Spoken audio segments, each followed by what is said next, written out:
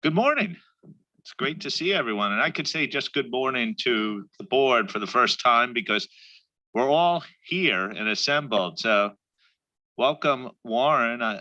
Thank you to the U.S. Department immigration officers for allowing you through. I understand that they asked you some impertinent questions as you crossed, and you clearly passed the test. So we're great to have you here, and Julie, great to have you back at the board table as well. Thank you for everyone who is here and all the work that has gone into this board meeting. Hugely a huge amount of material to read and really important topics that we have on the agenda. The only one person, I guess we have two people that aren't joining us from the TA perspective in person. Sarah Ashton and Yvette Lang, but they may be following us in the virtual world at this board meeting. We'd also like to welcome two new arrivals to the team, Angela Giardina and Isabel Reich, who are here. Angela is a principal and Isabel senior manager. They form, there was an exhibit that's come out about the Beatles invasion in the U.S. So they're part of our Angelo and Isabel are part of our Canadian invasion of the staff team. So it's great to have you. Angelo joins us from CPAB, brings a huge wealth of experience from both the regulatory and practical perspective. Great to have you on board. Isabel worked in Deloitte Canada's office. And so it's great to have her too with us. I do have to say we have a little bit of on the departure side, and I wanted to highlight this at the beginning of the week so all of our board members and TAs could wish her well. Adriana, this is your last meeting with us as a fellow. You've been a huge help to us on so many topics, but particularly what we're seeing this week on the sustainability side. We're going to wish you very well in all your future efforts and endeavors. Also from a TA perspective, we have a couple of farewells. One is Sarah Sue's TA will be departing from her TA role, and also Sylvia Van Dyke is her last meeting as a TA, which it's sad to see them both go, and thank you for all your contributions to the IAASB. To the more mundane topics, I just want to say that you should have received all the agenda papers for our June meeting. They were all posted to the public. The meeting's being broadcast via YouTube. Thank you for those who are observing us. We have, as I said, a full house in terms of all the board members that are participating. Welcome to our observers, Michael Hafman from the PIOB, Jim Dowkin and Yosh Matsumoto. We from time to time will have observers from the European Commission, I think particularly as it relates to sustainability. So if you haven't noticed, a lot is on the agenda. I hope everyone eyes have not been overly strained from all the reading that has been given to you throughout on today and maybe into tomorrow. We're going to be focused on sustainability. ISCA 5000. The key goal is to get the exposure draft approved by next week when we return for one more meeting. We ask everyone to raise all the substantive issues in public session, even if you've provided them offline. It's important for the public record. It is really important that we get this document out so we can meet our timetables and get some input. Remember, our key phrase going into this project is perfect cannot be the enemy of good, but we need the standard to be as good as it can be based upon what we know. Just a reminder, as you're considering what to do when it comes time to vote, a dissent or an abstention effectively means that the world is better off with ISA 3000. to govern sustainability assurance, because without an approval, that's what we have left. And particularly at the ED phase, we're in a mode of discovery. And so a dissent and abstention also means that we don't have the opportunity to get input even on issues that may be troubling you. Other key point that I've been speaking to regulators about too, and clearly been pointed out by the PIRB, is the goal of profession agnostic, something we're fundamentally committed to. We've been engaging with ISO and others on this topic, including our reference group. What I would say is on the ISO side, as I have been informed, that they're actually using our current drafts quite closely to see what it means for their upcoming work, and are working hard on it. We will continue to engage. We're committed to a comprehensive outreach process that begins with the publication of the ED. But one thing I talked about at the Financial Stability Board a couple of weeks ago is profession agnostic doesn't mean low quality standards. We are going to raise the requirements for all practitioners in the mix, and clearly we need to avoid undue jargon in our standards and make them as comprehensible as possible. But it will look like an assurance standard, because assurance is a well-honed practice. And we were told to start with ISA 3000. So it will necessarily look like assurance as the world is used to today.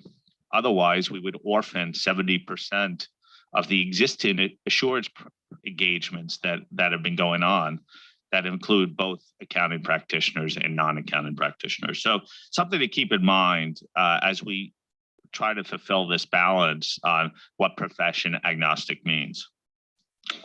Let me turn to fraud. Fraud will be the next topic. We may just be prepared on this, that we may end up bringing it forward by a session or two, depending upon how we go on sustainability. This is really the first time that we've seen the whole fraud standard brought together. And my personal opinion is that the staff and the task force have done a great job bringing it together. But it's not a finished product yet, and that's where we always expected to be at the time. The question is does the current draft faithfully reflect the board's decisions to date? I think the idea that there's more in it than they opted to have more in it now, and we could whittle things down and refine it over time makes a lot of sense. But we're just at the beginning of the refinement process. And so I expect to have a lot of comments on how to make it better. But the question is, in my mind, is do we faithfully reflect the board's decisions to date? Then we'll turn to LCEs on Wednesday or Thursday. The task force is asking for comments on the proposed revisions to the standard. And we're seeking approval of the standard in September. You have the full draft excluding changes in Part 10, which is upcoming. And finally, as you know, my favorite project, listed entities and PIEs, Track 1. We're seeking approval this week of what was meant to be effectively conforming amendments or consequential amendments as a result of changes in the IAASB code. To have a firm publicly disclose when it has applied independence requirements for PIEs. My hope is that it will be relatively smooth sailing here. The team has been working hard on your comments, and so we hope to get that out the door. Again, we also wanted to note that since probably the papers have gone out, we've met with national standard setters and CAG. We'll reflect those comments probably in the presentations that the task force has made. The good thing is that we got a lot of support directionally for where we're heading, but there were a lot of good insights too that we won't miss. Thank you to everyone for all your hard work in preparing our papers. And you know, we look forward to lots of fruitful discussions and progress this week. Usually at this point, I put things on the public record, things that we've been doing. One topic that we've been actively working on that's not on the agenda this week is our proposed strategy and work plan. We received 61 comment letters in result of the consultation. The analysis is underway, and that will be part of our September 2023 discussion. Our ISO 500 consultation closed. We got 70 comment letters. The plan is right now to bring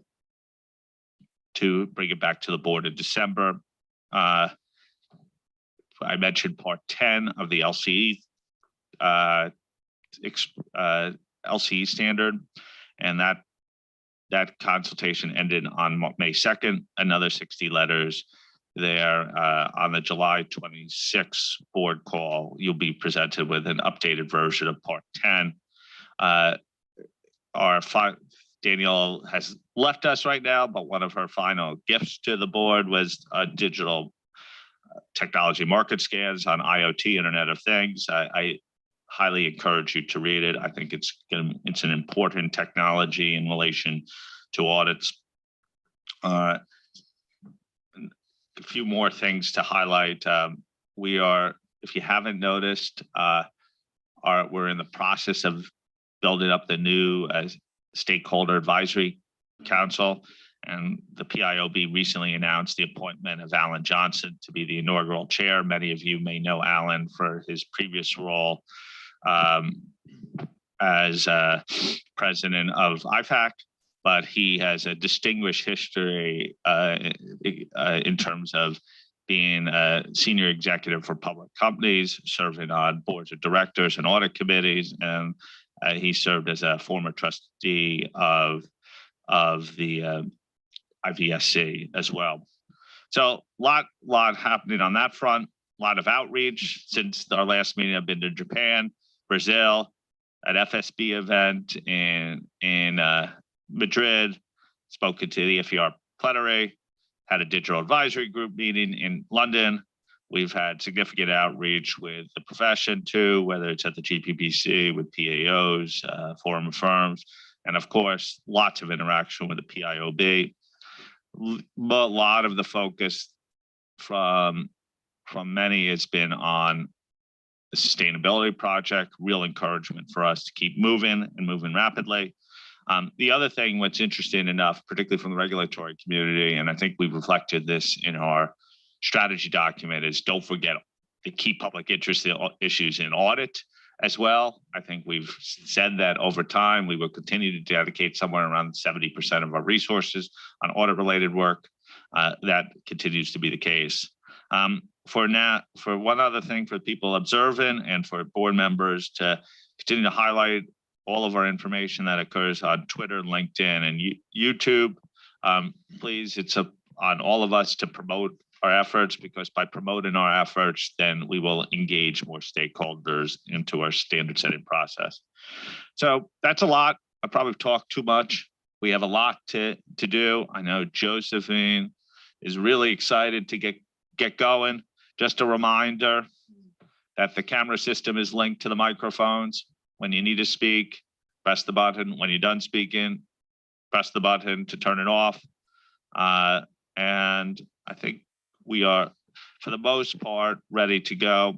Our draft minutes for both meetings have been for March and April have been posted. I saw Billy creeping towards me, fearful, knowing that I'm so obsessed with minutes that I was going to forget it. Never going to forget it.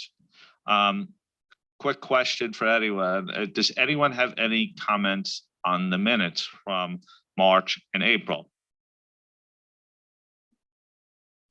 Can we approve the minutes from March and April 19th right now?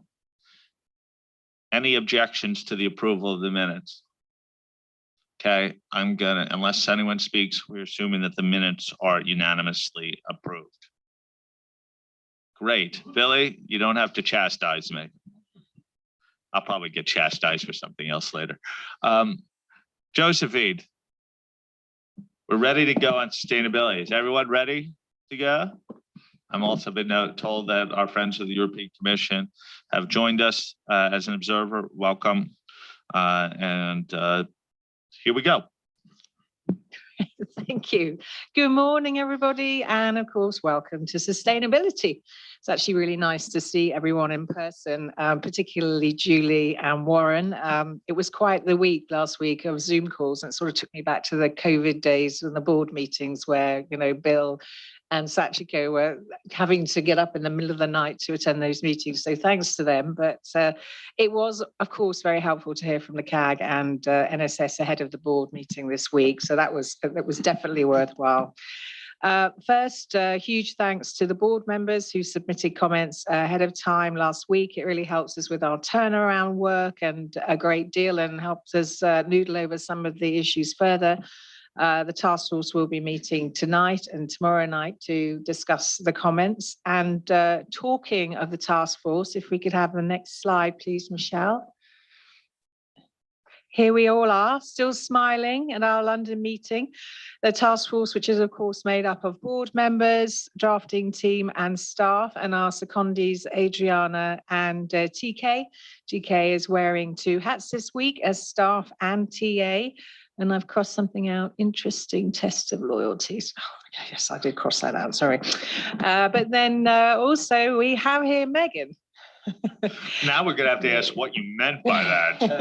I thought we're all on the same team here. All on the same team. And then we have Megan. Megan actually gets a special, she's not in the room, which is a shame, but Megan gets a special call out for 2 reasons. First of all, she has actually been working really hard in the background, helping prepare papers for some time now, not just recently, addressing comments, pulling together standards, putting together Word documents for us so we could actually pull together this standard and putting in all the conforming and consequential amendments and get anything up to date. She's really actually been working so hard on that, and we haven't mentioned Megan. And then, of course, helping me. As we all know, I am at the upper end of the maintenance section when it comes to travel and other arrangements, so I wanted to particularly thank her for that. And the other thing as well is that, to Tom's point, a lot of us have had to work weekends, bank holidays, and actually give up some planned vacation to meet these really important new timelines to get the standard out the door. And for that, the task force actually wanted to thank their friends and family for putting up with all the mumblings about sustainability that, sustainability this. But of course, we can't have our personal pictures of friends and family on YouTube, not appropriate. So instead, next slide, please, Michelle. We're actually going to, if you don't mind, thank our pets. And so here they all are. So these are all our dogs and cats, grand dogs, cousin cats, and there are a couple in there are that cats and dogs we wish we had, but we can't because of where we live, etc. So, and of course, it was really important to recognise our previous task force member, Diane. And so we have Dave the dog up there as well, who gets a special place, as well as her cat. So thank you to our friends and family and our pets. So on the next slide, please. We're actually going to do one of those tests at the end where you could see if you could match the pet to the person. But Fadi was far too efficient and just put it all in anyway, but never mind, another time.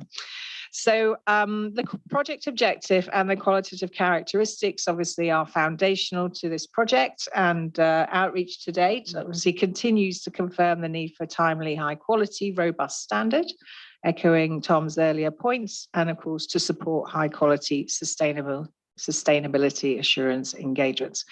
Now, on the qualitative characteristics, obviously we've been cognizant of these throughout our standard setting work, and we will provide a mapping of how they map to the requirements and application material in our explanatory memorandum.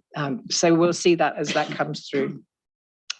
We go to the next slide, please, which is the agenda. Obviously, I'll go through the feedback from the CAG and the NSS. There is a slide which reminds you of the top 10 that we discussed in March, not intending to talk through that. Obviously, you would have seen all of that filtering through as you worked your way through the agenda papers. Then we're going to walk through the standard.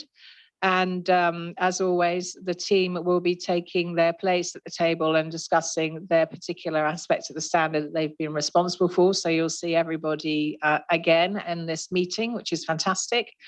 Then we'll go to the proposed conforming and consequential amendments, not very much there. And then we'll have the important discussion around the exposure period, time of completion, and the proposed implementation period. And then finally, we'll close it off with the explanatory memorandum. You know, anything that we've missed potentially this week when we talk through the standard, other things might come to light. It is, however, becoming what seems to be a book rather than an explanatory memorandum from all the requests that are coming in. So we're going to have to try and be really careful about not making it larger than the standard itself, which is a possibility. Okay, so next slide, please, if we could, Michelle. Thank you so much. So we did ask CAG for general feedback and comments on the explanatory memorandum. Very supportive of the ED, particularly the timeliness and, of course, the professional agnostic approach. They're extremely complimentary about the overall quality of the standard and actually the ability to get to that quality in such a short period of time. And a couple of people mentioned they absolutely have no fatal flaws. They're very positive about our outreach program, asked us to consider SMEs and, of course, as well as other practitioners in there. And we'll talk about, or you'll hear from Tom, Billy and Claire on the outreach program in the executive session, I believe, this week. Yeah. Hilda Blummer made an important point that this is the start of a journey and we can't do everything today, and other matters can be addressed in future standard setting if necessary or are non-authoritative guidance. So they supported guidance on a bridge of definitions with other standard setting boards, EFRAG, IAASB, GRI, IAASB, recognizing that we can't necessarily align with any particular standard setting authority because it's a framework neutral standard. They suggested we might need more on fraud risk factors and types of fraud in this particular subject matter. We may need to think about additional guidance on materiality for forward-looking information, educational guidance and authoritative guidance specifically. Again, group situations might be something for an additional standard somewhere down the track, and sampling was also mentioned, which is interesting because we obviously took all of those most of those requirements out because that was the request, but the CAG feel like probably need a little bit more. There was again that general comment, which we also heard in March, if you recall, about the likelihood that we're going to see more qualified or adverse opinions in the first few years. But it was a statement of fact. It wasn't necessarily anything that we needed to change in our standards. And it's more for the regulators in the individual jurisdictions to recognise that this would be the case. If we could turn to the next slide. Again, we wanted to make sure that we've captured the areas to be addressed in the explanatory memorandum.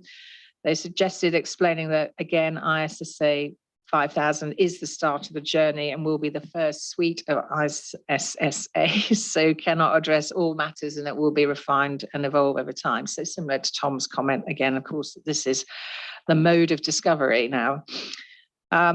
There was a suggestion that we could help by signposting how scalability is addressed through the standard, which we have done before. We've said this is where we've specifically dealt with it in the requirements and where you'll see it in the application material. That signposting is quite helpful. We need to do more signposting explanation around the importance of our foundational principles and concepts of ethics and ISQM 1. And what it means in terms of at least as demanding. I mean, essentially, there was a question, there was a point about pulling things together in packages. So there are little bits and pieces throughout the application material that explain certain concepts, but of course, naturally, they flow with the performance of the assurance engagement. But perhaps in the explanatory memorandum, we can bring that together so it tells that more, that fuller story. There was a question, a question suggested was whether we've got the balance between the detail appropriate for an overarching standard and what's needed for implementation. Obviously, let's explain what we mean by profession agnostic, which Tom's articulated. So we'll just get that recording and we can just type that straight into the explanatory memorandum. Jim, before I move on to the next slide, which is NSS, is there anything else that you wanted to add to the feedback? Thank you. Well, Sorry, Josephine, thank you. And I think you had a pretty exhaustive list. So I'm impressed that you picked up all those points. I do want to just highlight, I think as you mentioned, the general consensus was that this is a standard that is in its current form. The CAG was very appreciative in how far your task force has come to put it together. There was some discussion on two areas. One that I want to highlight. One is the group audit aspect, and the second is the fraud or greenwashing, which was on your list, but I just want to point those out. Thank you, Josephine. Thank you, Jim. Perfect. So can I have the next slide, please, Michelle? Thank you. So the national standard setters, again, were very positive as well about the timeliness of the standard, the urgency. And in terms of the explanatory memorandum, they suggested similar themes and focus as the CAG and as board members have previously. So again, areas to be addressed in the explanatory memorandum, group situations, to the point I made earlier, let's bring together concepts that are peppered in the application materials, such as the materiality aspects, the accumulation of identified misstatements in sustainability areas, which are not connected, was questioned, but we do have a lot in the standard on that. So it was important for us to bring that out and explain that in the EM. Completeness is more about compliance with the framework, making sure it's very clear in the standard that compliance with the framework is still required. Even though we're going through even though you're applying a risk-based approach for the reasonable assurance engagement. And then there was a request to explain the fair presentation and compliance frameworks, the difference between those. And perhaps, again, as I say, consider grouping the sections in the EM against user needs. So essentially, investors are looking, to Jim's point, for information about how it addresses greenwashing, transparency for the assurance providers. Those charged with governance, of course, are interested in communications and their part to play. Practitioners from other professions are interested to see that standard is profession agnostic and provides sufficient specificity.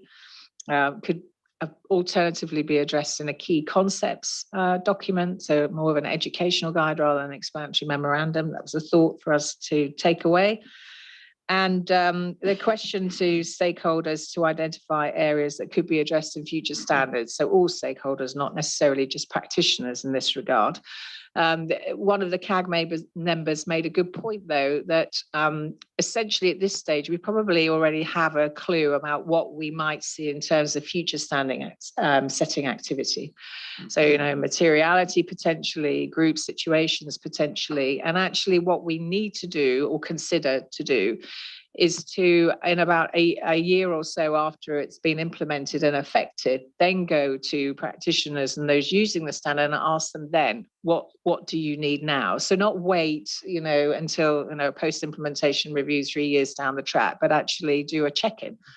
And I thought that was actually quite a good idea, because until you actually start applying it, you may not know what it is that you're going to need. So, so I thought that was good to keep that in mind as something on our timeline, Billy. Okay, thank you. So next slide. So as I said, it's just a reminder of the top 10 and what we've addressed since March. And, we'll be responding to these as we walk through the standard today and tomorrow. So not going to chat through those now. The only point to make is that obviously we didn't see the illustrative reports until April. So although there is a reporting piece there, since you saw them in April, obviously there was a desire from the board to actually just strip everything back and just make sure that the reports were aligned with the core requirements in the standards. So that was just something I wanted to add to this particular group. And then we have the next slide. Okay, so we're on that. We're in that part of the of the day, where we're going to start actually walking through the standard, and we're going to be talking through the agenda items 2B, 2C, and 2F, including with respect to the matters discussed, of course, in section A of agenda item 2. And if we could pop to the next slide, I am now not going to hear from me again, hopefully for you. So now we're going to talk about the introduction, effective date and objectives, the definitions, and the conduct of an assurance engagement in accordance with this ISA. And Mr. Montgomery Scott here is going to lead us through this particular section. So thank you, Dan. Over to you. And thank you, Captain Kirk. Welcome, everyone. And we'll just dive right into the first 4 sections of the standard here, starting with the introduction. And just a couple of words about the changes to the introduction from March. Actually, that the introduction was discussed with the board in April. The significant changes are all explained in agenda item 2A. But I did want to point out 3 things. The first one is paragraph 2A. A little bit of the journey on 2A, it really started as application material when the task force was talking through this. It was actually part of the application material paragraph A2. And that application material was developed by the task force to respond to the comments from the board about wanting more guidance or better clarity around what information was subject to the assurance engagement and what was not. As the task force continued to talk about it, it seemed like it was a fairly important concept to get into the introduction of the standard. So it was moved to paragraph 2A. It was not intended to further explain the definitions of sustainability information or other information. As I said, it was only there to try to add clarity to what sustainability information is subject to the assurance engagement. However, we've noticed in some of your offline comments a little bit of maybe confusion about this paragraph. So staff already has some thoughts about what might be done, including perhaps moving some of it back to application material and including part of it is in the definitions. So we'll wait to hear your comments on that. The old paragraph 5, which if you looked at the marked version has been deleted. That paragraph has essentially been replaced with the definitions of fair presentation criteria and compliance criteria in paragraph 16H. There also was a bit in that old paragraph 5 about criteria designed for a special purpose, and that is now addressed in paragraph 829, the application material. That is consistent with the way it's handled in ISAE 3000 revised. And then the last comment I'll make on the introduction is on paragraph 9, which is the relationship with ISAE 3410. As explained in the agenda item 2A, the task force continues to believe that the approach as described in the introduction is most appropriate, simple, straightforward. The concept of a relatively minor part is consistent with extant 3410. It's being applied in practice. There's professional judgment involved, which is acknowledged both in the application material in 3410 and in the application material to ISSA 5000. And the task force view is that it's best just to describe this in the explanatory memorandum and get further input on exposure. We did note in the offline comments that this one sentence paragraph A13 in the application material may be tripping some folks up. And just a quick look at that paragraph, it may be out of place. It almost seems like it's better positioned as application material to the scope in 3410 as opposed to 5,000. So it may be better just to think about deleting that little one sentence paragraph. So that was all of the introductory comments I was going to make on the introduction. So Tom, we will now ask the board for input on paragraphs 1 through 12 and A1 to A14. Unless, Josephine, you have any other No, thoughts? I just wanted to advance. Oh, okay, the slide. Yeah, thank you for that. Okay, thank you, Dan. Thank you, Josephine. On to the introduction.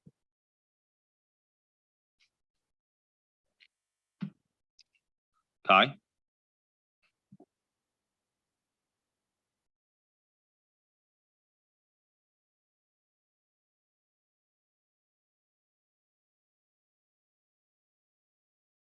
It's not working.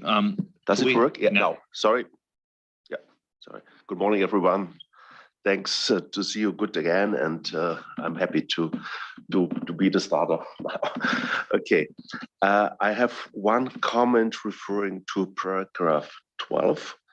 I ask myself whether the last sentence in this paragraph is misleading, because scalability has nothing to do, in my sense, with the fact that a limited assurance engagement is being performed.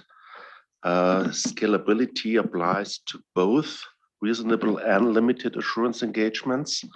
So consideration should therefore be given to deleting this sentence. Then I have a brief comment to the application material, to paragraph A5.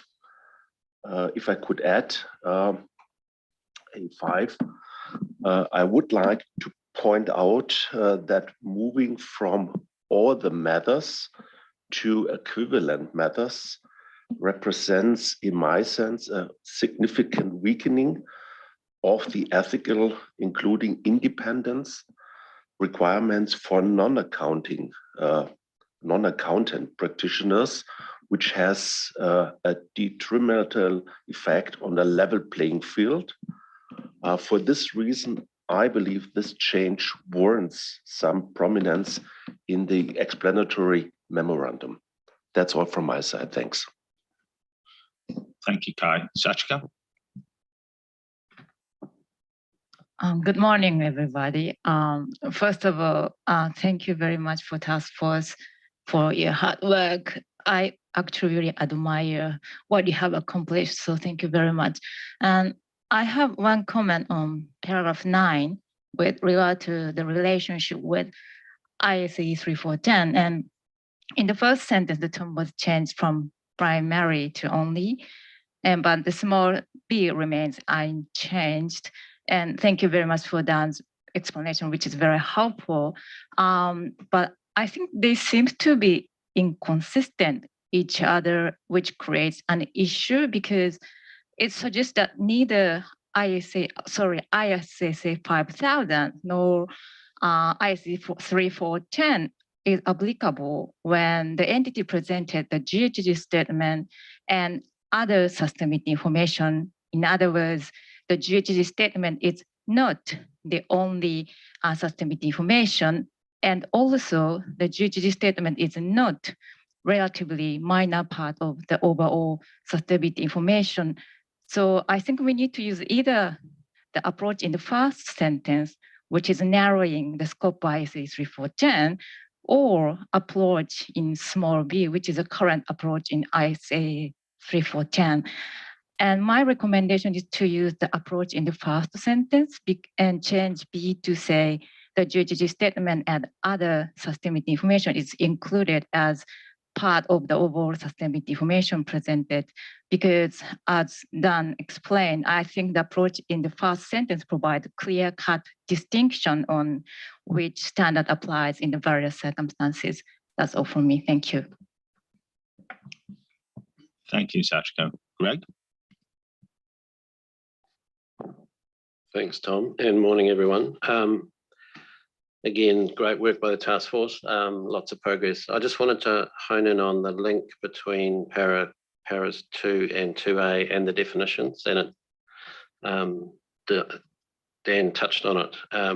So it's about the definition of sustainability information, which I like in the definitions, but when you go to paragraph 2, that definition is narrowed to, rather than all sustainability information, it's narrowed to what's reported. And then in 2A, it's narrowed even further to what's assured.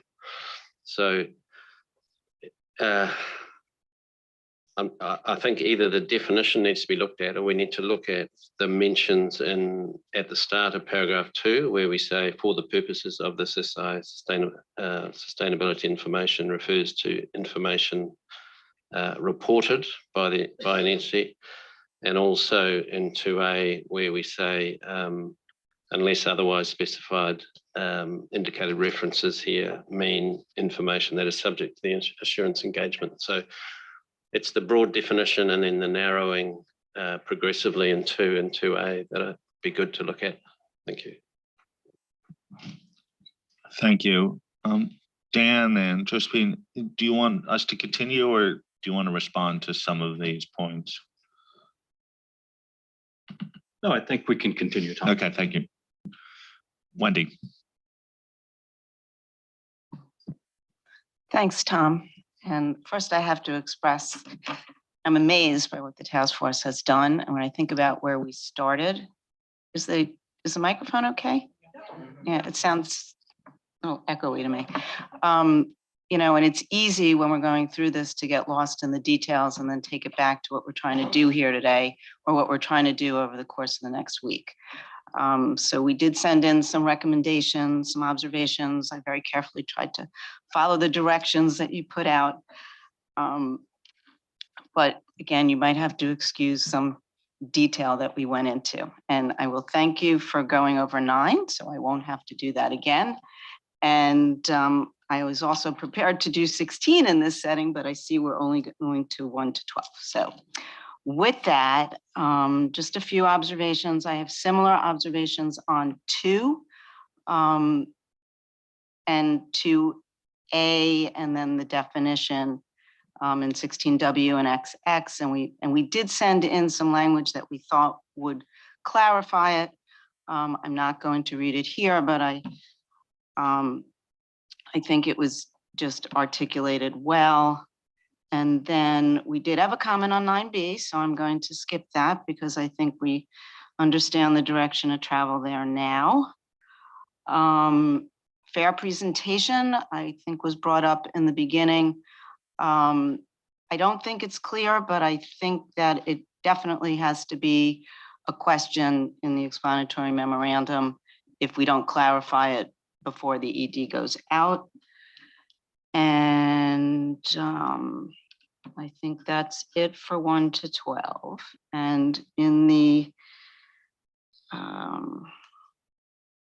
just one other general comment. I'm clear on where 3000 ends up. I'm clear on where 3410 ends up. I'm not sure where the EER guidance applies, or where we end up with that. So at some point, if we could clarify that, that would be helpful. Not necessarily in the standard, but just overall. Thank you. Thank you. Chun-Wei.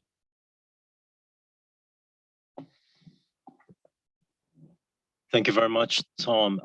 Good morning, colleagues, and thanks, Josephine and Dan, for the introductory comments. I'll just echo the amazement expressed by other colleagues. Thank you so much for all the hard work done. I'm going to just raise 3 points. You have received my offline comments, 2 of which are, I guess, echoing what has already been said. The first one is 2 and 2A. Just reading it plain, just going through the whole standard, I think looking at sustainability information in context, I don't really have an issue with how they get used, so I think that's fine. But looking at 2 and 2A, the statement just sort of directly contradict each other if you read them plain, because one say that for purpose of this ISA, this is this, and then the next paragraph saying a reference to this ISA means something else. So just on that, and good to hear Dan saying that the staff has already come up with a solution. So looking forward to that. Next point is paragraph 9, exactly the same point that Sachiko raised. I don't have an issue with A13. I thought A13 is helpful in clarifying the first sentence in paragraph 9. So I'll be happy to keep it. And I think it's actually helpful to have it there. But 9 and B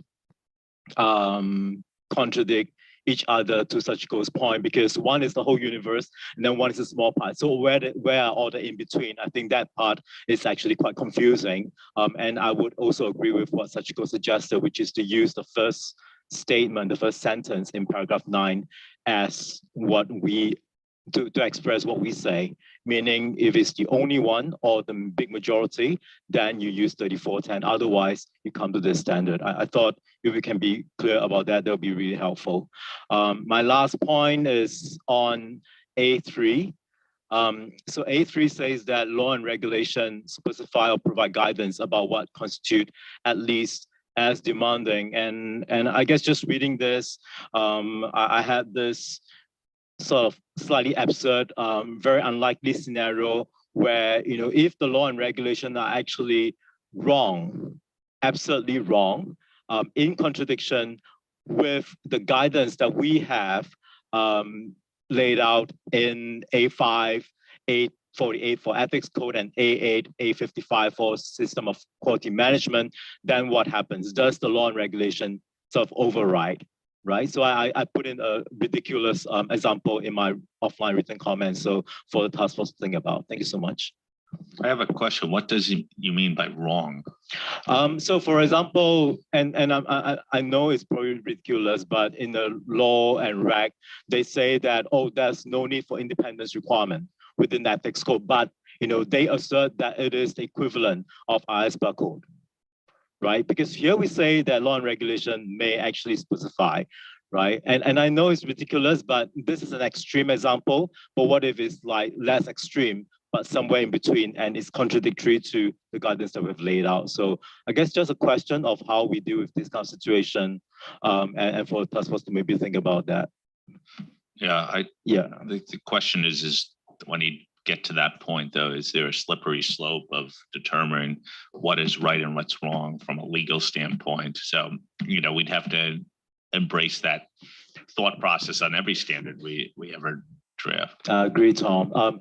And I guess to me, maybe it's just to make this bit about the law and reg specifying and providing guidance a little bit less absolute, and to leave, I don't know, because we provide good guidance within the application material, the various paragraphs that I mentioned. And I think, it is perhaps an avenue for the practitioners to look at what is in the law and reg and have that discussion or something. It's just being not as absolute, to my point.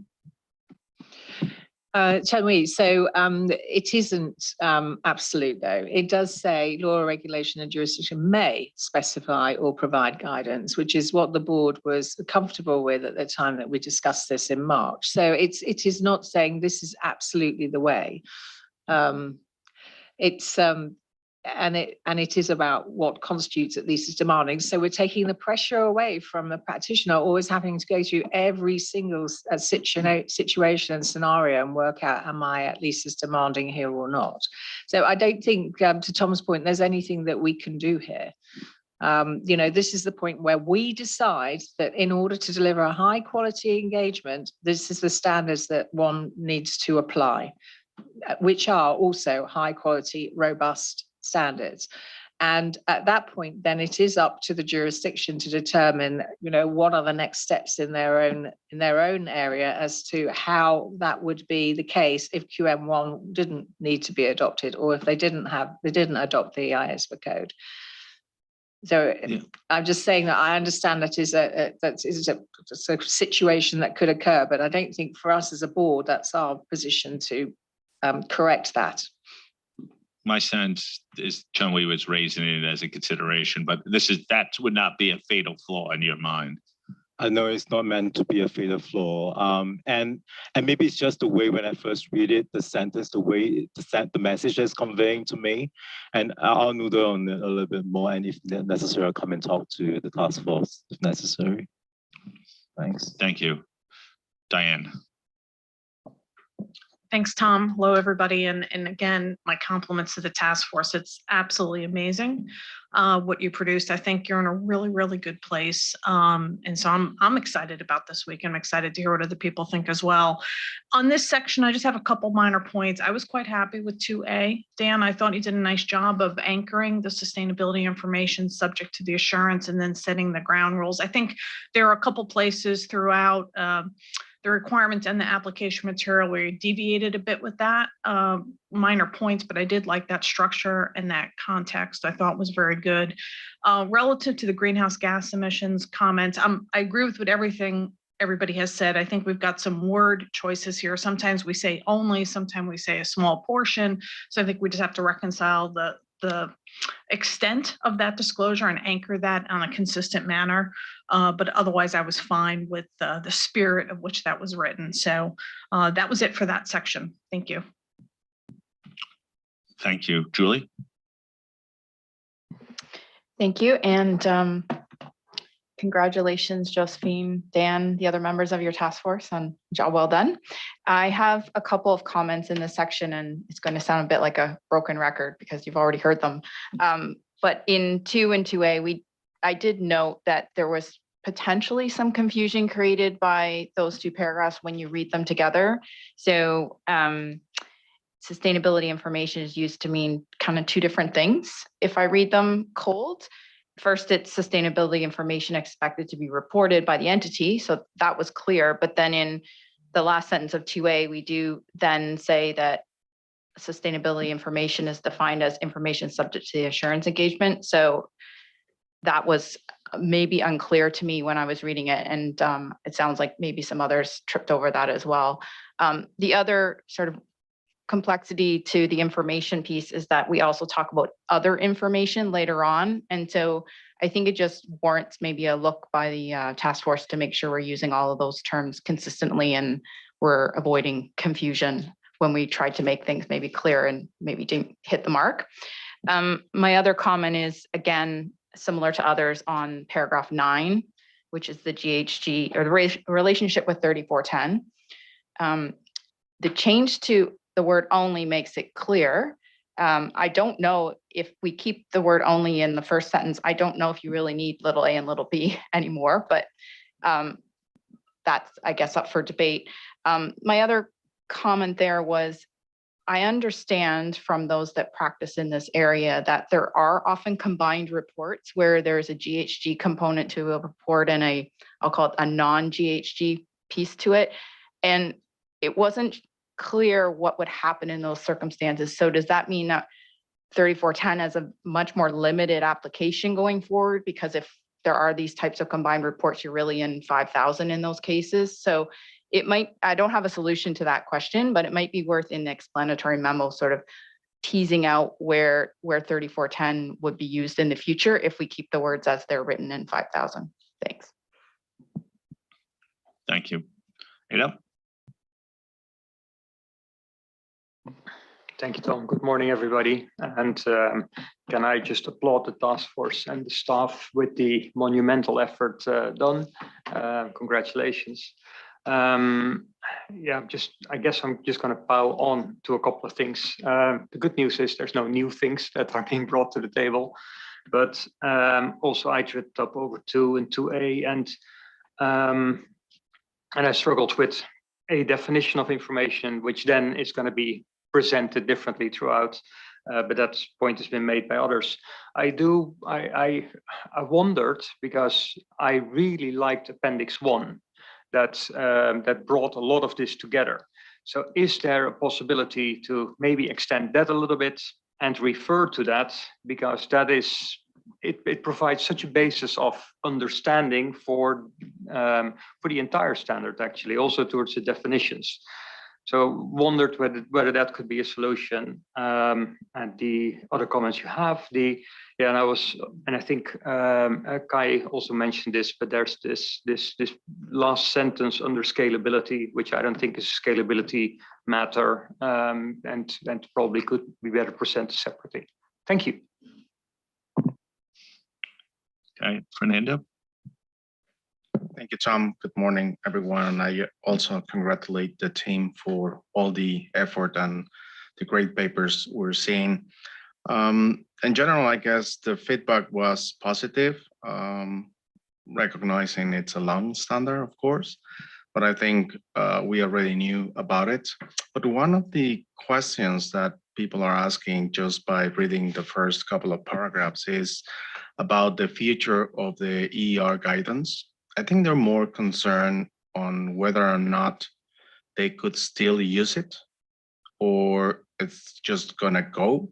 And the reason is because people are just getting more familiar with the document, and they are kind of concerned on whether or not the content that we have today, which is good in helping teams to execute, will not longer be allowed, or if it's still going to be like a supplement of the standard, and they're not really quite sure what's going to happen, and they consider to be probably an important matter to address as part of the exposure draft to really understand and have it clear, because there's recognition that people have invested a lot of time getting familiar with the guidance, and they are just afraid of losing that chance or ability to use the content.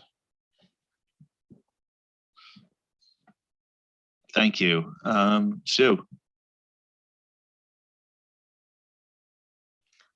Thanks, and also thanks, Josephine and the team for fantastic work. I have very few comments as we go through, so I was going to save this until we got into definitions, but I think the discussion is echoing the same kind of concern and confusion that was coming out of some of the discussions I had with practitioners around the terminology of sustainability and information and the linkage to some of the pieces, and it's obviously first raised its head in the 2A piece. So I just wanted to echo that was also coming out. And I think in the offline comments, I suggested that this might be something we want to be quite specific in some of the questions we're asking people about, because there are concerns that what we have now is so wide that that there could be abuse in there, and how we make sure that we are making sure that we're enhancing the information and the green credentials, rather than perhaps allowing people to use it for unintended purposes. So as I say, I'll raise that now rather than in definitions, just to say I echo some of the concerns that have been raised. Okay. Kai. Thank you, and similar to others, congratulations to Josephine and the task or the sustainability army, as they were called earlier. It's a big group, so you've done a lot of work, and generally I think we're in a really good position. No new points coming through from me on this. I think similar to others that has raised around 2A, there could be some confusion, and also the relationship to 3410. So really good. Thanks.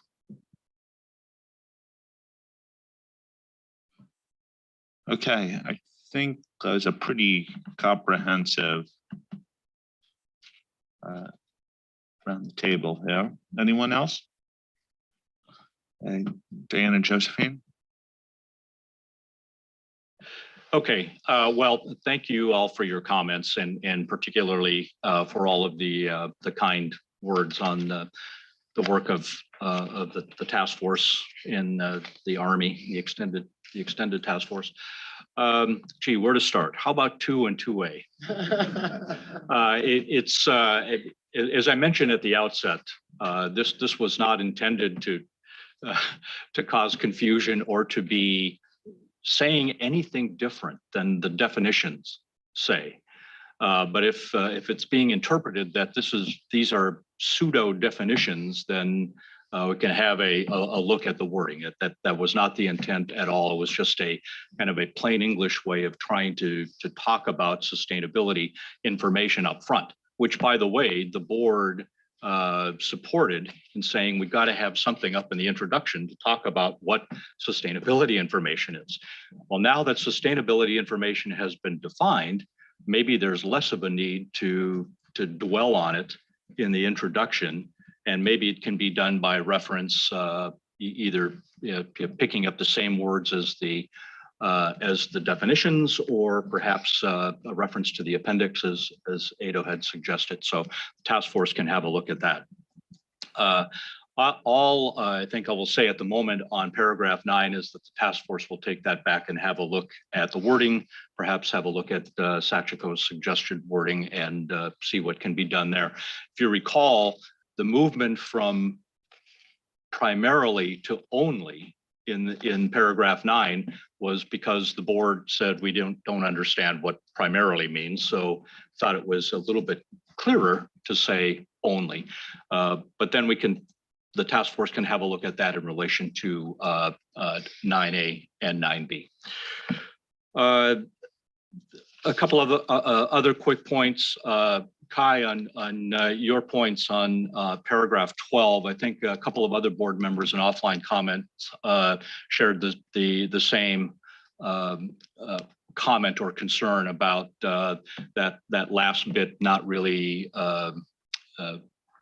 being a scalability type issue. So the task force can look at whether to retain that or perhaps move it somewhere else, but get it out of paragraph 12.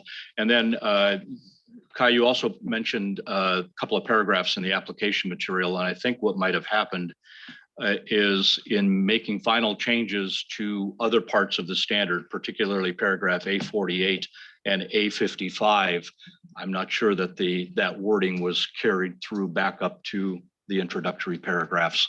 So first and foremost, the task force will align the wording in A5 and A8 to whatever is in those later paragraphs, wherever that falls out.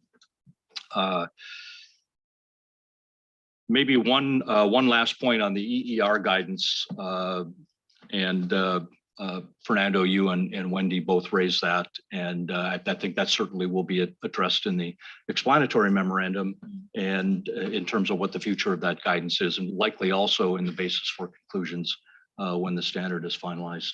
But Willie, if you want to kind of come in on that? Yeah, I can maybe just add a little bit of color to that. We are also in the process of analyzing the comments we got from the strategy and work plan consultation. And that's also a theme that has come up in terms of we have to clarify the status of the EER guidance. So we will certainly have a look at that. Obviously, our focus at the moment was really just on getting the standard out, but that has been raised by a few stakeholders. So we need to have a look at that. Thank you, Willie. And then there's just then there were some suggestions to the explanatory memorandum which you've picked up. Obviously, the interaction with 3410, sustainability information, and the assurance part, and then of course the EER guidance that Willie just mentioned. Thank you.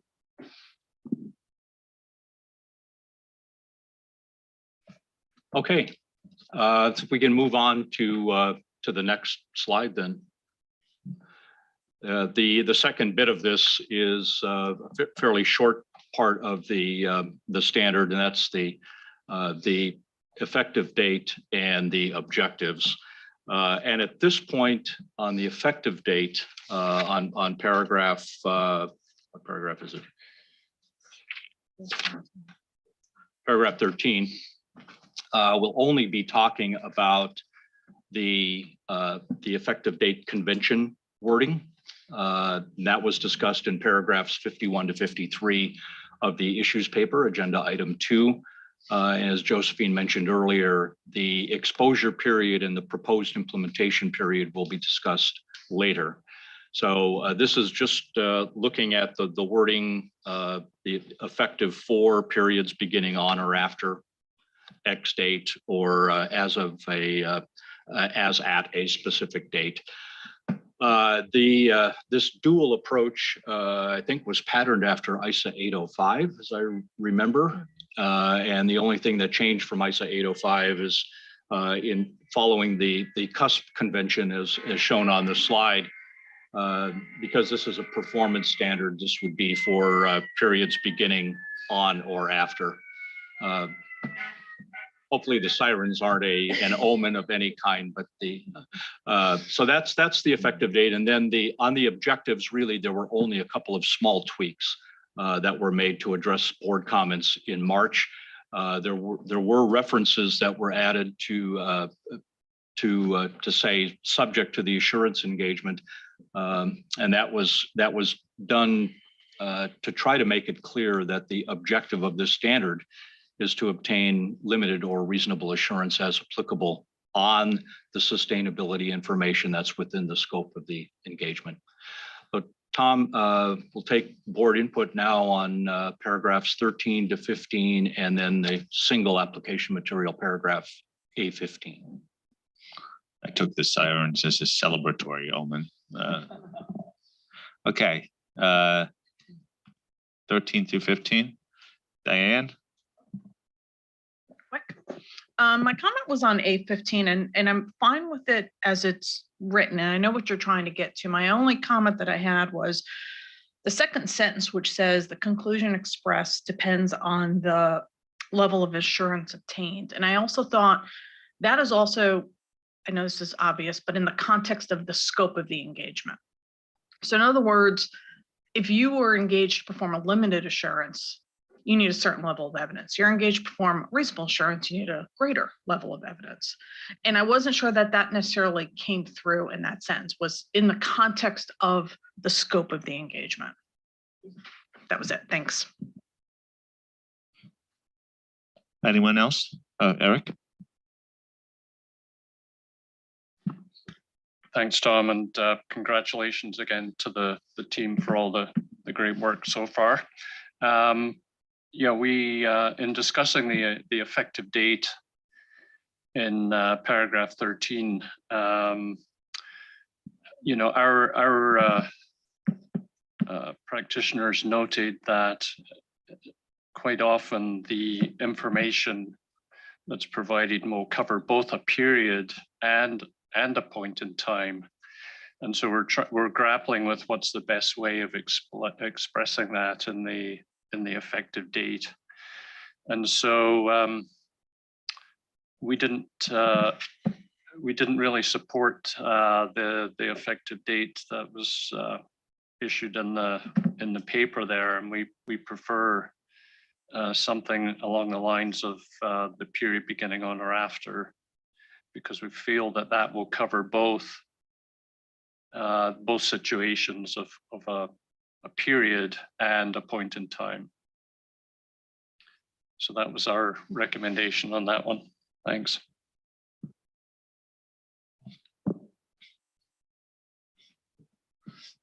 Okay, I think that's the comments on that section.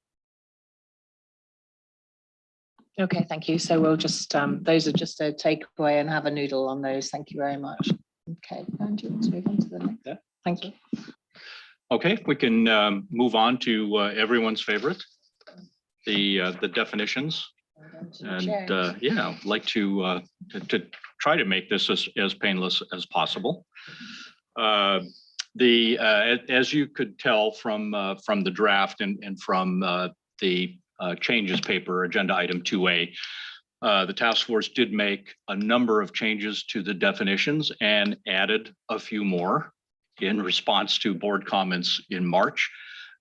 Again, many of these definitions have not changed since March, and all the revisions are explained, the significant changes are explained in agenda item 2A. Perhaps the one to point out, or a couple of definitions to point out, sustainability matters and sustainability information. And I won't go into detail because that was described in a fair amount of detail in the issues paper. Obviously, the direction from the board in March was to continue to refine and clarify the definition of sustainability information and to collaborate with the IAASB task force, which has been done and will continue to be done. This is a three-legged stool, actually. It's you're trying to find a definition that is understandable and is as plain English as possible. it has to align or be able to bridge to the IAASB definition. And then thirdly, it has to remain consistent with the foundational concepts of underlying subject matter and subject matter information in the assurance standards. So the approach that the task force settled on, as described in the issues paper, the task force view is that it satisfies all three legs of the stool. As pointed out on the slide, the definition of sustainability matters was added to serve as a foundation for the definition, the now simple definition of sustainability information. And Appendix 1 was added to try to pull all of this together, to show the relationship between sustainability matters, sustainability information, and disclosures. And the diagram that you see in Appendix 1 hopefully is familiar to all of you, because it was bringing in concepts going all the way back to the project proposal, as well as in a diagram that was shown in December and in March in the matrix and the intersection of topics and aspects of topics. So the task force is of the view that the definition of these two terms, sustainability matters and sustainability information, in the exposure draft should be the very best that the IAASB and the task force can offer. And it should be reflective of the current sustainability environment. Noting that there will be further opportunities to continue to refine these terms and to align them with the terminology and definitions of IAASB after both boards hear back from their stakeholders. So that's all in terms of introductory comments. So we'll open it up to the fairly lengthy list of definitions in paragraph 16 of the standard, and then the related application material in paragraphs A16R to A32A, and any comments you might have on Appendix 1. Thanks.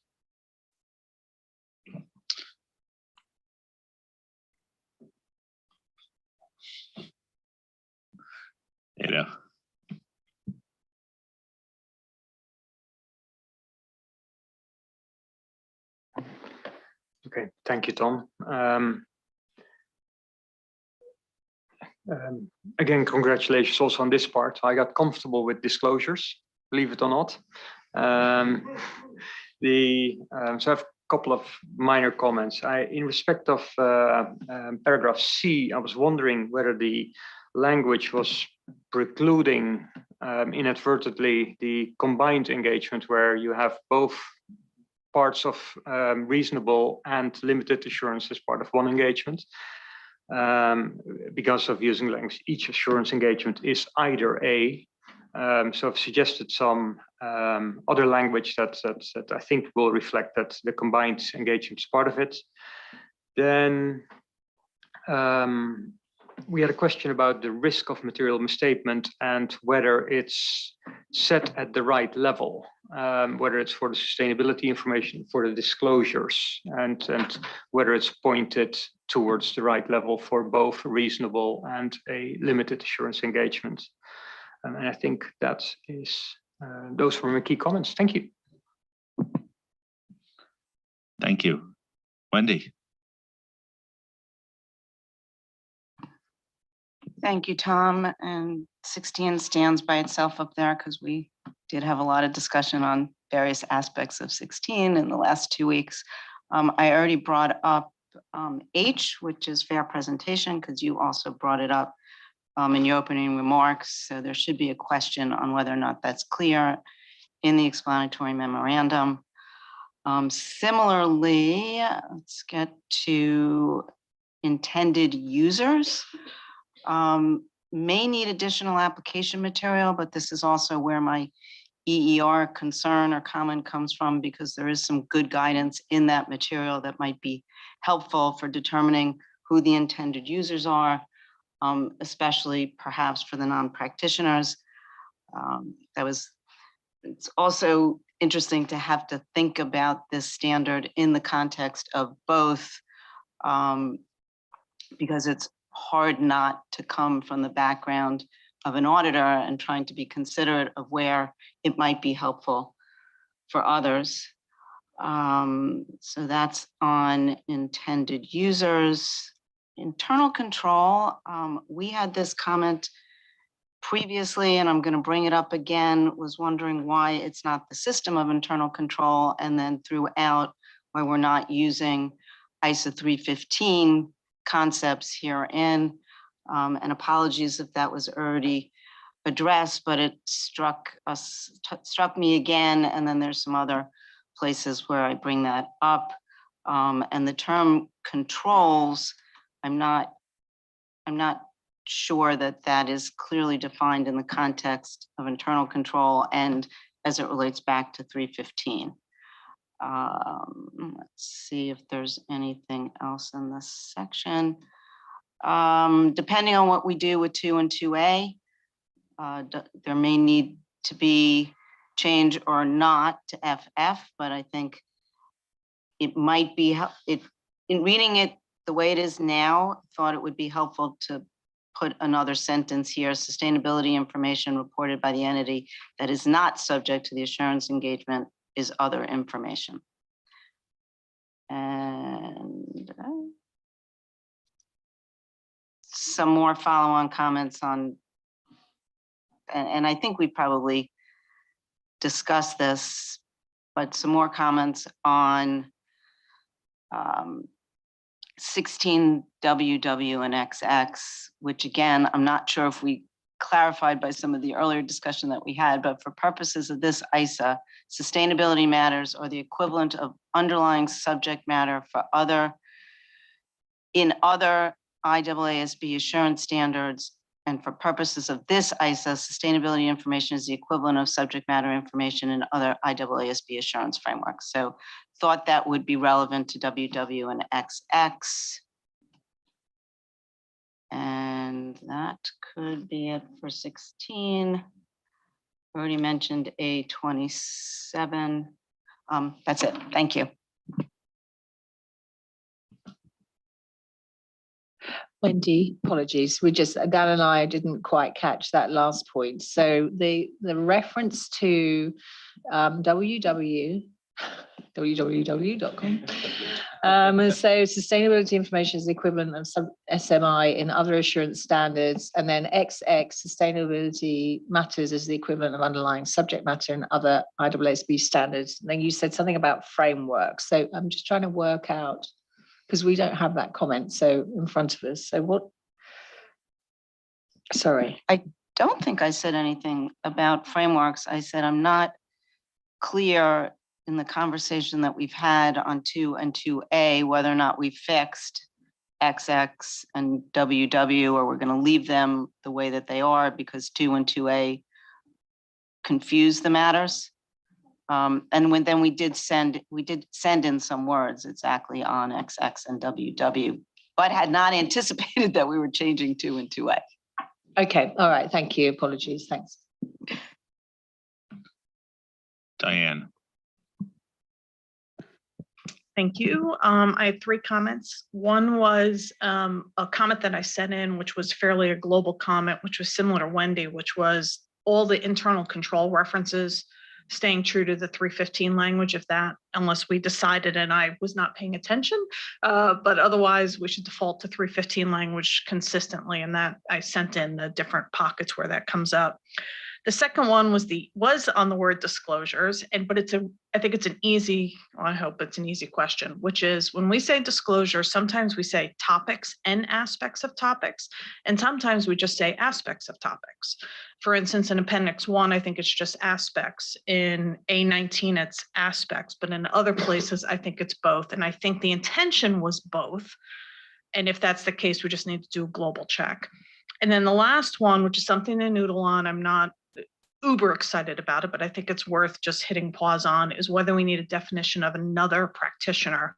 That creeps back in some of the application material around A88 and through 91. We talk a lot about another practitioner. So just noodle on whether you think it's so riveting that we should add a definition. And that was it. Thank you. definitions and riveting. Julie. Well, to continue the riveting discussion, Dan, sorry, but I do have a few comments on the definitions. And I'm going to go a little bit out of order just because of the way my notes are. So 16H, which is the paragraph, I think it's where we've added new content there around fair presentation and compliance. So when I was looking at this, I was really, and I have my ISA background in my head. So I'm trying to figure out what the implications of whether you're in fair presentation or compliance is in these kind of engagements.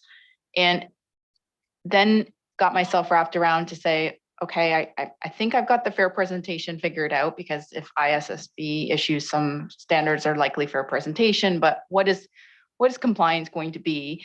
And then my next question was, what is the implication of that within the standard? Like, where can I see in the standard that if I'm in compliance, I do something differently?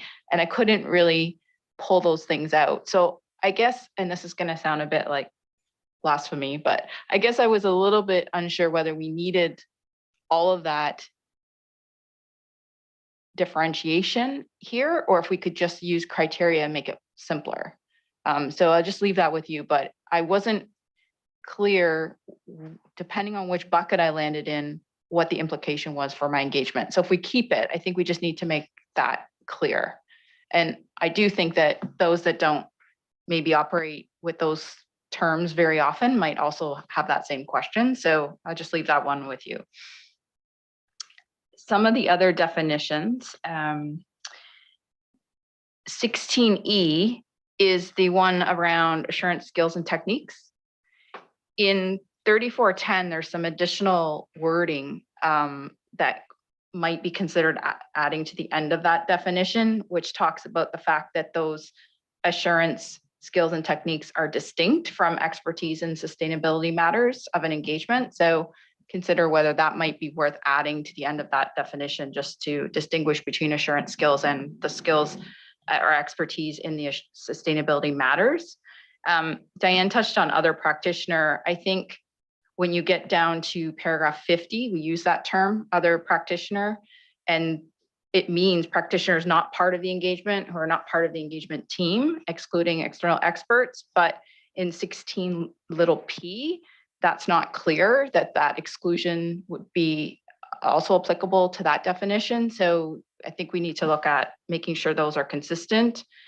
In 16 little bb, we say that the misstatement refers to disclosures, but I wonder if it should be sustainability information instead of disclosures. And then I've mentioned the other information. So that's 16 little f, double f, little 16 little double f, and making sure we have consistency when we're using the term other information. But I referred to that earlier when I was talking about 2 and 2A. And then one of the other things that came up in discussions in preparation for this meeting was just understanding that IAASB is also working on some definitions, and the fact that the definitions will be fundamental to our standard as well. And so I have heard that there's continued collaboration and coordination with IAASB to understand if they change definitions or if our definitions become consistent or conflict at some point. So it's just a note that we'll need to keep on top of that. Thank you. Thank you. Eric?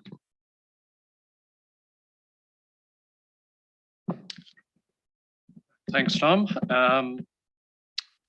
Just working through these. The first one, first comment that I'd like to make is on disclosures, which is little I, and it at the end of that definition, it talks about information related to an aspect of a topic.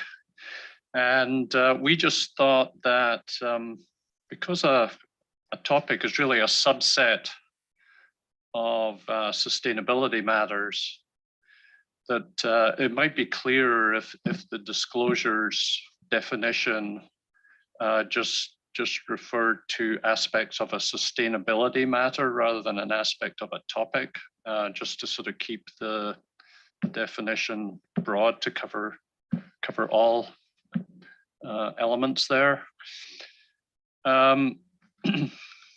The second one was on sustainability. Sustainability matters itself. And we had a lot of discussion about the new definition. You know, some concern about whether using the word economic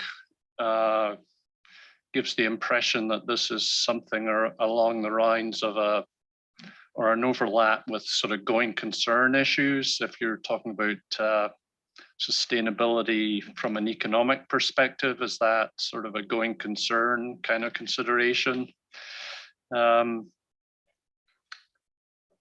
And the relationship of sort of cultural and social, and what the difference between those two terms actually means. And the third element here was just the way governance has been dealt with. And I understand, you know, from looking at the appendix, where it shows governance as an topic, whether there could be governance at the sort of higher level, the more strategic level overall over the sustainability information, rather than being governance over a topic or an aspect of a topic. But we're sort of exploring with our stakeholders what kind of engagements they're doing today to see what level those governance engagements are. But we wondered whether putting the way it is now seems to push the governance engagement piece down into the sort of lower level than is intended.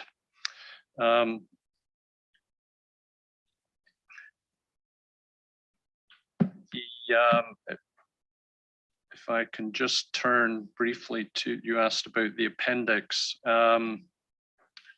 which we really like the diagram, by the way, thought that was very helpful. The only other suggestion I have there is if you look at paragraph 3, it talks about the entity's process to identify and select topics and aspects of topics. And we would suggest that that could be broadened to aspects of sustainability matters and for inclusion in the information expected to be reported, just to make that clear and consistent with our other comment. So I think that's all I have on that, the definitions. Thank you. Sue? Thanks. And so I said I wasn't going to come back, and I am, so apologies. But I think, Dan, you scared me a little bit by sort of suggesting we might get rid of 2 and 2A or something like that, and I might have misheard. But I just wanted to say that I think whatever we do with 2 and 2A will probably not remove some of the confusion that I was hearing from some of the practitioners around the definitions. I think some of the material you've got is really helpful. I think the appendix is helpful. I think the comments there that align with what we're used to dealing with in 3000 and so on are helpful. But I think we probably just need to be aware it's, you know, these are new terms, they're new to us, and when we're looking at things like the explanatory memorandum, or when we're setting up discussions and feedback, just to make sure that we are explaining that really, you know, explaining clearly what we anticipate being there, so that we can get the right kind of feedback as we go forward. Thanks. Wendy, were you meaning to come back? I just wanted to come back in on 2 quick points. Also loved the appendix and the graphic, very helpful. Almost wondering whether or not it could be embedded right into the standard, honestly, because it kept me on, side by side, it kept me right on track.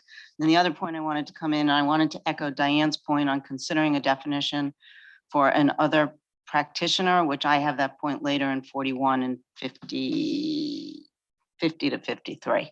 Thank you.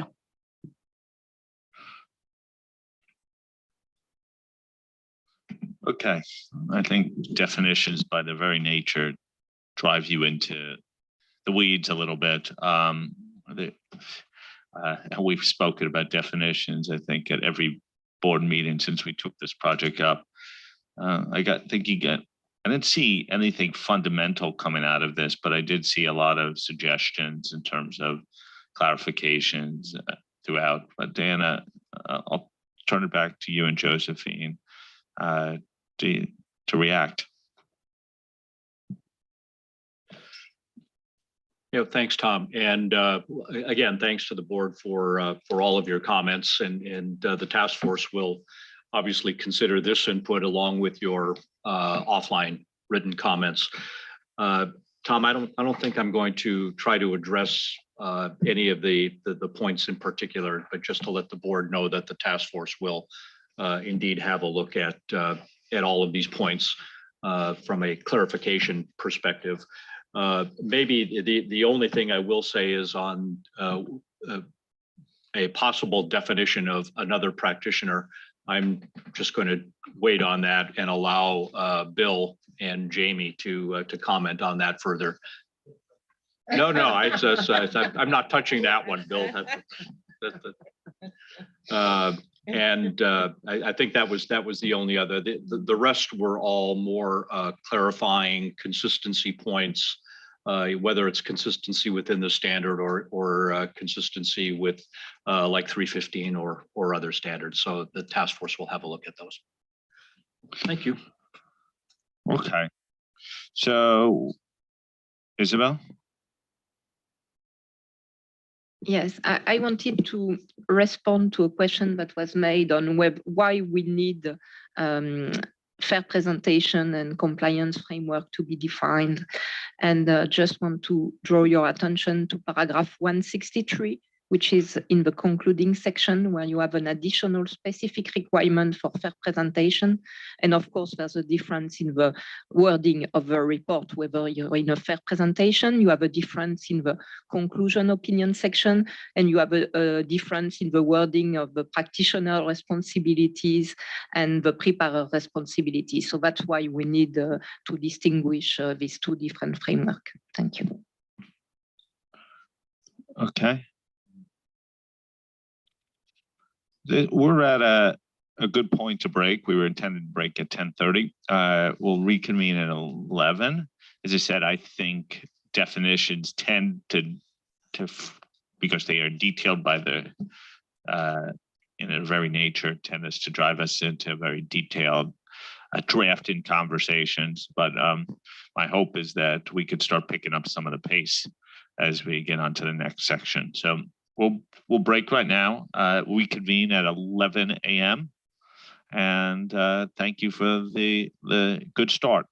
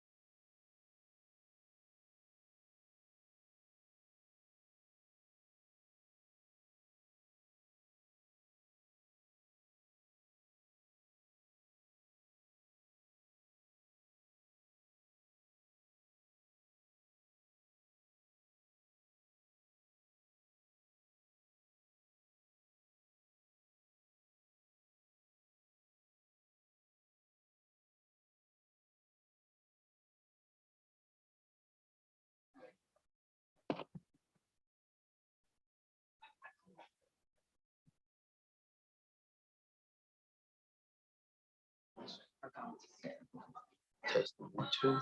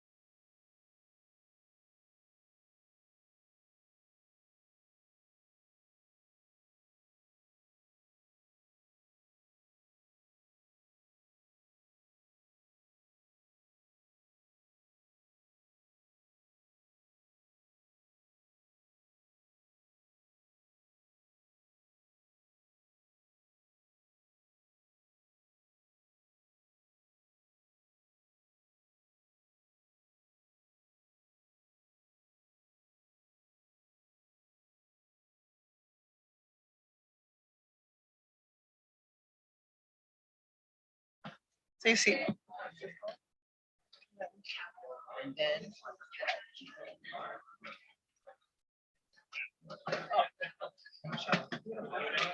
Hi, how are you? I gave you. Pleasure to meet you. I helped. Of course. Where for?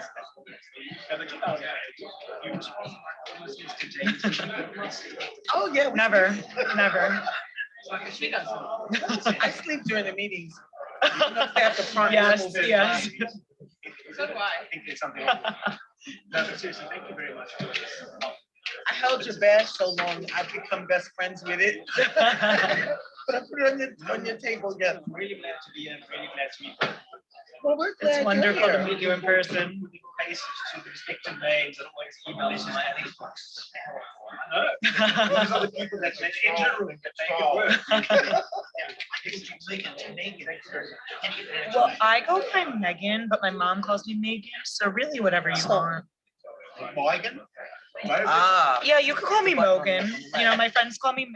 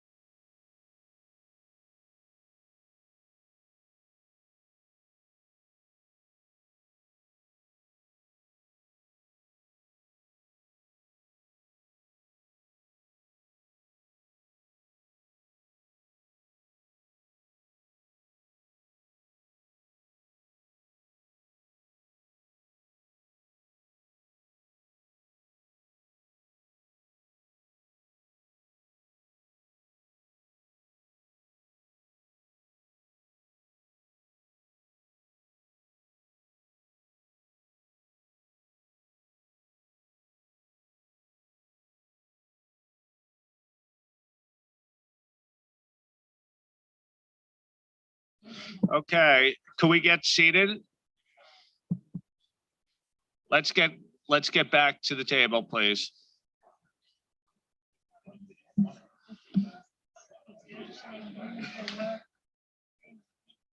Shall we get which?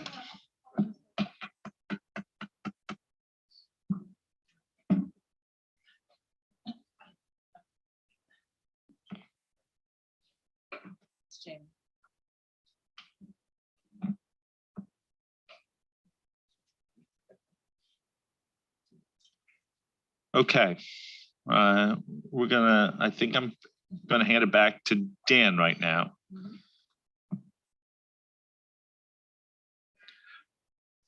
Thank you, Tom. I think if we could advance one slide. There's just one little bit left here, and that's the old part one. It's the conduct of an assurance engagement in accordance with this ISSA. And just ask the board if you have any comments on paragraph 17 to 23 or the related application material.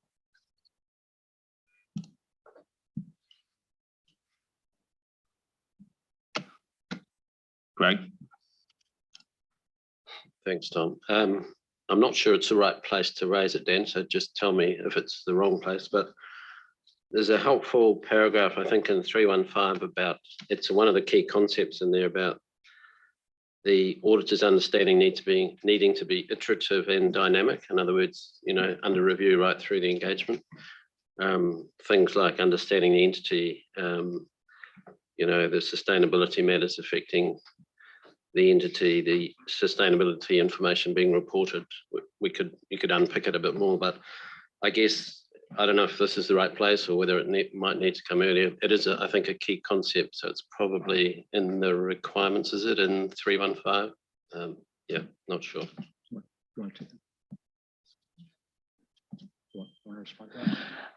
Thank you. So what we are aware of that. So we have actually put in A260, but maybe to your point, you might feel that it needs to be further up, that it is a continual and iterative process. So we have brought that concept in here. And that actually, I think originally that's probably come in from 3000 as well, potentially. But yeah, it is there. Can I just come back quickly? I did spot in a few of the application paragraphs actually that concept, but I think further up would be good as well, in addition. Yeah. Okay, with the suggestion about 315, I think that's it for this section. Okay. Thank you, and thank you very much, Dan, for that.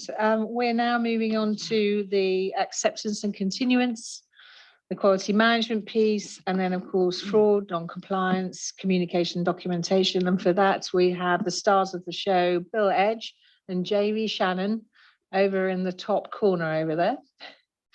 Not that we should be putting Bill or Jamie in a corner. In terms of declaration of humble and humility, I'll let Jamie do the presentation.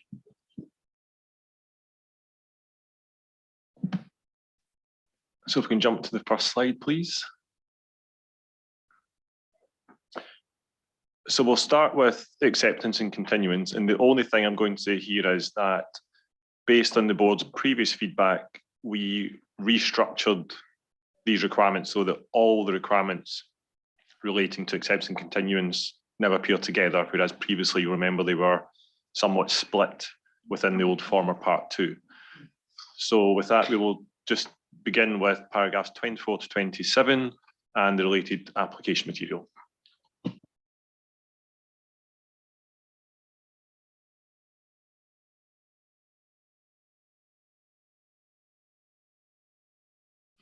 Ada.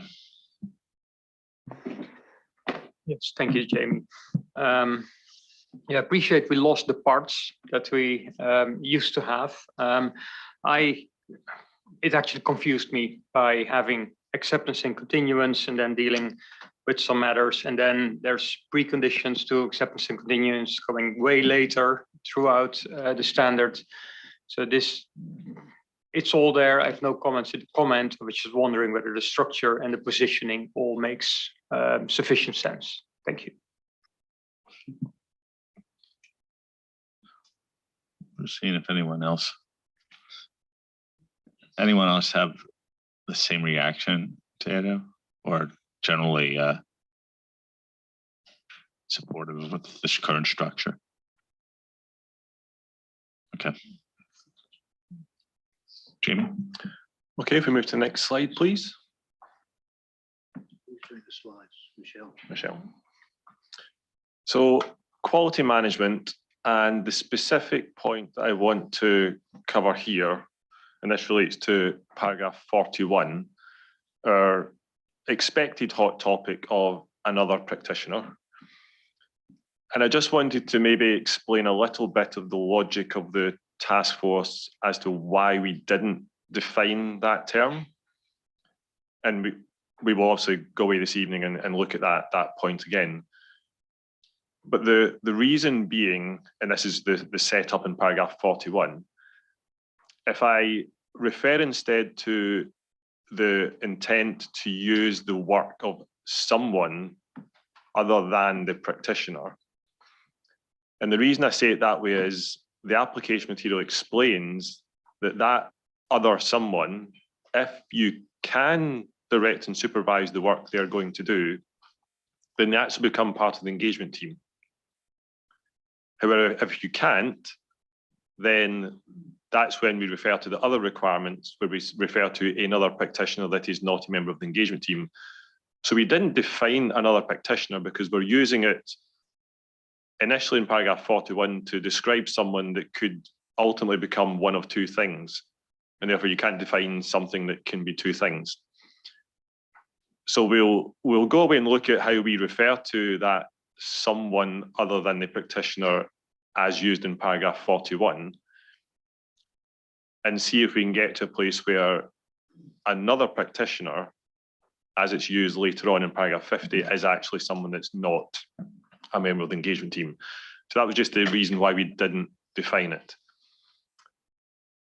I think that's the only thing I wanted to really highlight in these requirements, because based on the previous version, there was a lot of support for the other requirements. So if we can cover, please, paragraphs 28 through 43 and the related application material. Thanks, Tom. Okay, 28 to 43. Yosh. Thank you, Tom. And this is first time to make a comment, so I want to express my appreciation to the enormous effort of the task force and Josephine and Dan in drafting the massive draft pages. The first comment, one comment about the quality control, paragraph 28. I understand and agree the necessity of requiring minimum level equivalent to ISQM 1 in order to ensure consistent quality of assurance engagements. But as a practical response from the viewpoint of developing professional agnostic standards, it would be necessary to allow flexibility to enable flexible requirements when adopting standards in each jurisdiction until the practice has matured. It might be necessary to acknowledge the stepwise scalability based on the maturity of the jurisdiction or the suppliers. I think that's it. Thank you. Thank you. Sachika? Thank you. I have one comment on paragraph A58. This is application material about consideration of deficiencies identified in the pharmaceutical quality management that may affect the engagement. And it is currently referenced from paragraph 28, which is the requirement about the firm level quality management. And I think it gives some impression that the engagement leader has a direct responsibility on the firm's level quality management, including remediation of the deficiencies. And my suggestion is that rather, I think paragraph A58 is linked to paragraph 57, which talks about monitoring and remediation and the engagement leader's responsibility on consideration of information from the firm's monitoring and remediation process. And actually, I found that in ISA 220, similar guidance is to paragraph A58 is included as application material under monitoring and remediation section. So I recommend this paragraph A58 is placed after paragraph A130 that explains monitoring and remediation related to paragraph 57. And by doing that, I found we can also eliminate some overlap between A58 and A130 because the first sentence of these paragraphs are pretty much similar. So maybe task force can take a look at that. Thank you. Thank you. Wendy? So, Jamie, thank you for the paragraph 41 intent to relook at it potentially. So I'll just give you some comments on what's causing confusion. We lump in a practitioner's external expert and another practitioner. And then in A88 or 87, we say the practitioner's external expert is not part of the engagement team. So it gets very confusing in terms of being able to determine, because they're lumped together, external and another practitioner, what the person using the standard needs to do to apply it.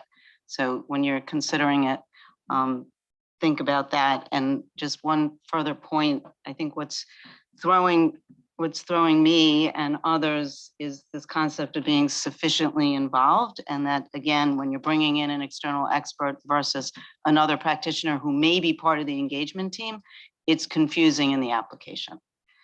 Thank you. Thank you. Ada? Thank you, Tom. So and I'll raise it here in connection with what is it, A93 and I think A91, another practitioner that's being referred to. And I entirely understand that, particularly initially, as we are getting our arms around these engagements, that as an engagement team executing these assurance engagements, you may be faced with situations where you cannot direct, supervise, and review, particularly if it's down the value chain. But I would like to caution the sense that is a given, and that we should plan for it, or that we could plan for it, because I don't think we should plan for it. We should plan to involve individuals that we can direct, supervise, and review. And so this is a matter of last resort. Well, we can't do it ourselves, or we need to rely on something that is out there. And that notion, I would like that notion to be a little bit firmer in here. That the starting position is we are going to be involved in the work of other practitioners, ultimately then being part of the engagement team, and only as a matter of last resort will look at another practitioner not being part of the engagement team, where our level of review and supervision will be less or not at all possible. Thank you. Okay. Kai? Thanks, Tom, and Jimmy, thanks for the explanation referring to paragraph 41. This is my comment to this paragraph. With respect to other practitioners, I'm particularly concerned about their treatment when there are several steps removed from the corporate group along the value chain. This issue is, in my view, serious because of the law in relation to supply chains, not only in Germany, but also the pending similar law in the European Union. The more steps away in the value chain, such another practitioner will be, another practitioner is from the corporate group, the more the practitioner will be unable to obtain information about those other practitioners and their work. This appears to me to be unresolvable and may constitute an inherent limitation of these engagements, which may need to be addressed in the standard or report, or at least in the explanatory memorandum at this stage. I also note the requirement in relation to other practitioners whom the practitioner cannot direct, supervise, and review, and that such other practitioners are then regarded in the draft as not on the engagement team. It seems to me that this violates the definition of engagement team, which only provides for an exception for external experts and practitioners that do not perform procedures on the engagement, which is undefined. If such other practitioners perform procedures on the engagement, they are a part of the engagement team regardless, or whether or not the practitioners is able to direct, supervise, and review them, which is why I had abstained from voting on the confirming amendments from IAASB 1 to the definition of engagement team in ISAE 3000 revised. This is another issue that, if not resolvable for this exposure draft, should at least be flagged in the explanatory memorandum. Furthermore, I have provided more detailed comments on this matter offline. Thanks very much. Thank you. Sue? Thanks. Just a comment around A53, A54, which is the firm level quality management. And I think this is an area where there's a difference between the existing environment where you've got a strong knowledge base and experience and things to draw on. I think the evolving nature of the reporting here does create challenges, and firms will need to be looking at things like the quality risks, whether this introduces additional quality risks and so on. So I've suggested a few words that may assist, but I also wonder whether this is something in due course to be thinking about for implementation material. Thanks.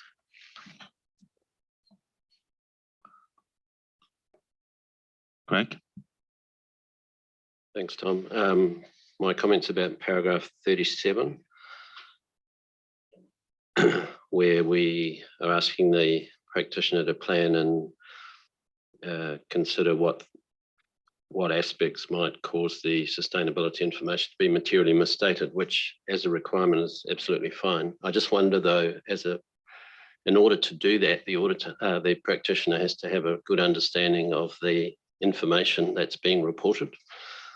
And I'm just, in terms of the flow of the standard, I was just looking to see whether we expect the practitioner, to have that understanding of the sustainability information that is being reported before they can actually plan and assess the risks of material misstatement. So I don't think it's in the application paras that are referenced there, but it feels like there's a step missing, because you can't really plan or work out how wrong it could be if you don't understand the nature of the information.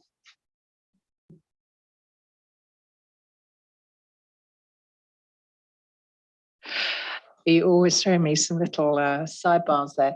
So are you talking about what I call Claire's section? So when we're thinking about the acceptance and continuance planning, the preconditions where you have to get your head around what the subject matter information, sustainability information is? So are you looking for something different? So what paras are those? So if you look at paragraph 68 in preconditions for assurance engagement, so you have to provide an appropriate basis, you obtain a preliminary knowledge of the engagement circumstances, including the sustainability information to be reported. I guess I'm looking at the placement of 37, which requires the practitioner to plan and and look at what's could be materially So mistaken. we have this peculiarity in the placement of the standards. So we have tried to align it with the way that the standards aligned in 3000, 3410. So we've set this structure for quite a while now, but I know what you mean. But this is an iterative process, as you very much pointed out earlier. It could be like Ada's point before, I'm not sure, but the flow is challenging, however you look at it, isn't it? There's no easy or perfect Okay, answer. we'll take that away. Thank you. Thank you. Anyone else? I guess a couple of comments on just a reaction from me, which reflects a little bit of Yosha's and Kai's comments, which they're not exactly alike, but they relate to sort of the application of quality management standards to different groups here and the challenges of that. I guess my assessment and my caution for us is to avoid doing anything that would create sort of undue exceptions to our existing requirements and the potential unintended consequences. And the reality is that jurisdictions may have to have some form of forbearance or some reflection of their own national environment. But as a board ourselves, we have ISQM1, we have ISQM2, we have ISO 220 in other contexts, and that we should avoid suggesting we mean anything but a pure commitment to what we have in ISA 3000 to it. Now, there may be some practicalities about it, but I think the reality too, probably to Yoshi's point, is that, for example, maybe in some jurisdictions, the professions develop it and they may be enforced differently. But I think as a board, we should be cautious about providing relief from core principles of our standards. At least that's my personal point of view on it. And, our standards reflect national law all the time, or national realities. So, it sort of sticks with me a little bit. I heard that comment come out in CAG as well. Back to Josephine and Dan, unless someone else. Oh, Bill, you would like to come in? Yeah, just on that point, I think it's well worth further discussion, and I'm throwing to you, Josephine, if that's okay, because there'll be a lot of debate about what does the word at least as demanding with respect to ethics and quality management. And what you've just said, I think, is absolutely correct, Tom. We don't want to weaken the quality of our standards at all. I think we had this discussion, didn't we, Josephine? And you've got a bit of a script or words that you'd like that would respond to that. I mean, you gave me the answer the other night on the call. I already mentioned it today. At the end of the day, our responsibility is to develop a high quality, robust standard. And the foundations of that standard are ISQM1 and ethical consideration and relevant ethical requirements.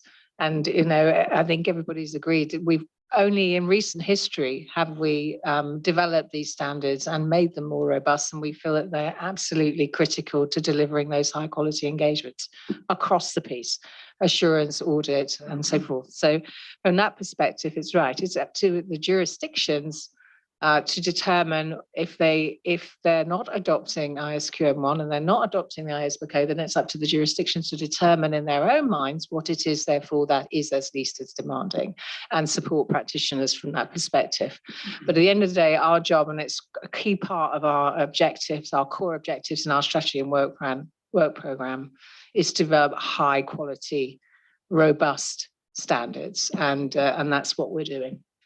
Thank you, though, Bill. Ada? Thank you, Tom. Yeah, and if I can just underline that, I entirely agree with you, Tom, Josephine, Bill.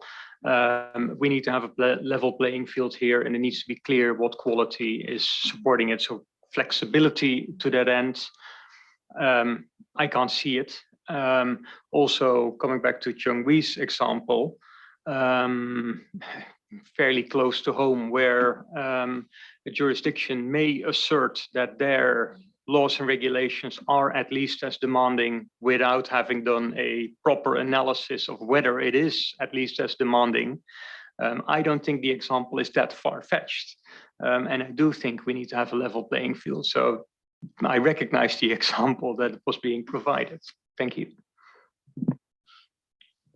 Okay, I think that's a really important point to have on the record and ensure that we have a board point of view on this. I think it becomes particularly important as we have an integrated approach with the ethics board, ensure that we're making sure, at least our expectation is to have a baseline for quality management and ethical standards. So Bill, was your tent up again or? Okay. I thought you were so enthusiastic about this topic. Josephine? Right, so there's just another point I just wanted to come in on that, and Tom's point to Caillou, which is, you know, that is somewhat unsolvable in terms of standard setting. But there is something we need to remember here is that if it comes to the point where another practitioner has performed work, and this is past tense now, perform work on a particular part of the sustainability information which is included within the scope of the practitioner's work, and that practitioner can't get access to that another practitioner, I'm trying to use the right phrase here, then ultimately the evidence has to be found some other way. We're not saying that you absolutely, the only way that you can get, I guess that's almost to Ado's point as well. We're not saying in the standard, the only way you can get that evidence is that you have to go and reach out to that another practitioner to do that. And you have to then find out about if they're independent or communicate with them. You don't have to do that. You know, your starting point is I need to obtain evidence to support these assertions. How best can I go about obtaining that evidence? And so, you know, in a group audit, you might actually reach out to component auditors, but you might not. You might decide that the group engagement team can get that evidence themselves. They don't need to do that. It's just essentially, which was we're trying to recognize that in this particular environment, there's going to be potentially more likelihood of certifications on various different bits and pieces going on. And so actually it would be better if you can to use that information and perform your own procedures to obtain the evidence. And so it's at no point sending anybody down that path, absolutely. So if the further they are along in the value chain, you can't get access to them, then so be it. You can't, you don't have to. Nothing's making you do that, but you do still have to get the evidence you need, and you have to work out another way of doing it. So hopefully that will ease your mind in the sense that that's not what we're implying. And then maybe to Ado's point, if it implies that's you have to go down that route, we might need to have a look at the wording. So thank you for raising that point. Jamie? Yes, thank you for those points. The task force will certainly look at paragraph 41 in the application material and see what additional clarity we can bring to describing who we're actually talking about here and how that sets up the subsequent requirements that then apply. But if we jump to the next slide, please, Josephine's nicely introduced this section, and this covers the proposed new requirements that would apply for another practitioner that is not a member of the engagement team. So that's paragraphs 50 through 53. So in the context of the discussion we've just had, we'll cover off requirements 44 through 57 and the related application material. Thanks, Tom. Okay, 44 through 57.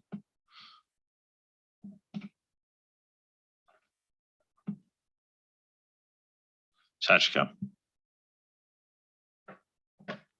Thank you. I have 3 comments with regard to the another practitioner not part of the engagement team, which seems to be very, popular topic for everybody. The first comment is on paragraph 50, small a, and this is just an overall observation. The paragraph 50, small a, require the practitioner to evaluate whether another practitioner that is not in the part of the engagement team is independent or not. And I believe that the close coordination with IAASB is very, very important in this matter, because in order for the practitioner to evaluate their independence in the context of sustainability assurance engagement, clarification is needed on which independence requirement in the code apply to such another practitioner. My second comment is on 51. current wording of paragraph 51 seems to suggest that the practitioner is required to communicate findings of another practitioner to such another practitioner. But I think maybe the intention of this requirement is that asking the practitioner, asking another practitioner to communicate their finding to the extent necessary. So maybe I would suggest changing the sentence accordingly to clarify the point. My last comment is on paragraph 53. And this paragraph 53 refers to additional documentation.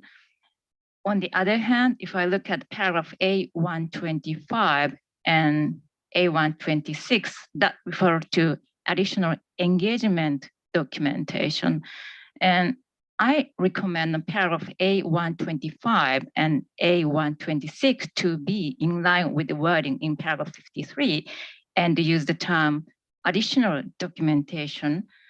I understand that this paragraph 53 came from the requirement of ISA 600 revised, and that used the term additional component auditor audit documentation.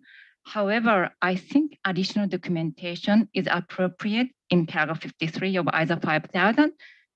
This is because in this scenario, as we talked already, another practitioner is not part of the engagement team, and therefore the requirement about direction, supervision, and review of the engagement team does not apply to them.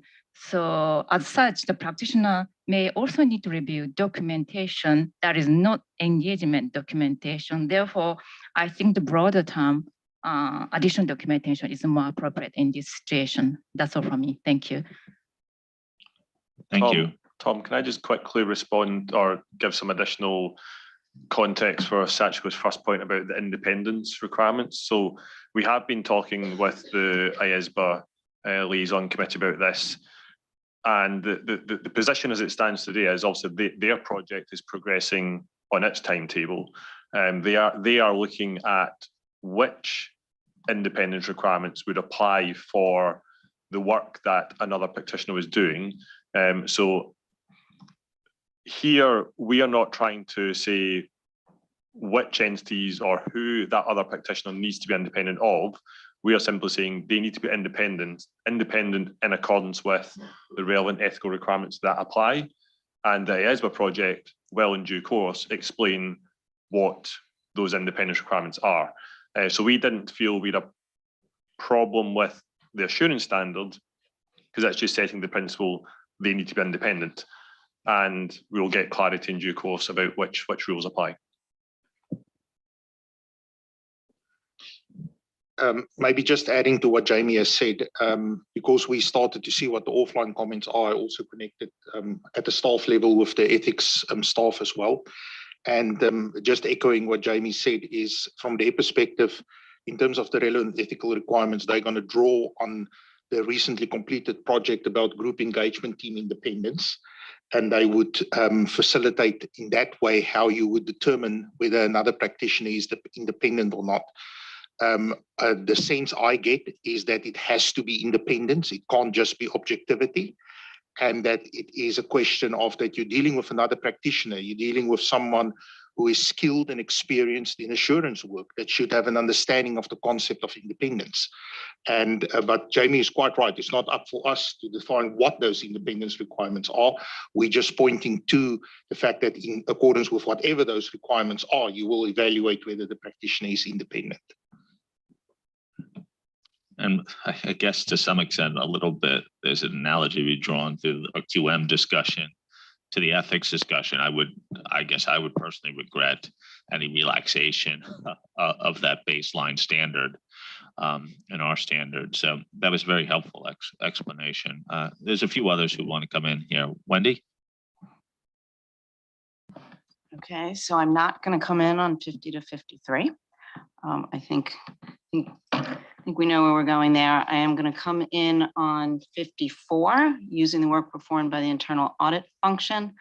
In reading this, I was wondering if we needed another requirement when using the work of internal audit in terms of performing sufficient procedures and adding in, including re-performing some of the body of the work of the internal audit function that the petitioner intends to use as evidence. And again, I would prefer it in a requirement, but we could look at the application material as well. And then for 55, just a small comment in consultation, the engagement partner, and I think that's an editorial, I actually think that's the engagement leader. But in this consultation area, I think the requirement should also include the responsibility for making sure the results of the consultation are being implemented. And again, I'd prefer it to be a requirement, but I'd be happy for it to be an application material. Thank you. Thank you. Sue? Thank you. My comments on 54C, which is previously it referred to a system of quality management for the internal audit function, and it's flipped back to quality control. And I was just unclear why that had happened, because clearly they can be part of a system or have a system of quality management, which would be more robust than just the quality control. And I noted that the examples in A129 do refer or do cover both quality management and quality control. And Josephine, you're going to put me right, I guess. I actually meant to pick that up. Sorry, I had that change back because the internal audit function is part of the entity's environment, and that's the system of internal control under 315. And so that's why we didn't change it when we also updated, we did all the conforming and consequential for ISQM1 and ISA 220. So the internal audit function belongs to the entity. So therefore it's internal control, not quality management. That's why. The phrase is that it applies a system of quality control. So I would argue that it can have its own system of quality management within its function. But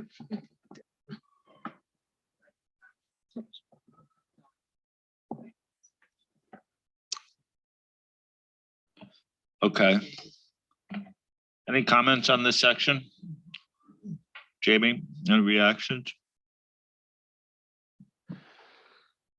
So we covered off the independence point. Sachiko, you're absolutely right. That was the intent for paragraph 51. So we'll clarify that. And I think your point is well taken on paragraph 53. So we'll also look at that one.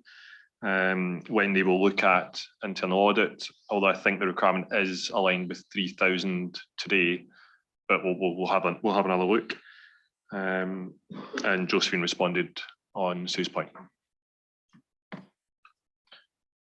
So if we move to the next slide, please. So we're going to pick up fraud, NOCLAR, communications and documentation all in one big fell swoop. Maybe just on fraud, having seen some comments, there is and this again comes back to the previous structure. So there is only one requirement up front as a general principle around fraud. That's not to say that is the only place where fraud is addressed in the standard. So I have seen some observations that we seem to be light on the topic of fraud. I would just say that there are several requirements in risk assessment and response that are also about fraud. And so actually the bulk of the requirements addressing fraud are a little late in the standard. The single requirement here was simply a principle of the practitioner being alert to fraud. So there wasn't an intent to be light on the topic of fraud. We think we have got quite a lot on that topic across the standard as a whole. So just some additional context there. So if we then take comments, please, Tom, on the rest of what was former part 2, so paragraphs 58 through 67 and the associated application material. You know, that's one of those topics that when we're communicating with regulators and stakeholders, we may want to have like an FAQ type thing that what does the standard do with fraud, because greenwashing which is an element of this, is so much on investors and stakeholders' minds. I know when we speak to regulators, so we should be able to, if we have a robust response in the standard, we may want to just note in terms of our briefings, outreach, engagement with particular communities for whom this is a top topic, say this is how we've dealt with fraud of the standards. And then there's a question of have we dealt with it sufficiently or not? That's what this board is trying to assess right now. Shall we?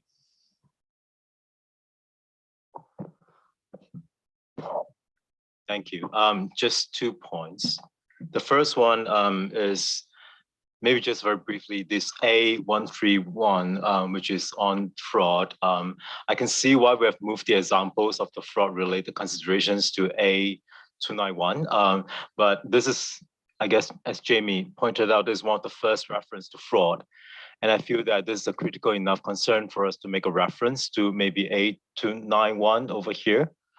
Maybe you can say something like A291 provides example of matters to which material misstatements due to fraud in sustainability information may relate to, or something like that, just to let people know that there are more out there. My sort of bigger comment is on paragraph 61. And I have to confess that I can't really recall the details of our board discussion around communication with those charged with governance. So I came back to this paragraph 61 after looking at paragraph 141 actually. So paragraph 141 talks about communication of uncorrected misstatements. And there isn't like a requirement to communicate uncorrected misstatements to those charged with governance, unlike what we have in ISA, I thought, unless I've missed it. So I sort of came back and I did a search for those charged with governance. And just looking at it overall, I thought the communication of those charged with governance is a little bit light in ISA 5000. And for example, in 260 ISA, we have a piece on significant qualitative aspect of accounting practice that needs to be communicated. And of course, it's not exactly the same, but given the nature of sustainability reporting, it just seemed perhaps appropriate to require some sort of equivalent communication within ISA 5000. We have application material which are quite robust. We have A137 to A139 that covers it reasonably well from an application material perspective, but they are not requirements. And also just one more point on communication of fraud committed by management, for example, again, is suggested in A137, but it's not a requirement. So I'm just wondering whether some of these communication need to be captured in the requirement. And again, apologies if I've missed out all the conversation before on this, and I stand to be, I guess, educated on this bit. Thanks. Maybe just to recap for the board. So, Chinwe, yes, in the March draft, we did present effectively 2 options for the board. There was a list of detailed communication requirements that went into some of the matters you just described. And the alternative was the extant 3000 position, which was the overarching requirement with detailed supporting application material that explained the various matters that you would ask the practitioner to think about what they really should be communicating to those charged with governance. There was a good discussion, and on balance, the board directed us to go with the extant 3000 position, which is why we've got what we've got today. So that was the sort of recap of the March discussion.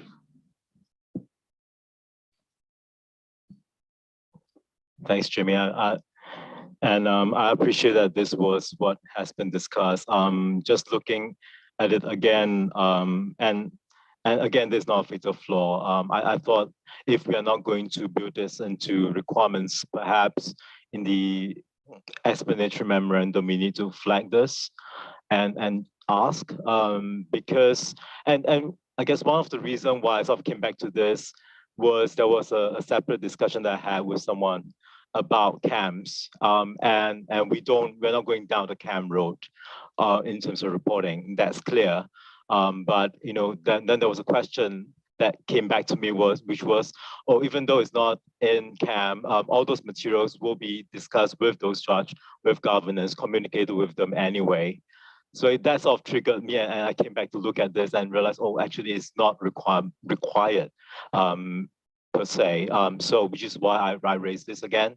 But I think to my earlier point, maybe this should be elaborated in the administration memorandum and to get very focused response. Thank you, Chun-Wee. I appreciate it. And I do understand as a board member, occasionally we go back and reflect and think, not quite sure when I made that decision, I made the right one at the time. But this is really important because we would be reversing back out a decision. And to Jamie's point, we gave the board options. And we talked through it, and the board on the whole felt comfortable that 61, apologies, with the supporting application material was sufficient for an overarching standard. And that's again something we need to reflect on is, that more detailed 260 and 265 approach is, potentially something that comes along a little bit later when you really do stem back and think, well, actually, I do need to have those conversations. And these are the kind of conversations I would expect as a practitioner or as a regulator, depending on who's drawing the conclusion on what comes next. So I don't really, if you don't mind, I don't want to send the task force back away and start bringing in new requirements without first of all hearing from other board members. Are we happy with that decision we made in March? Or are people thinking that something else needs to come in here? But remember, it's an overarching standard, and that's the critical piece as well that we talked about in March too. Tom? Okay, by show of if you have a real strong desire to revisit this decision, having heard this conversation, raise your physical hand. So is it fair? Chun-Wee said it's not a fatal flaw to him. By no one raising their hand, I think people are comfortable with the way it's been drafted for an overarching standard. There may be need to have in future 5,000 series standards much more detail, but we won't prejudge that. And there's an art to writing the explanatory memorandum, but as of now, we have 7,000 issues also coming into it. So the explanatory memorandum may be longer than the standard itself. So I think they will note that your issue and see whether it fits into the explanatory memorandum. Okay, is that guidance to the task force? People are happy with that? Okay, Julie? Hopefully shorter discussion than the last one. I certainly had the point on fraud, probably not surprising in the other hat I wear at the board that I would have noted that. To the extent we have some talking points and can explain the robustness of our material addressing fraud, I think that's a good idea, Tom, that you suggested, because it does come up regularly as a point. So the only other thing I thought is if the task force took another peek at 3,000 and 3410, just to make sure there wasn't anything there that we could at least pick up now versus creating new material. And then the only other comment I had was on, it's the application material paragraph A137, and it's tied to that's paragraph 61, but wondered if it might be worth adding a bullet there to talk about identified or suspected non-compliance with laws and regulations as one of the items to communicate, because that wasn't in the list. Thank you. I did a search of my requirements document, and fraud is mentioned in the requirements itself 38 different times. And I haven't done the application material, but I assume because it will be significant around that too. So. Okay, so notwithstanding your search, Tom, I was one of those that commented that probably I felt the general tone around fraud, it possibly appears a bit light, given the public interest that there is and the immaturity of the systems and so on. And I really like the suggestion about some talking points because I do recognise that there is a lot of material there, and it's perhaps a little bit it's a bit buried in the process, which is understandable. There were also suggestions from some of the practitioners about potentially a little bit more granularity about the types of inquiries and procedures to identify and respond to risks that could be included. And I like Julie's suggestion about looking at what material we already have to see whether we can pull that out.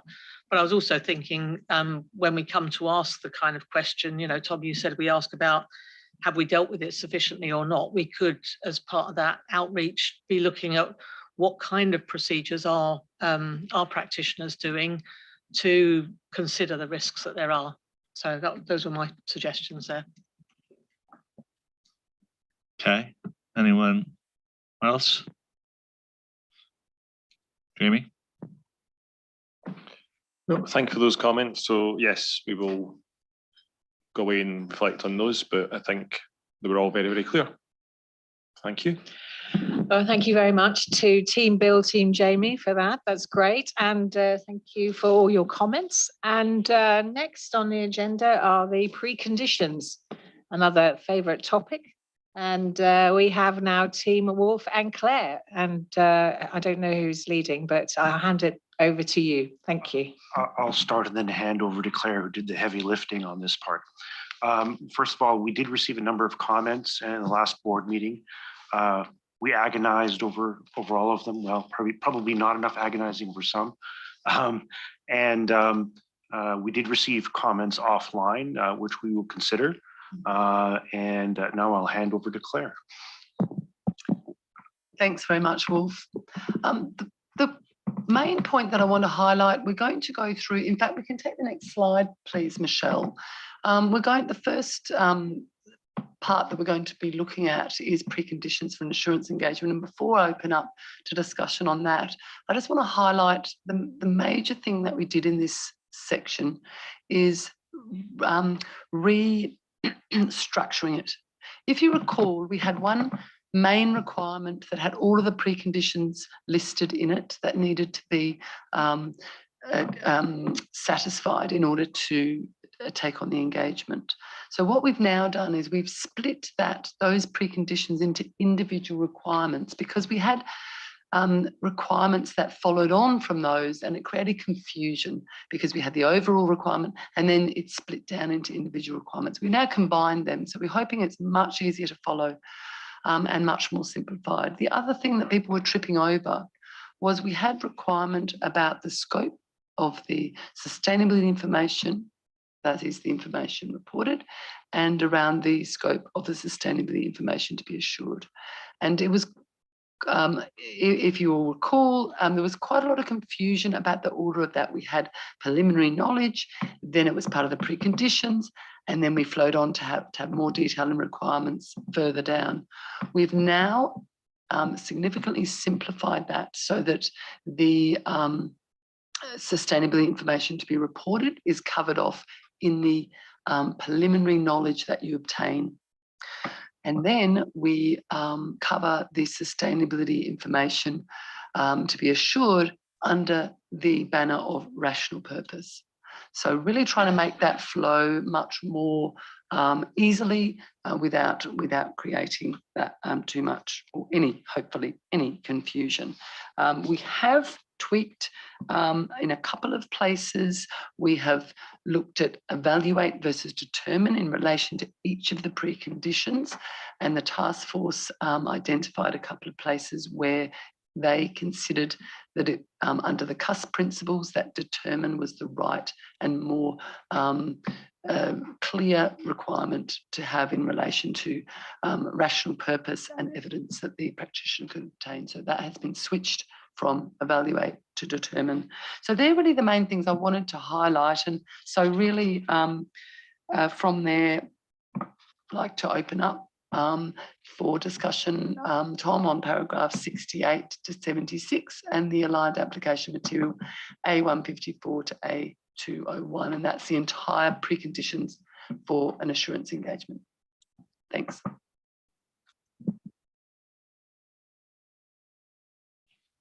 Adam. Yes, thank you. And thank you, Claire. I provided some comments on the evaluate versus determine, and I'll see the next draft coming through. I won't point them all out here. If I then turn to the application material, I was struggling with A163 as an example where you identify deficiencies with respect to other information, but not in respect to the subject matter information. I think it's a pretty unrealistic scenario, and I wonder whether that should even be part of this. I had a comment in respect of A175, if the assurance engagement includes, or should it be if the assurance engagement covers? Because includes implies that is the subject matter, at least to me. I think the next one follows on from that. Are we now? Yeah, I have a couple of more comments in respect of some of the sub bullets that I think that you have and then you will consider. Thank you. Ado, your little drive-by there on the requirements, you probably need to mention that because you said you'll see the draft come back through, but I'm not sure necessarily that everybody would agree with what you've suggested. So I think you do need to raise them in terms of evaluate, determine. Apologies to put you on the spot, but I just think it's fair that the board members can hear that. Thank you. Okay, not a problem. So in 71, it says the practitioner shall evaluate whether the criteria that the practitioner expects to be applied. And as far as, yeah, we're still alive. And Julie's not all wet. So I thought that evaluate is used when making a decision about something that is the entity's responsibility. And here we're talking about something that is the practitioner's responsibility. So I think here this should be a determine, and that of course has a follow-on effect on the next one where it says in doing so the practitioner shall evaluate. So was wondering whether it's evaluation of the source or whether whether the practitioner considers the source when evaluating the suitability of the criteria. And so that's where it's most prominently came about. Thank you. Okay. Any specific reactions to that?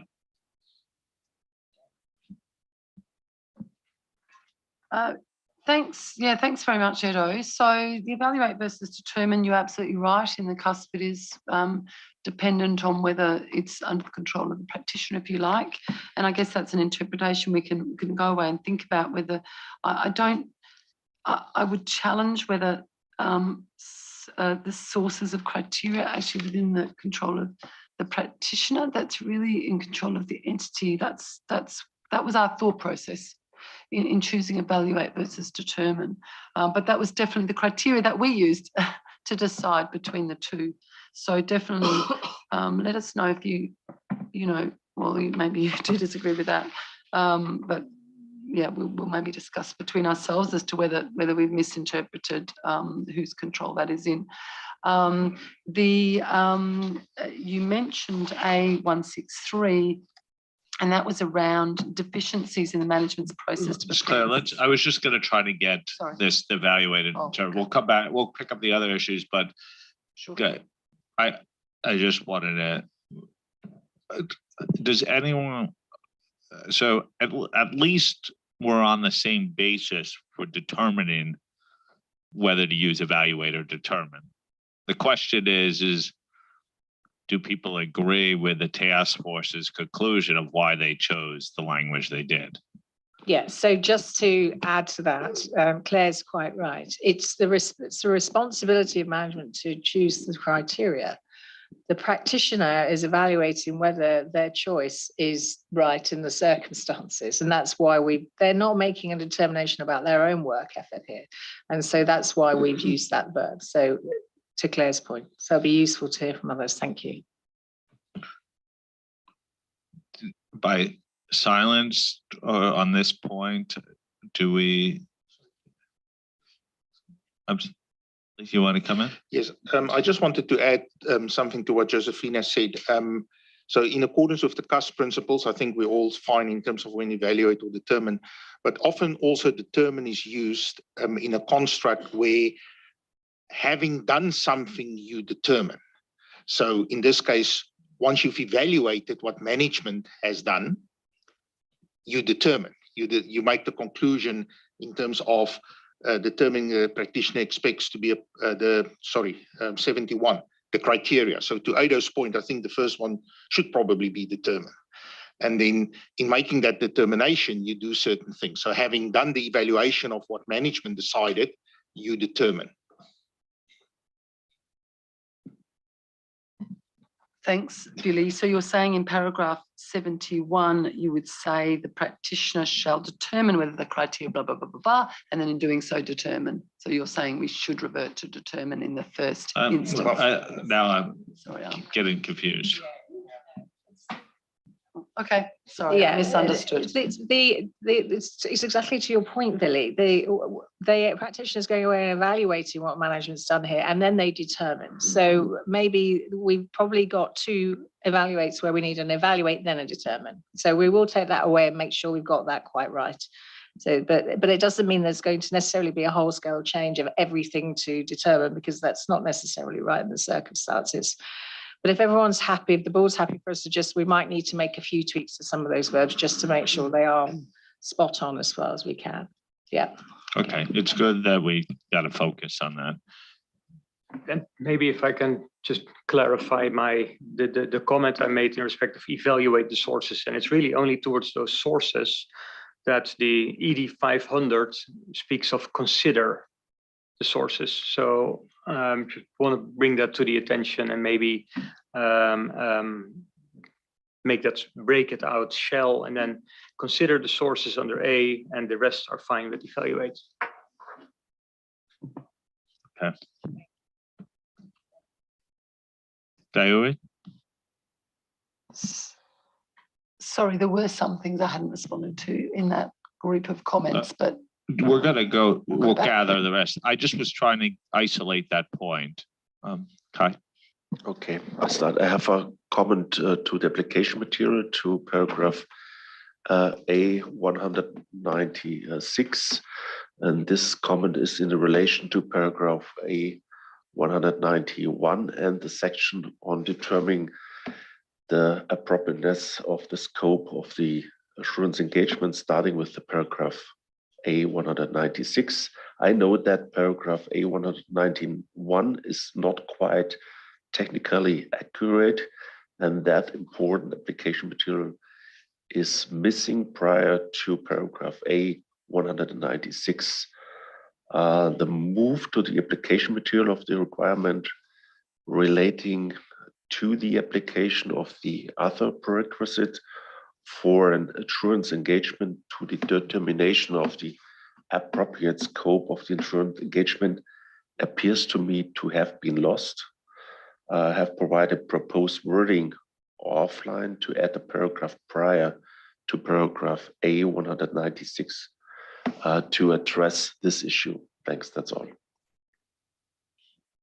Thank you. Eric?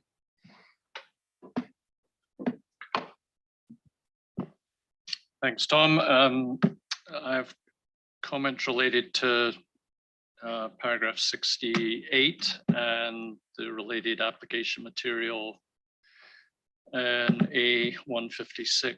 And it really goes to the A156 indicates that the practitioner may consider whether the scope of the sustainability information has been determined by management using an appropriate process. And, you know, in relation to some of the other material in the standard dealing with sort of the concept of double materiality. We just wondered whether that application material should be elevated to be part of the requirement. So going beyond just the requirement in 68 talks about the sustainability information expected to be reported. And we wondered whether we need to build in to that requirement, whether the scope of the sustainability information has been determined by an appropriate process, putting it up in there so that it could be more robust requirement there. And if you did that, you'd probably have to make a couple of other changes to the application material to go along with that. Thank you. Thank you. Sachika? Thank you. I have two comments about the wordings in application material. And the first one is on paragraph A185. When I read this guidance, it gives me the impression that the assurance engagement can be performed in all cases, even if there are no precondition for an assurance engagement, which seems to be inconsistent with the requirement. And I think that this impression came from the use of the word can. And I think maybe we need to change can to may to resolve the inconsistency with the requirement. That's my first point.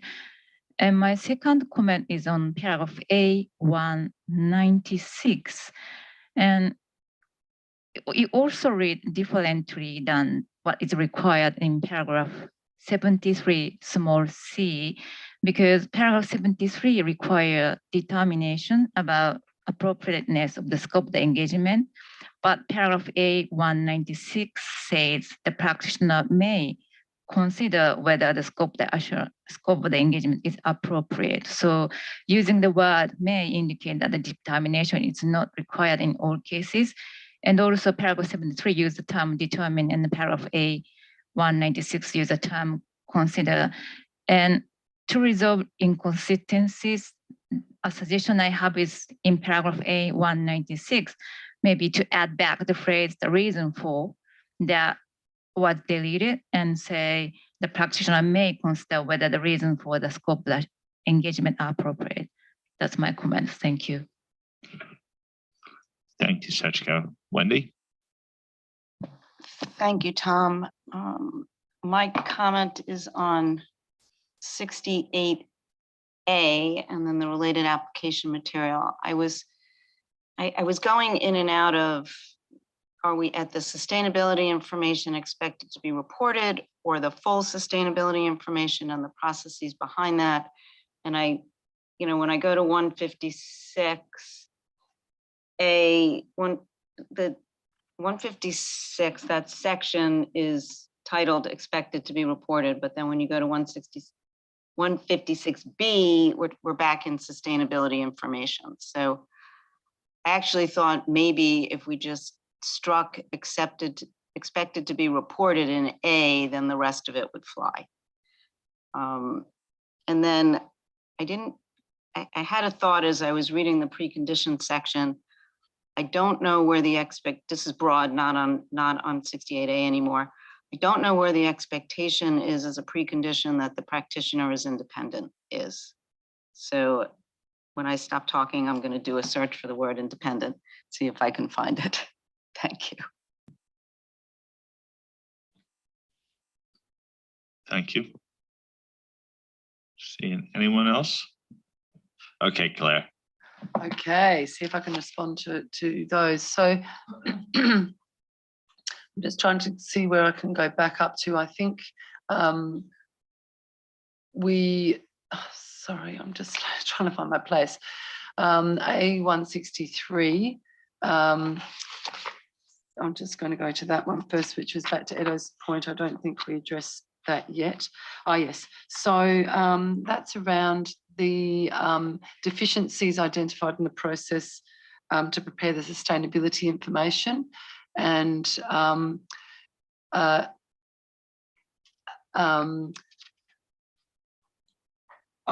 Sorry, I've missed the point there, Edo. I'm sorry. I was starting to respond to it before and now I've lost the point that I wanted to raise. Can you clarify for me quickly what you wanted to say in relation to 163?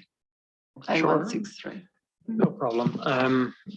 Well, the example comes across as rather unrealistic, very unrealistic, where I think it will distract the readers if examples are unrealistic. So I suggest you take the entire A163 out.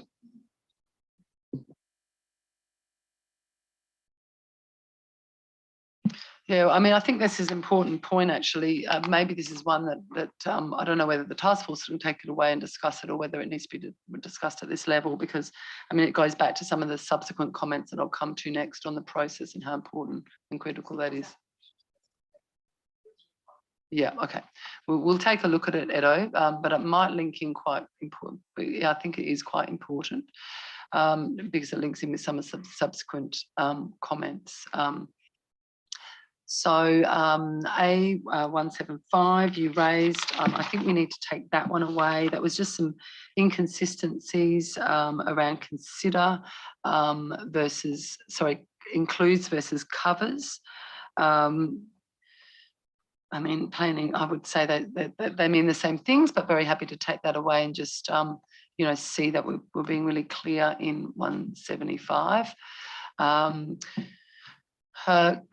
Now, Kaiwei, I did want to just address the point that you raised in relation to A91 and A191 and A196.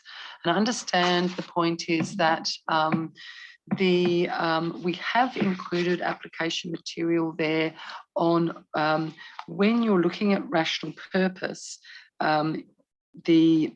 you will draw on the preliminary knowledge that you obtained in relation to the engagement circumstances. And then you will look, oh, has he left the room? He's left in disgust.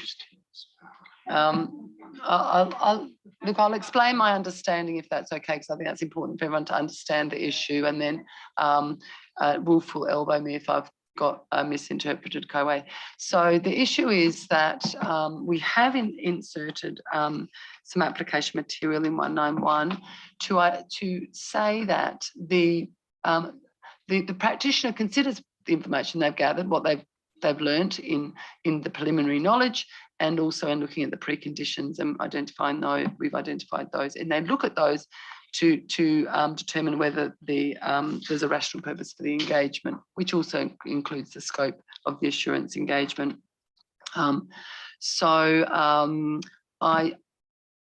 We thought we tried to keep it really clear and really simple, so it's not, you know, we're not constantly requiring that you go back and do things that you should have already done.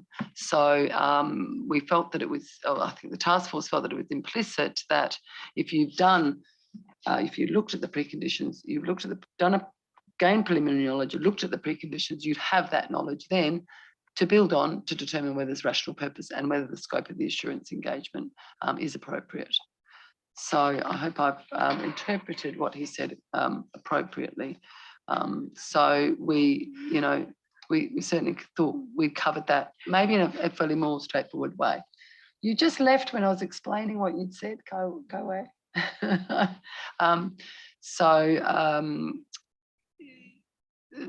Yeah, that was my response to that.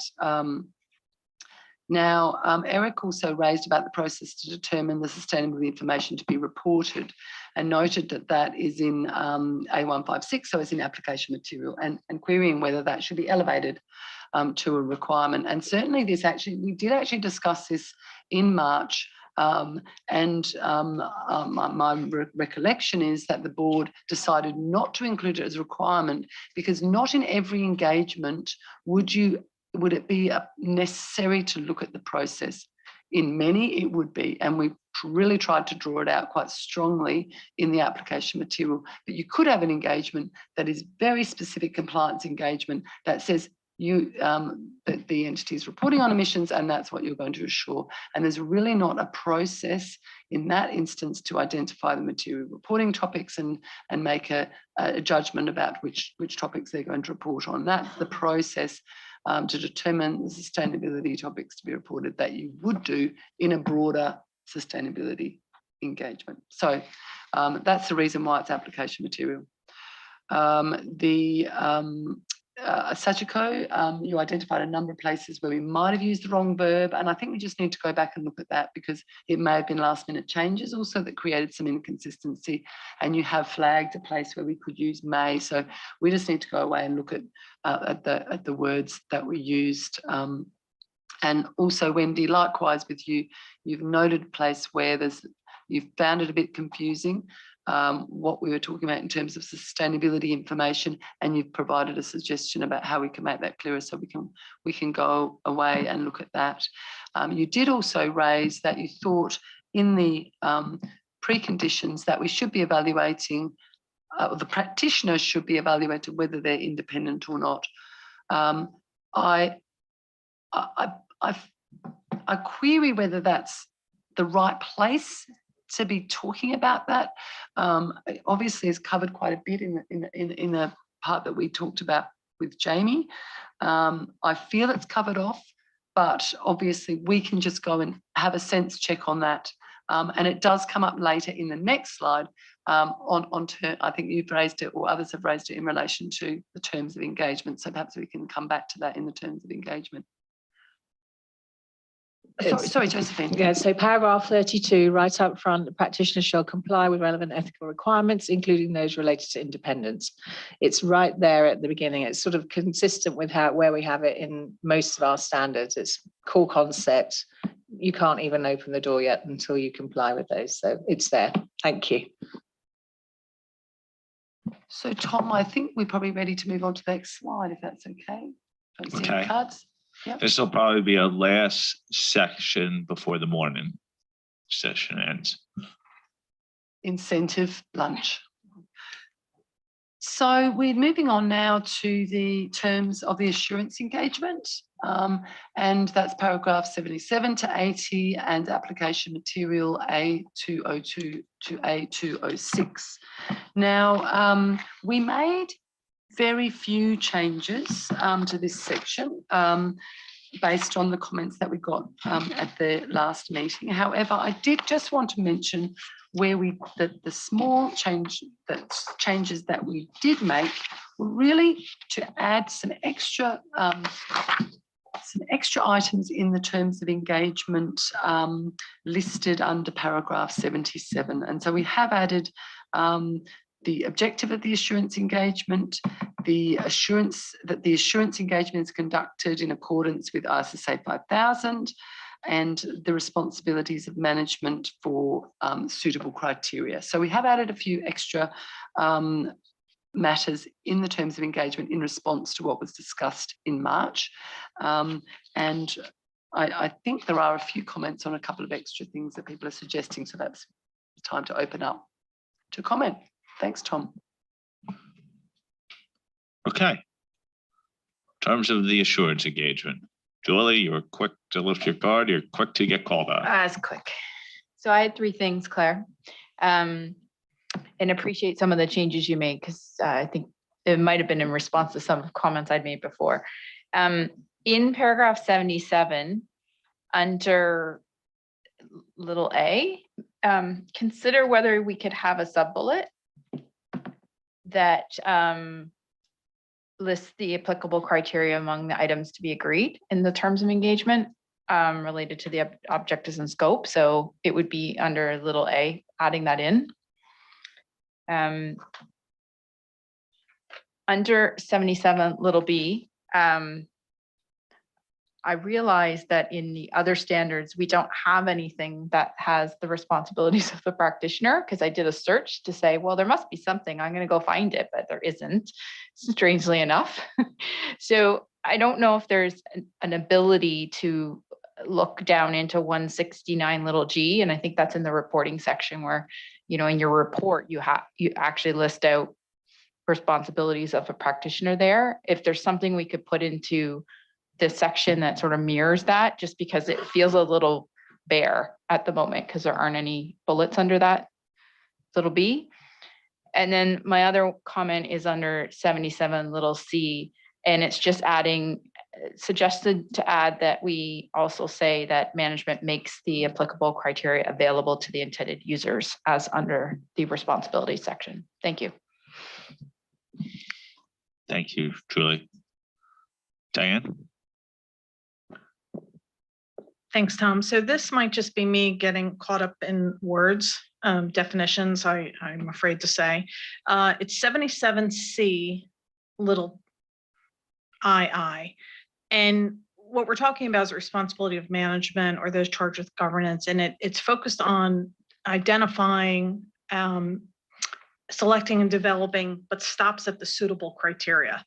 And my question is that as low as we want them to go? Would it be that, or would it be actually identifying, selecting the disclosures or the measurement, evaluation, or disclosures of the sustainability matter? So I felt like it was a little, and maybe again, this is just me not processing it correctly in my mind, but it seemed to be very focused on the suitable criteria, felt a little high as opposed to going a little bit lower, but maybe that was intentional. Thanks. Wendy? Thanks, Tom. Similar comment as Julie, adding into 77A, the identification of the criteria for the measurement, evaluation, or disclosure of the subject matter, or something similar, and the application material could suggest that it's okay for it to be in draft. And then one other consideration, a statement about the inherent limitations of this type of engagement. Thank you. Okay, I think that's the last comment. Is he here? Josephine?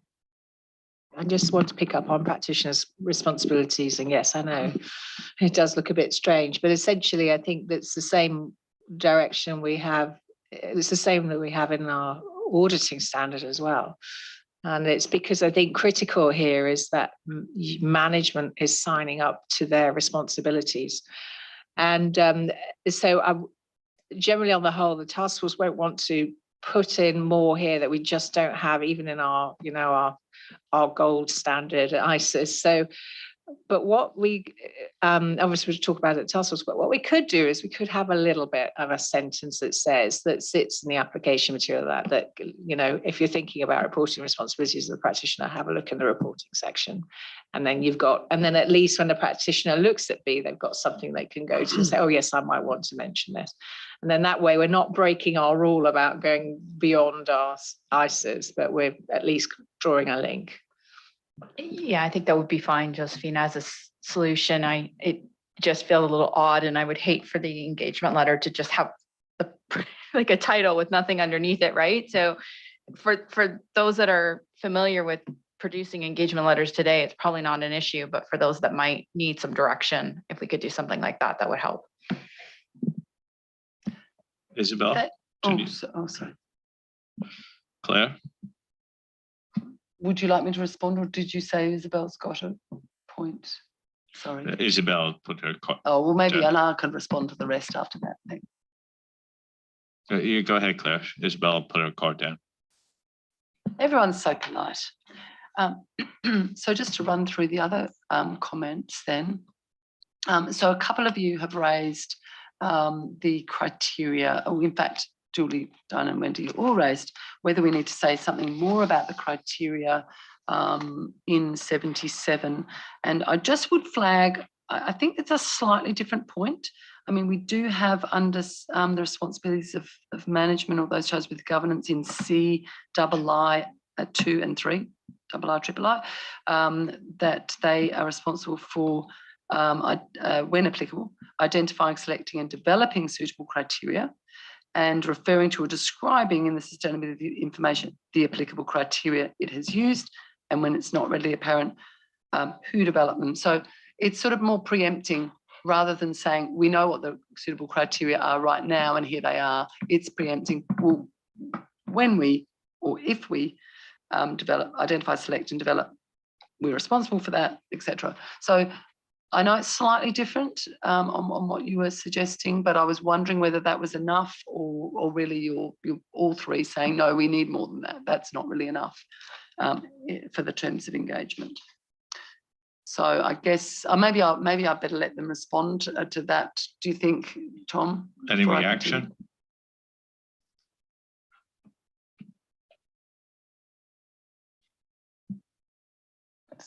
So I liked your earlier solution better by putting something in the application material, because this to me is the suitable criteria, but it doesn't really focus on which suitable criteria.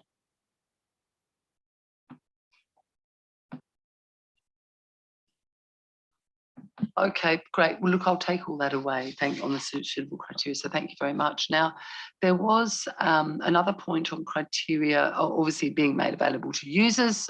Take that point, and we'll just see whether, that may be able to be woven in to those couple of points I mentioned before. Might just be a couple of extra words to weave that in. And there was, sorry, there was another point here. I'm just looking for that. Where's it gone? Oh yeah, the disclosures. So now, Diane, you did talk about whether in CII, where we talk about identifying, selecting, developing criteria, whether we should be going down to the disclosure level. I'd suggest that isn't really appropriate at this point in engagement, in terms of engagement, because when you're engaging the practitioner, you may not have prepared the report yet, you won't know down to that level of detail, and it's really the entity is going to determine what the disclosures are when they evaluate or measure the sustainability information, so it matters against the criteria, and then the disclosures will follow that. So I don't think that will work there. But happy to obviously to hear other views on that. And inherent limitations, I'm not sure it's a term of engagement, putting the inherent limitations in there. That's something that's more in response or reporting, I would suggest, rather than, I'm not sure that it will get you any further within the terms of engagement. So yeah, so that's the responses. I don't know whether anyone wants to respond back to that. Diane, just to come back to your point about the disclosures. So in 77 little a, little 2, it's the sustainability information within the scope of the assurance engagement. And then so you're talking what sustainability information is going to be reported. Are you saying that you'd like that piece to be more granular? Because obviously the selection identification criteria is separate from the actually what's being disclosed. Yeah, and I appreciate Claire's comments. It may not be the right time, right? It might be too early to know that, but it does feel like it's a little too high, and that the question gets to be, oh, just use this criteria and walk away from it, where actually I think we would want them to have a view as to whether the actual topics and disclosures and matters relative to that criteria, they've picked the right ones, because they may not pick everything, right? Again, they may choose, or, depending on the criteria, they may have, introduced some management criteria or company specific criteria. So I just question, at what point do they come back on the hook to have a view as to whether they've picked the right actual disclosures? Because that's really what matters, right? That's what you're going to be opining on. So just noodle on that. Again, I'm not sure if the sequence is in the right location. Yeah. Okay. So the task force will take that back. Thank you, Diane. Good discussion. Anything else on this section? I'm suggesting that we take a pause for lunch, that we reconvene at 1:30. And shockingly, we'll return to sustainability assurance. But we're making good progress. Thank you all.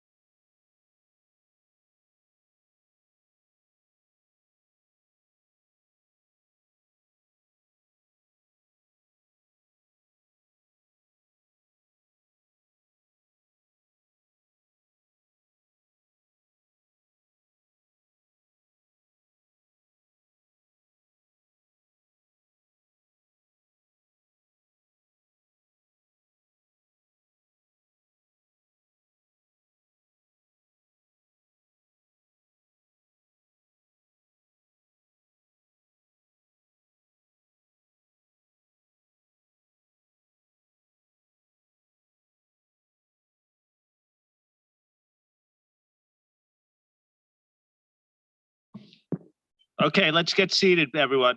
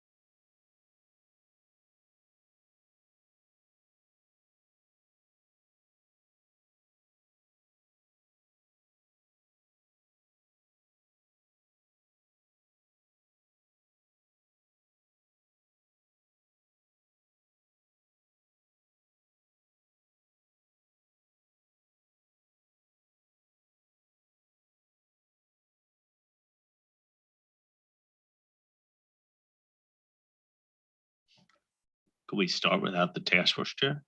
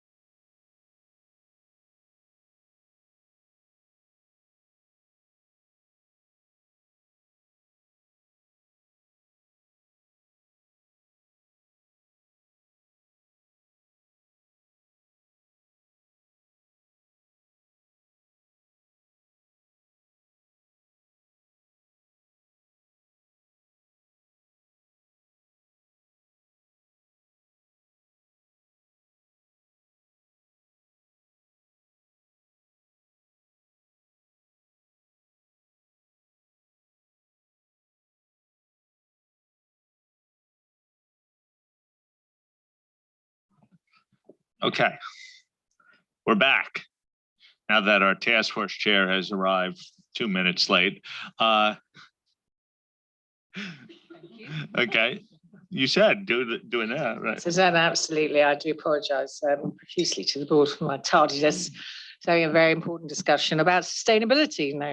No wonder. So we're now moving on fast to Team Jamie, and it's evidence. So Jamie, over to you. Thank you. Thanks, Josephine. So the evidence section is actually a very brief section now, having moved a lot of the previous requirements to other sections. So we last discussed this actually in the December meeting, and the one key thing we said we would go away and revisit was the question of a requirement about the completeness and accuracy of information intended to be used as evidence. Because in December, we did not include such requirement from ED 500. Having given it a lot of careful consideration, the task force decided that the best solution was to include the extant 500 requirement that requires evidence to be obtained for information produced by the entity. And the reason we landed there was, given the nature of these engagements, how they're likely to evolve, the various value chain question marks about where evidence is going to come from, we thought the ED 500 requirement that applies to all sources was possibly unrealistic. So we've introduced the extant 500 requirement and think that's a reasonable balance. So if we could just move to the next slide, please, Michelle. So we're covering requirements 81 through 86 and the related application material. Thanks, Tom. Okay, 81 through 86. Josh? Thank you, Tom, and thank you, Jamie. I have just one comment about the evidence. As for obtaining evidence for accuracy and completeness, the exposure draft provisions are a general explanation only. As shown in the CAG feedback slide introduced at the opening session, the most significant information which has difference between the financial statements audit and sustainability information assurance is that sustainability information is more forward-looking and broader in scope.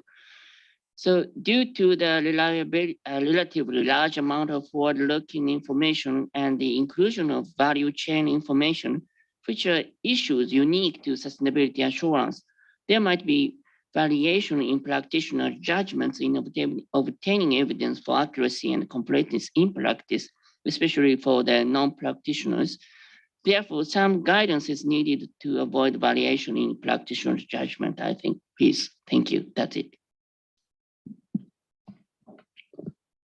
Anyone else?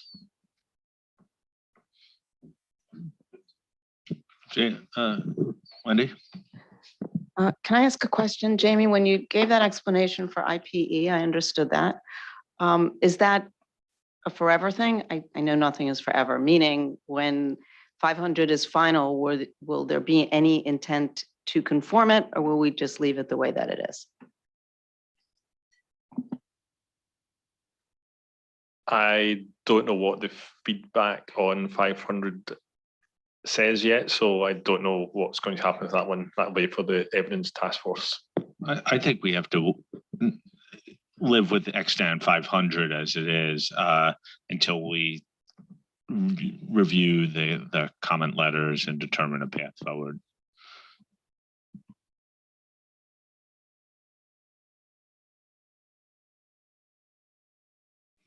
Josephine or Jamie? Thank you, Jamie. Sterling job as always, going through evidence at the fast pace. Appreciate that. So now we're on Team Isabel and Joanna, who are going to take us through the planning section of the standard. Thank you. So hello, everybody. So we're going to deal with the planning section that has in fact two parts. So the first one is about planning activities and the second about materiality. So we can move to the next slide. And so on planning activities, it's requirement 87 to 89 and application material A255 to A264. We made the changes that were discussed and agreed with the board, especially with the addition of paragraph 89 on who should be involved in planning the engagement, including the participation in the discussion among the members of the engagement team. And that's it. With that, Joanna, do you have anything to add? No, just take comments from the board on those 3 paragraphs. Please, Tom. We're just doing 87 to 89 here. People content, Sachika? Thank you. I have 2 comments on this section. And the first one is actually paragraph 89. And it states that the engagement leader and other key members of the engagement team shall be involved in planning. And in the sustainability assurance engagement, I think the use of the practitioner external experts become more important, and it may be beneficial that the practitioners external experts also be involved in planning the assurance engagement, of course, depending on the circumstances. And therefore, maybe it will be helpful if you could some additional application material to state something like, depending on the circumstances, the practitioners, external experts may also be involved in planning the assurance engagement. That's my first point. And my second comment is application material, paragraph A263, the first bullet. And paragraph A263 explain that the auditor's decision about grouping of the sustainability information, and the first bullet explain that the factor that may be relevant to the practitioner's decision may include the nature of the assurance conclusions. But for me, it is not clear what the nature of the assurance conclusion means. And therefore, I'm not sure whether it is a factor that may be relevant to the practitioner's decision. So I would suggest deleting it, or maybe we need some clarification about what it means. That's all from me. Thank you.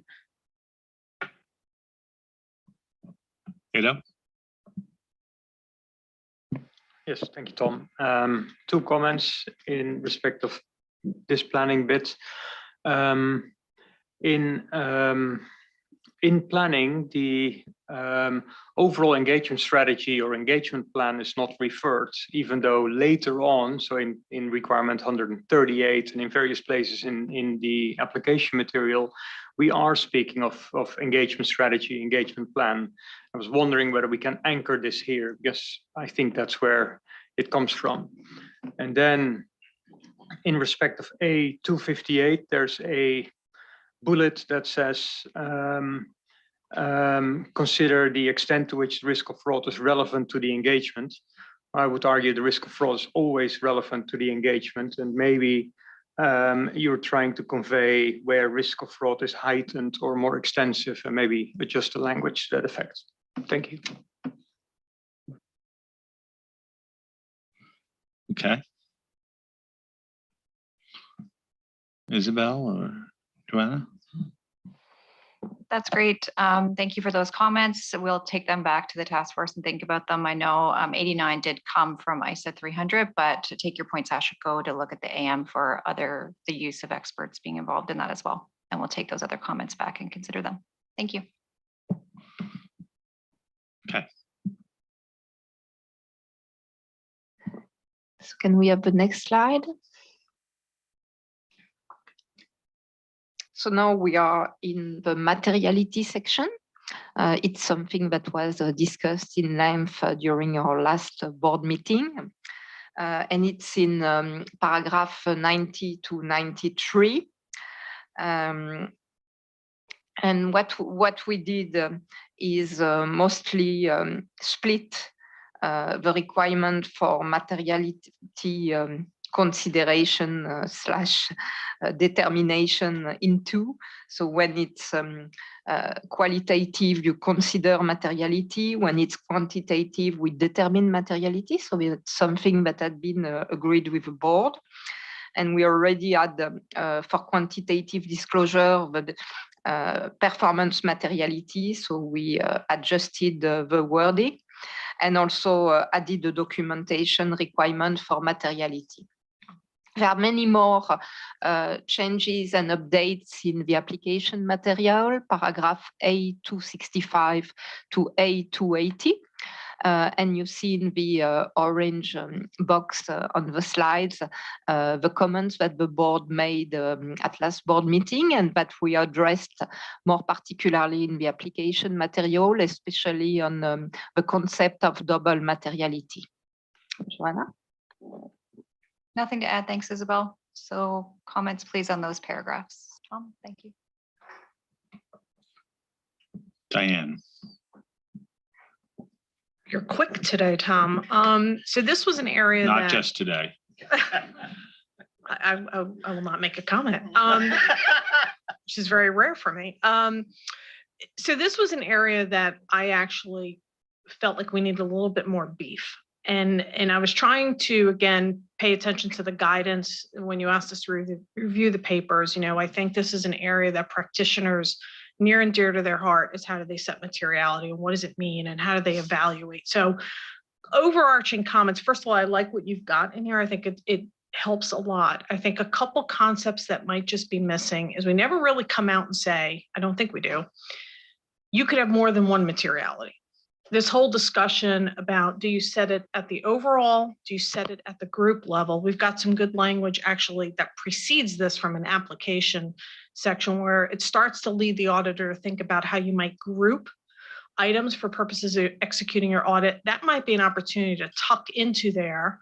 Again, the sequencing is a little odd, but to think about the concept of you could be setting materiality at a grouping level. The other thing is the discussion about the double materiality. Again, I think what you've got here is helpful, but it kind of stops short as to you should have double materiality, you shouldn't have double. What does the auditor do with that concept?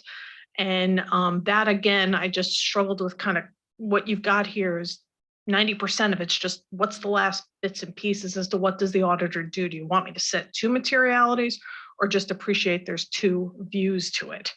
So those are my overarching comments. Thank you. Thank you. Chumley?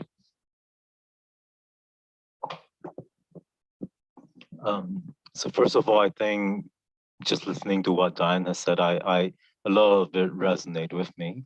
So I think that bit about providing more guidance and a lot of things that she said should be reinforced. I think, you know, we should look into it. And maybe this is material not for application material, maybe this for non-authoritative guide, I don't know. Yeah, but just looking at what we have right now, I think there are 2 bits. One is A274, where you have a box with an example, right? Example of threshold may include X percentage of investment in whatever, X, whatever, and Y and Z.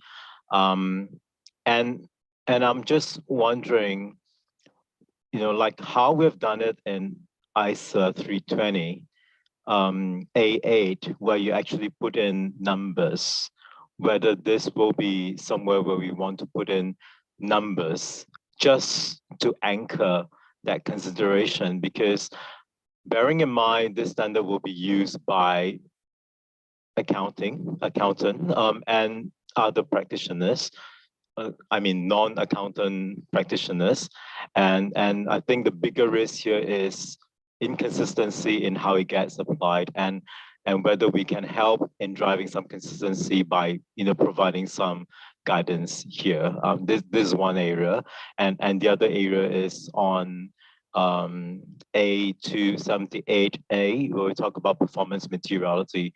Again, you know, what does this mean in practice? I think for the regular auditors, professional accountants, they are quite familiar with what this means. But for non-accountants, can we provide some guidance for them? So that'll be my comments. Thanks. In previous discussions, Chun, we had talked about 3 levels of materials. Obviously, we have the requirements, the application guidance, and educational guidance. Particularly as it relates to non-accounted practitioners, is it your sense that it must be in the standard, or that this is areas that educational guidance apart from the standard could help with? Thanks, Tom. And I guess the 2 comments that I put in, and I provided them offline as well. The second bit about performance materiality, which is a piece where I thought maybe shouldn't belong in application material, but more educational content. But the first one is, I thought, quite a simple fix, and it's something which we have precedence in our ISA as well. So just wondering whether it's something we want to consider. Okay, I raised that point because not directly to you, but just to remind people, particularly on some of the things to help non-accounting practitioners apply the standards, that educational material is another form of guidance that we have at our disposal. Julie. Thank you.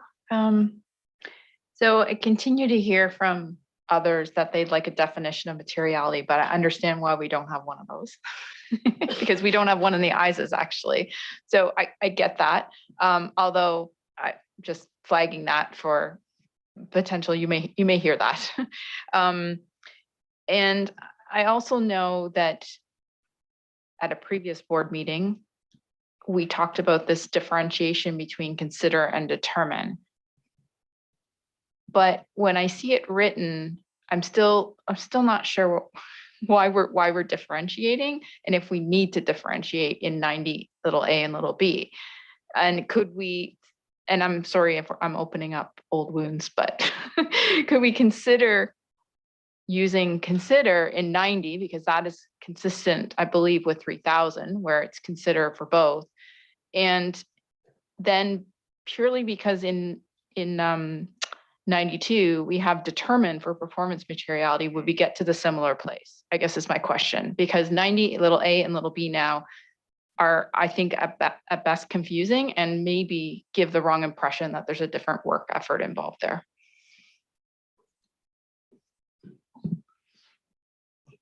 Okay, on that last point, is it worth pausing? Because it is a decision we made at the last board meeting. And there was a really specific reason why we determined one was consider and one was determined. I thought it had to do with specifically as it related to quantitative elements, but Isabel, I saw you raising your hand. Yes, we had in 3000 we have consider because it can relate to any information, qualitative or quantitative. In 3410, we have determined because GHG statement, it's quantitative only. So the difference was already there for very good reason. Then what has happened since the time when 3000 revised was issued 10 years ago is that we have developed the CUSP guidance, in which in one of the appendices we have defined to the best of we could what we mean by determine and what we mean by consider. And so looking back at what we have in CUSP, we concluded that it was right to have determined for quantitative because you end with a figure, and that for qualitative, you cannot use determine because it will never be a clear figure. So all you can do is consider. So that's why we landed there and we got the agreement of the board to split the requirement in two at last board. Okay. Proves that my memory is not so poor. Does anyone want to revisit that decision? No, I see a lot of heads nodding negatively on that one. So I hope that makes sense. Fernanda? Thanks, Tom. And I don't really want to revisit this, but just want to raise the point that in practice, we need to really understand the cause and the effect because words matter. And it's a subtle difference between consider and determine. And my concern is that here around the table, it may be clear to most of us, but outside, it could be very messy. And it's really hard to understand the differences between evaluate, consider, determine, and all those words that probably are very familiar for us, but when we think who's going to use it, it could create a lot of issues that are not really the intention. And I understand and share what Julie said. The work effort, it's not really clear exactly what needs to happen. And if we go a little bit ahead, what do we expect in terms of documentation when we think about consider versus determine? I think determine is pretty clear. That's just a calculation. But the other one, it may be a little bit subjective, and that could create implications in what practitioners we really do.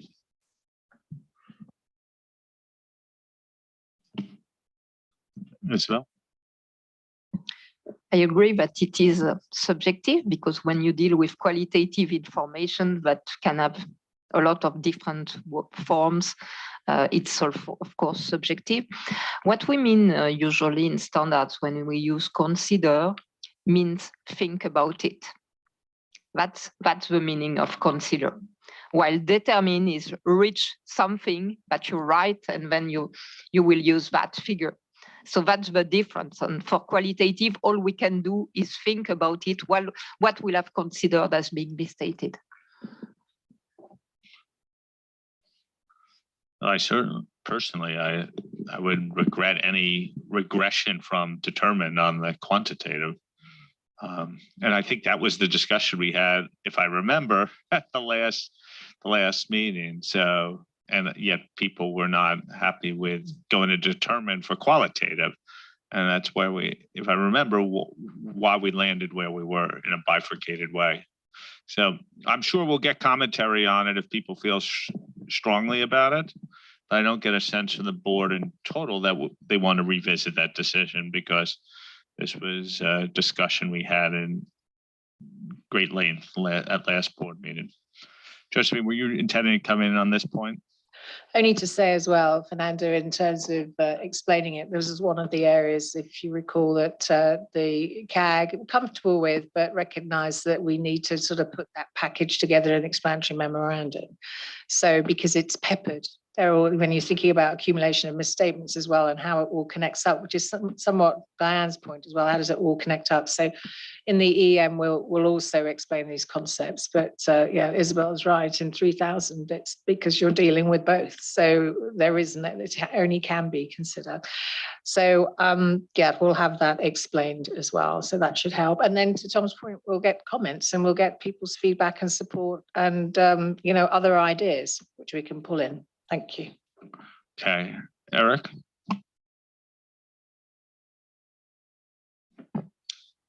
Thank you.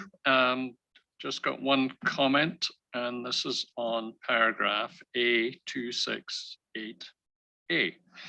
In that paragraph, there's an example where it talks about the applicable criteria may state financial materiality, and the example talks about materiality for short, medium, and long-term enterprise value.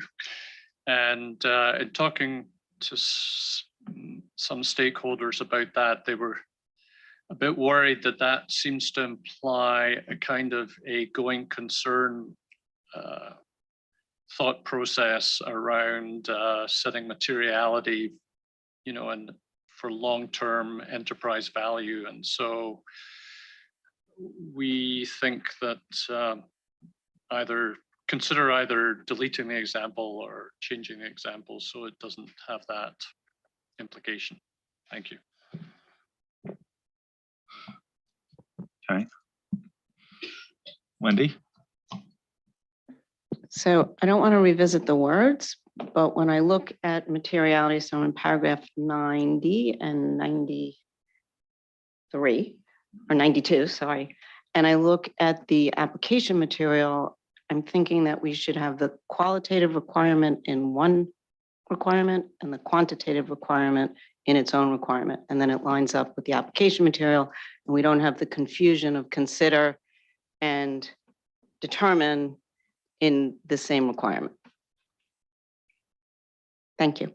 To clarify, you want to split 90A and 90B into two different requirements. Is it what you're asking for? No, I want 90A to stand alone, and then I want to combine 90B with 92. I want 90B to go first, and then the performance materiality to come after that. So then it's all in the same determine, and it works with the application material because it is separated. Okay, so the qualitative with the qualitative and the quantitative with the quantitative. Okay, I think task force could take that suggestion away and see how that actually could be done. Edo? Thank you. So on impact and financial materiality, it's my understanding that if both need to be considered, you still end up with one, isn't it? So yeah, that was the answer I wanted to make to Diane. Yes. So, and can that be made clearer that you end up with one? And then, and this is a separate point. This is on A271. Because we had the discussion last time at the board meeting as well. It says you will end up in these type of assurance engagements with multiple materialities because you have different topics and aspects of topics, or sorry, different disclosures that you need to. I'm getting the hang of it. Thank you, Dan. So in A271 we say in some cases materiality need to be considered or determined for different. I think in most cases. That will be the case. I think in some cases really underplays that bit, and can we please change that? Thank you. Okay, consideration of the adjective some to maybe most or many or something. Strong consideration. Stronger. Yeah, got it. We have words in cusp for that. Yes. we have the cusp guru over here. Yosh. Thank you, Tom. I have just one comment as shown by Chang-Wei. Several terms and concepts have been presented for materiality, which should be explicitly described for each type of materiality, because their definition and concepts vary and are confusing for me. It might be because I couldn't sit in this meeting, March meeting. For example, those applied by assurance providers, the materiality by assurance providers, and those applied by management, and single materiality and double materiality. So many confusing concepts in this document. So, and it would be better if examples are provided regarding the determination or consideration materiality of qualitative or quantitative information other than monetary value. So including the GHG emissions, we want examples about those materiality concepts. In doing so, task force should be careful to ensure consistency with other standards, including the sustainability reporting standards. Thank you, that's it. Thank you. Greg? Thanks, Tom. I think that throughout this section, there's an implicit two-step sort of process with materiality, which is, determine the more significant topics, aspects of topics and disclosures. And then for each of those, determine your tolerance for error. But that two-step process really only comes through to me in paragraph A271, which Ada was just drawing our attention to for a different reason before. If my understanding is aligned with this standard, I think it's not as clear as it could be. If I'm not understanding it right, then it would be good to talk about that, because I actually think it does need to be a two-step process, and I think that is the intention, and I do sort of read it in here, but it's quite subtle at the moment, and I only saw it in that one application paragraph. But is that the understanding of the board, that it is, you first got to work out what is the key information, and then you've got to work out for that key information, what is the tolerance for error?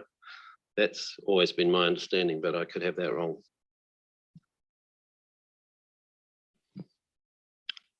Okay. A few questions. So we picked up on one of Julie's points before. So just for me to state is that we didn't mean to skip everything else that came beforehand. It just was worthy of a discussion there, and that's why I paused on it. Isabel? Yeah, just wanted to comment on two directions. Many people have asked for more, and we need to remind that it's an overarching standard, and it's not it's not a manual, it's not educational material, it's not a specific standard on materiality. So we have to keep in mind the fact that we are in an overarching standard. We need to touch everything, but we cannot deal with each and any situation in this standard. So we will have to have a look and find the right balance.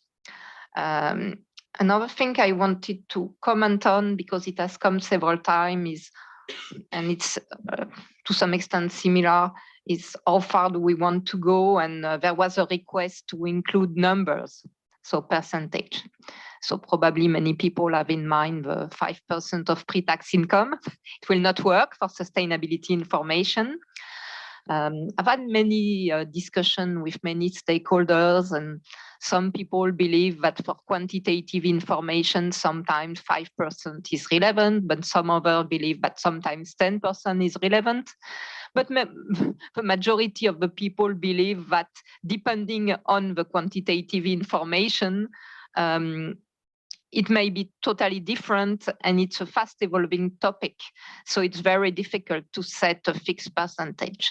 My fear, if we were including a percentage, whatever it is, even in an example and on a specific metric, that people will take it as a requirement and apply it on a boilerplate way without thinking about it. So which would be totally different with what we want to do. We want people to use their mind in order to determine materiality, especially in this fast evolving world.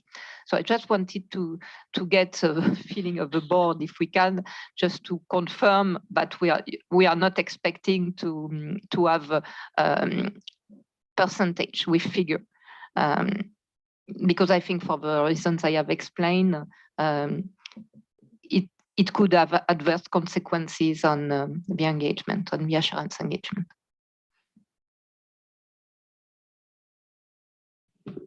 Any reactions?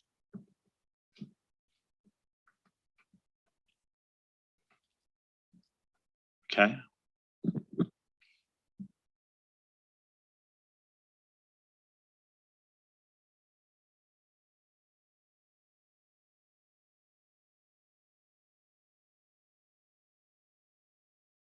So thank you very much.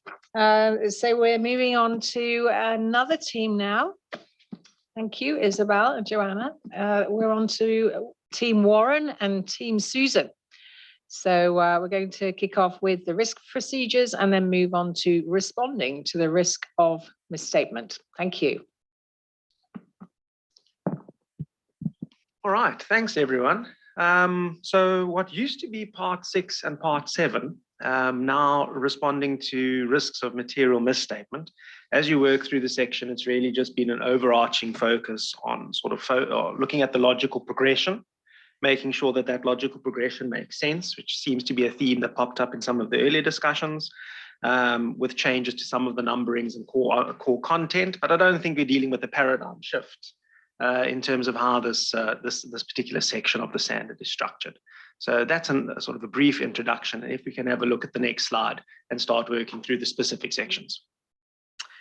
All right, so the first thing we're going to be having a look at really is just having a look at the risk sort of risk assessment procedures 94L 2101, again focusing on simplification and stratification of the different sections and inquiries with the specific individuals within the organization. Susan, I don't know if you want to embellish on anything before we open up for questions. No, I would just like to hear your comments, please. Okay, 94L to 101, risk procedures, topic that we've talked about at length several times.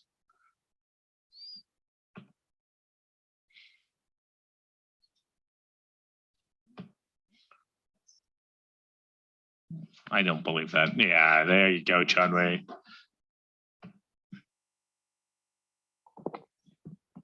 Thank you so much. So just on paragraph 98, a few things here. Number one, just on the wording, shall evaluate whether the entity's policy to identify, etc. So just wondering, is it just policy or policy and procedures? And also in the case of an entity developed criteria, is there an added layer of develop which is missing from here?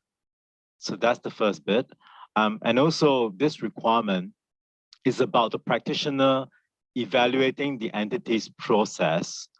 And it seems to be missing, the practitioner's own evaluation of the criteria, which was there, I think, before the amendment. And if you look at the related application material, it is all talking about the practitioner's own evaluation.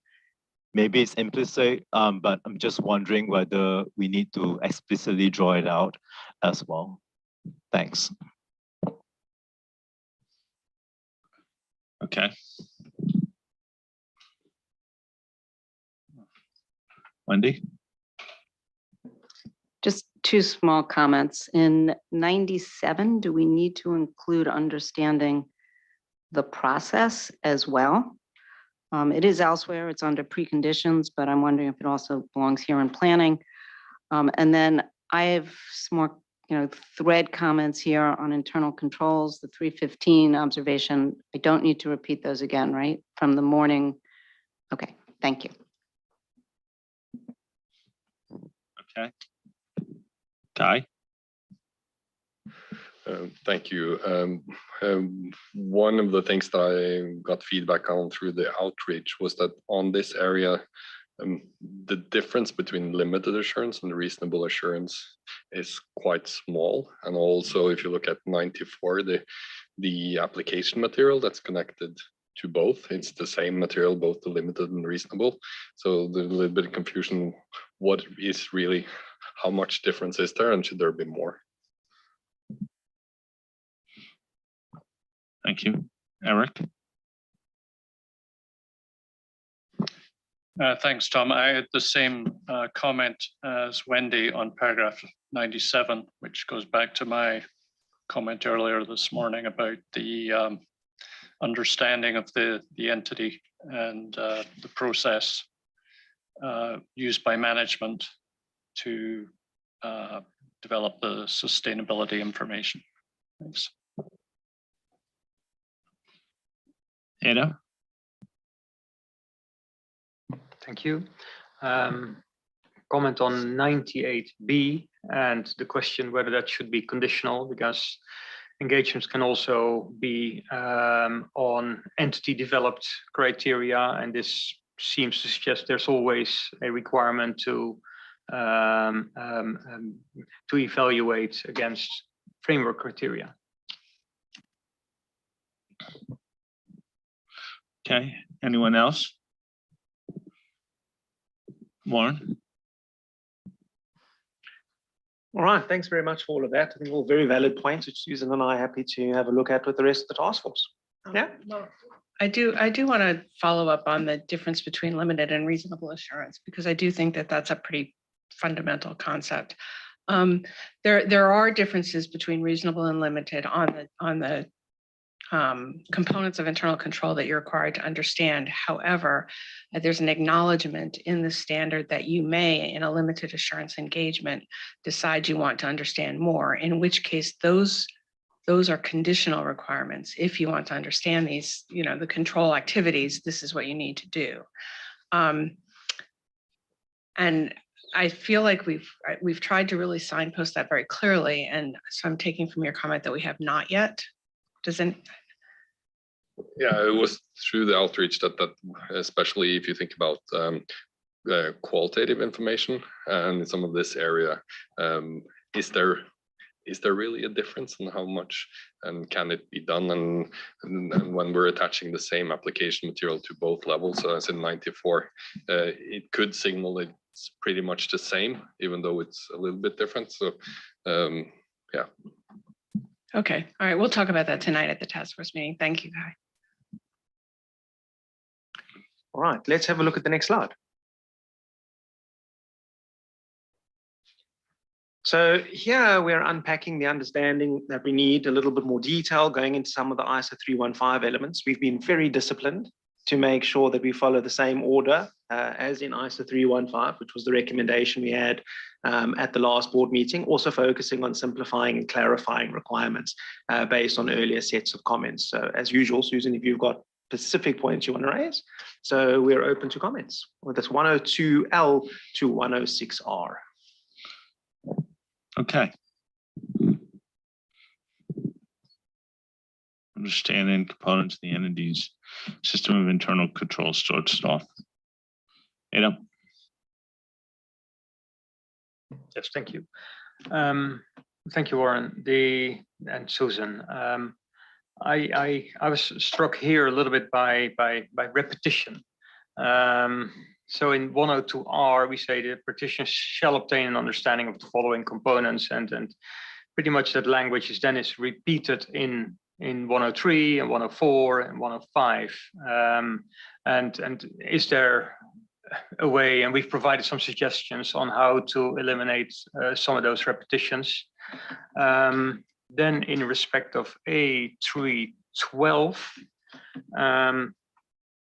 the last sentence, does that now imply that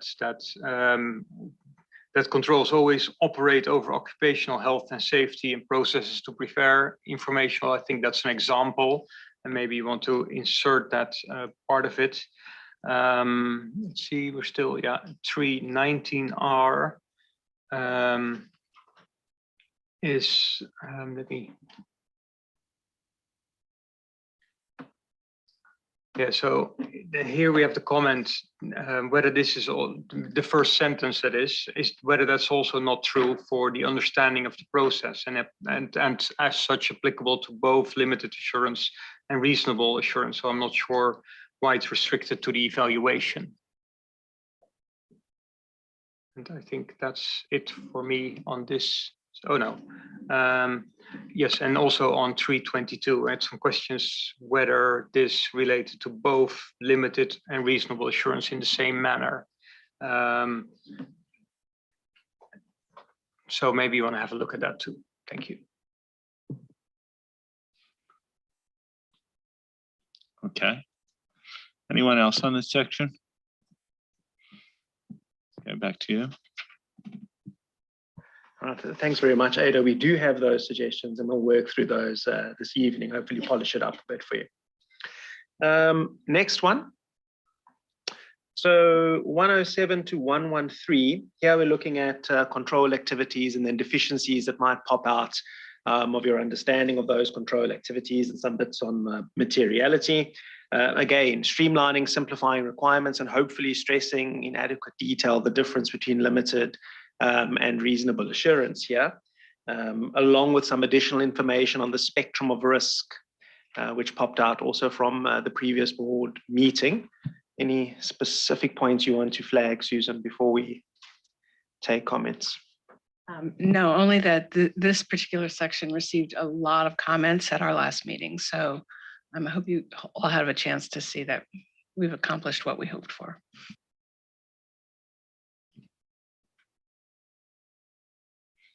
Okay, 107L to 113.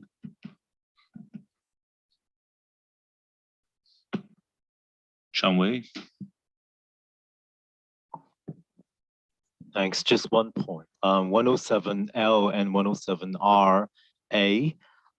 There's this bit that get removed. The last part where we say for which substantive procedures alone do not provide sufficient appropriate evidence. Now, I understand the rationale for removing it, but I'm just not able to find any other reference to risk for which substantive procedures alone do not provide sufficient appropriate evidence in the standard. I'm not sure whether I missed it, but so I think this is a helpful trigger or reminder, and I would be inclined to keeping it. I think we need to at the very least have this somewhere in the application material. So just asking the task force to maybe think about it if possible. Diane? So I bring these points up, even though Susan gave me probably fair warning that maybe we've already resolved this, but overall in these sections, there's obviously bits and pieces that there's words that probably need to be converged over to 315 language throughout this. And I've sent those comments in. There's a couple places I'll just call as an example, 110R, which talks about what the practitioner shall identify and assess risks. And I know that we've moved the how to assess the risk back to the application. And I'm just not sure if that's appropriate. I think this is the only requirement that really talks about assessing risks. And do we need a little bit more beef underneath the requirement? And I know it's a balance as to what's sitting in the requirement, what's sitting in the application, but just ask you maybe to think about that. There's a couple places in this section, again, where we tell the practitioner what they should do, but then actually how to do it. And maybe that is by definition what goes in application material, but just pause on that as to whether we think that's strong enough in the requirement. Thank you. Thank you. Wendy? Thank you, Tom. And I think Susan, you said there were a lot of comments in this section. It's not a lot of comments, but they're long. So 109L is the first comment. And I'm wondering if that should change to if the practitioner has tested controls, because it's unclear. And it's unclear the way that it's written and may create an otherwise burdensome documentation requirement. So suggesting to change it to, if the practitioner has tested controls as part of performing limited assurance, the practitioner shall consider. And then also do suggest additional application there, material as well. I think Diane just stole my thunder on this one, so maybe I don't really need to get into this, but on 110R, this, the practitioner shall identify and assess, and then it's in the application material, but I think it's probably not enough. And in 112R, I think we need to have the sentiment of what you do when you have inconsistent evidence. Do you need to modify something? And again, I think it belongs here that and modified the plan procedures accordingly, I think should be in the requirements, and then the application material should follow. And 113 is the stop. So thank you. Did you mean to have your card back up? Okay. Sorry. Need another coffee. Thank you. In respect of 113, I was questioning whether bullet point little a was rather vague, and I would suggest to refer to the engagement team discussion as per paragraph 96, if that is indeed the intention, or was the intention to be broader than that? I don't think so. And then I tripped over A352, where it says misstatements may arise out of misuse of the criteria, and then misuse, at least to me, gives a sense of intention. And I don't think, and once it is intention, it's fraud. And I'm not sure that was the that was where the task force was going. So maybe, yeah, maybe just delete or make a more specific reference to the assertions rather than the criteria without using misuse. Thank you. Okay. Anyone else? Warren? So I'll just come back to one point while Susan's gathering her thoughts, if you wanted to respond. Wendy, the your particular point about the 109L, the consideration of whether there may be one or more control deficiencies, we're not into testing yet, we're in our understanding. And out of that understanding, out of that hopper of all that information you're gathering, it is possible that you will identify control deficiencies. And so it's not connected to the testing. And this is one where we've also got supporting application material as well that explains that. And explains why that can happen even if you're not performing an evaluation. Just got a little bit of furniture moving over here, sorry. So I just wanted to make that point. So it was, we weren't confusing two different aspects, the risk and the understanding and the response. Susan, do you want to pick up on others? Yes, I just wanted to address Chun Wee's point on the when substantive procedures alone are not enough comment. We took that out specifically at the request of the board in March. And Chun Wee has suggested that we build it back maybe into application material. I just wanted to have support one way or the other on that because it was deemed confusing in March.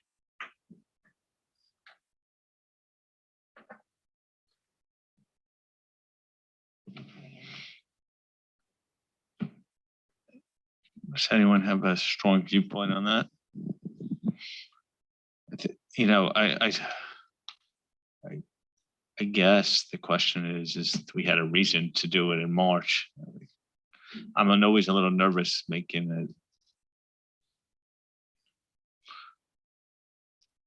this should probably be a thing you guys consider in task force, but I didn't think there was a strong view to add it back. There was a reason. What I said is that there's a reason we took it out, right?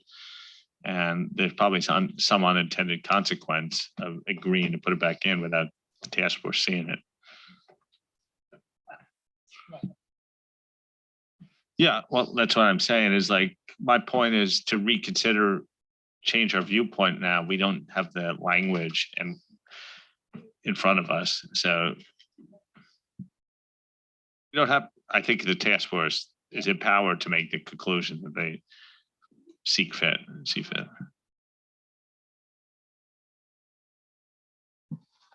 All right, thank you very much. Let's move to the next slide.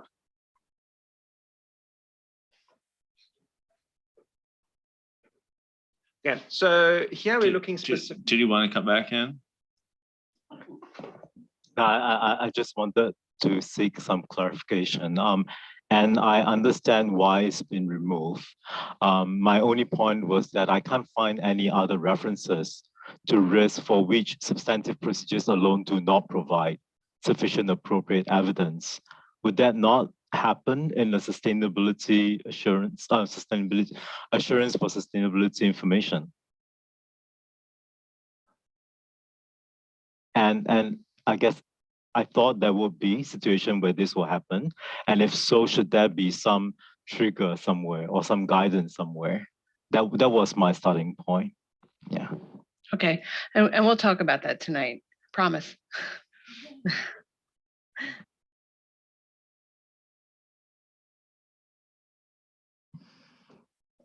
Thanks, Tom. Just to come back, Josephine, on 109L. So I understand your point. I'm just wondering if the guidance really addresses if you happen to stumble on a control deficiency, what do you do with it? Okay, Wendy, then maybe offline, if you could show me where in the guidance you don't think it's strong enough, that would be really helpful. Thank you.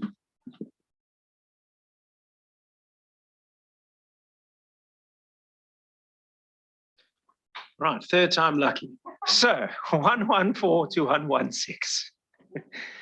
Specifically here, looking at your further procedures and the requirement, again, coming out of the last meeting to clarify that these further procedures are driven by reasons for possible misstatements, clarification of your overall responses, and again, focusing on the difference between limited and reasonable assurance.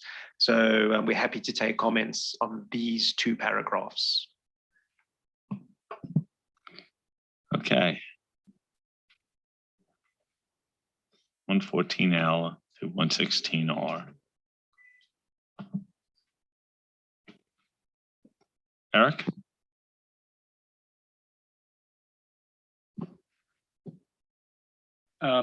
Thank you. On 116LC, it talks about disclosures pervasively throughout the sustainability information where material misstatements are likely to rise. We just stumbled over that wording and wondered if what we were really trying to say is that material misstatements are likely to arise pervasively throughout the sustainability information, because we didn't think disclosures would be pervasive. You see what I mean?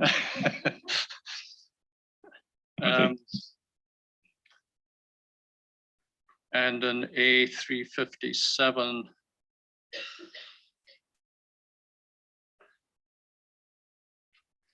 there's the last bullet talks about substantive analytical procedures. And we're just wondering,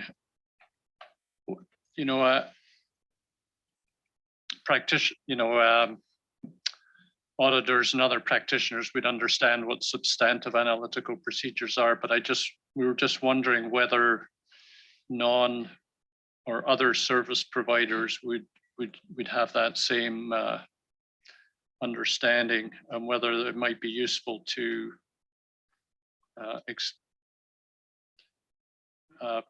add something from 520 that might help just explain what those are. Thanks. Thank you. Ada? you. In respect of 116L, we that reads practitioner shall design and implement overall responses. And I think I got a bit confused. I took to 330 where this context is then placed at the financial statements level risk. So I was wondering whether this needed to be made clearer, that this would be at the sustainability information level risk, or where we talk about overall responses, whether we could, I'm on board with the instances that are mentioned here, just not sure it's sitting at the right level.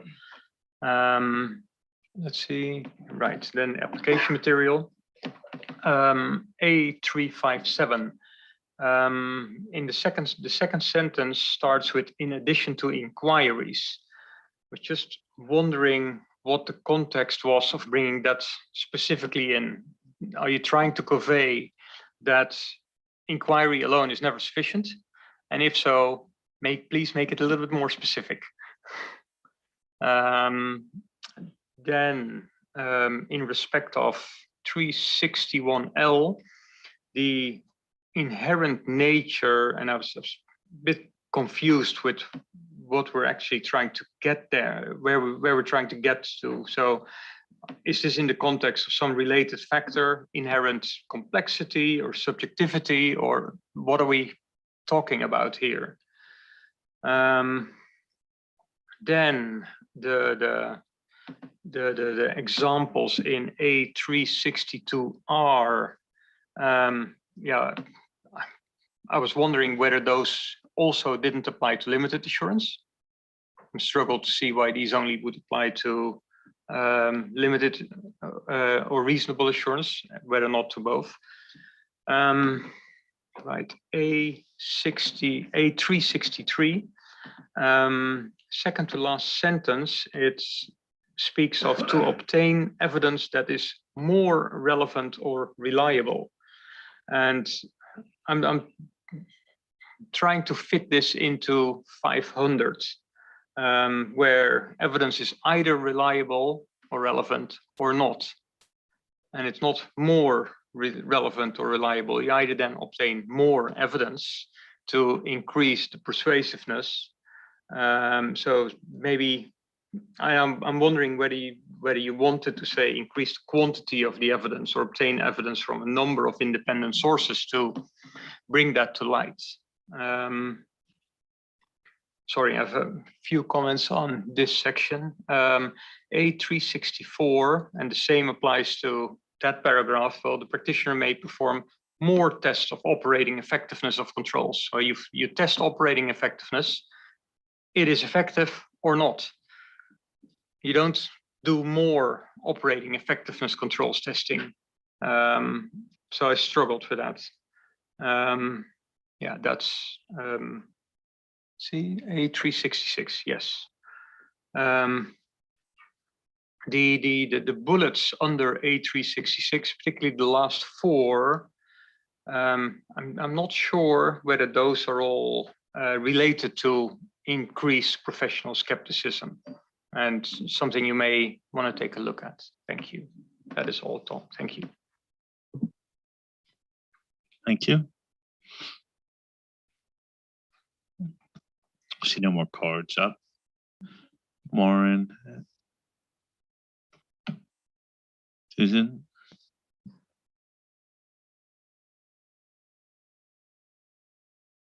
So while we're waiting for Susan just to gather her notes, just specifically on the comment about the non-practitioners and their understanding of how the standard would be operationalized. And I certainly take the point, and we'll certainly reflect on that.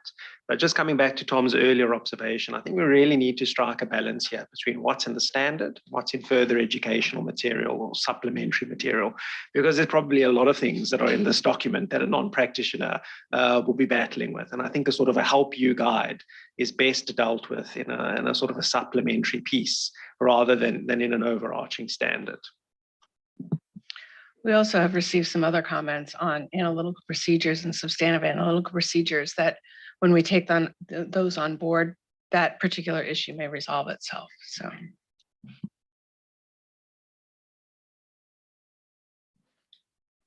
All right, all of the other comments are of course very valid, Ado. Thank you for that. It's a nice long list for Susan and I to go through. If we've got any questions, we'll come back to you. I might need to come back to you. Let's move to the next slide, please. It's great to have you in person. All right, so 117 to 123 basically deals with our controls, the test of controls. I just want to clarify here, please bear in mind that the tests of controls are conditional, they're not mandatory. On that note, Susan and I are now happy to take your comments.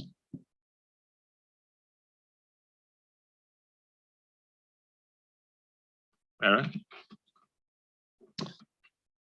Thanks. And I'm speaking about paragraph 121. And that's talking about when the practitioner plans to use evidence from a previous engagement. And we wondered why it seems to be missing the requirement in 330 that talks about the auditor should determine whether it's appropriate to use audit evidence about the effectiveness of controls obtained in a previous audit. So it doesn't really deal with that, obliging the auditor to look for or consider and determine whether it is appropriate. So we're wondering if that was a missing requirement there. And in 131B,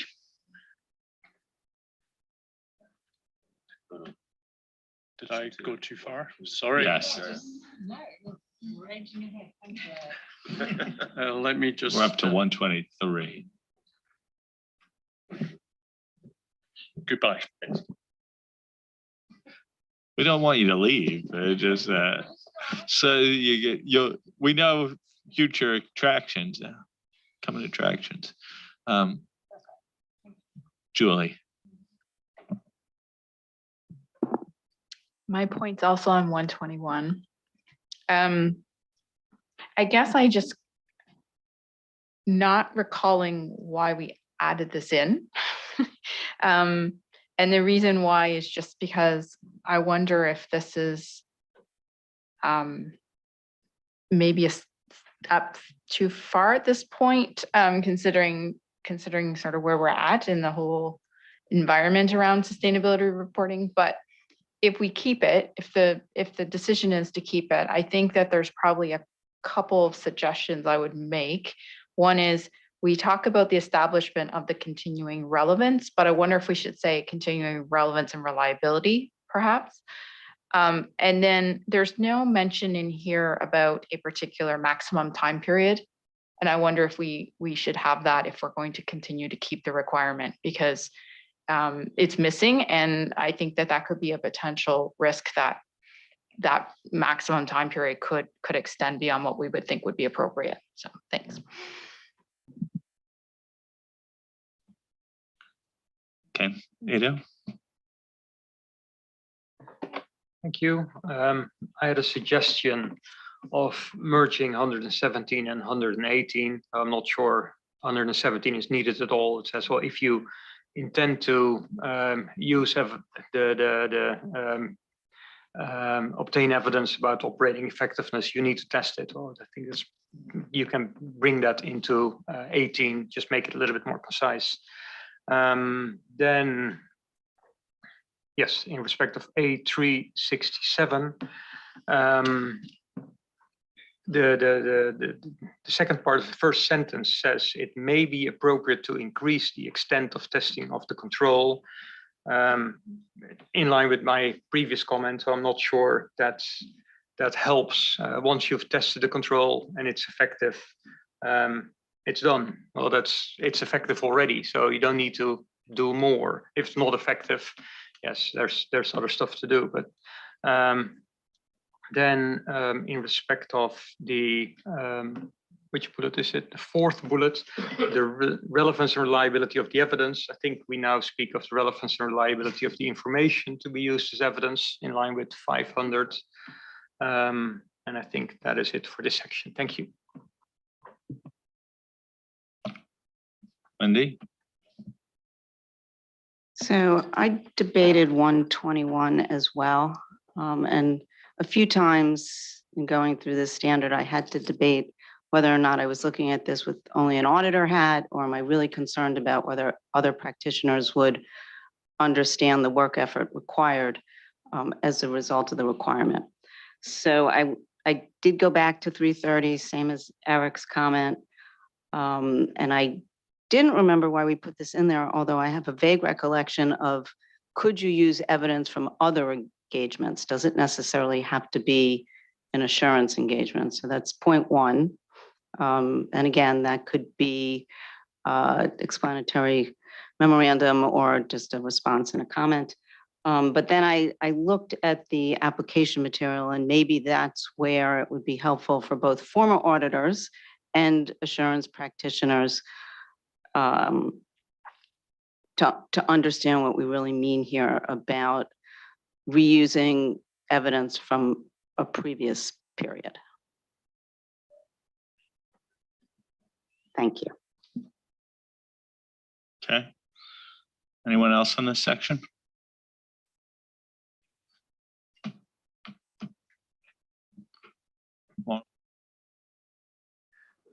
All right, so if memory serves correctly, I think all of this additional information about evidence of controls was somebody's wish list, which we've incorporated, but Susan and I are happy to chat to the rest of the task force about it. And yes, so we'll have a look at ISA 330 as well and just think about clarifications about work done in previous periods on other assurance engagements as they pertain to controls. Happy to take that on board as well for discussion. And then I think we're on to the last slide now for risk and response, which 124R to 135. This one deals with the additional information on sampling, which was also on somebody's wish list from the previous set of board meetings. Further information on forward-looking information and what we need to deal with all of that. Additional clarification on limited versus reasonable assurance, and just a reminder that this is an overarching standard, specifically when it comes to comments about sampling. Susan, do you want to embellish? Excellent. We are open for comments. I thought that was a directed comment. Do you want to embellish on sampling? But your previous comment suggested otherwise.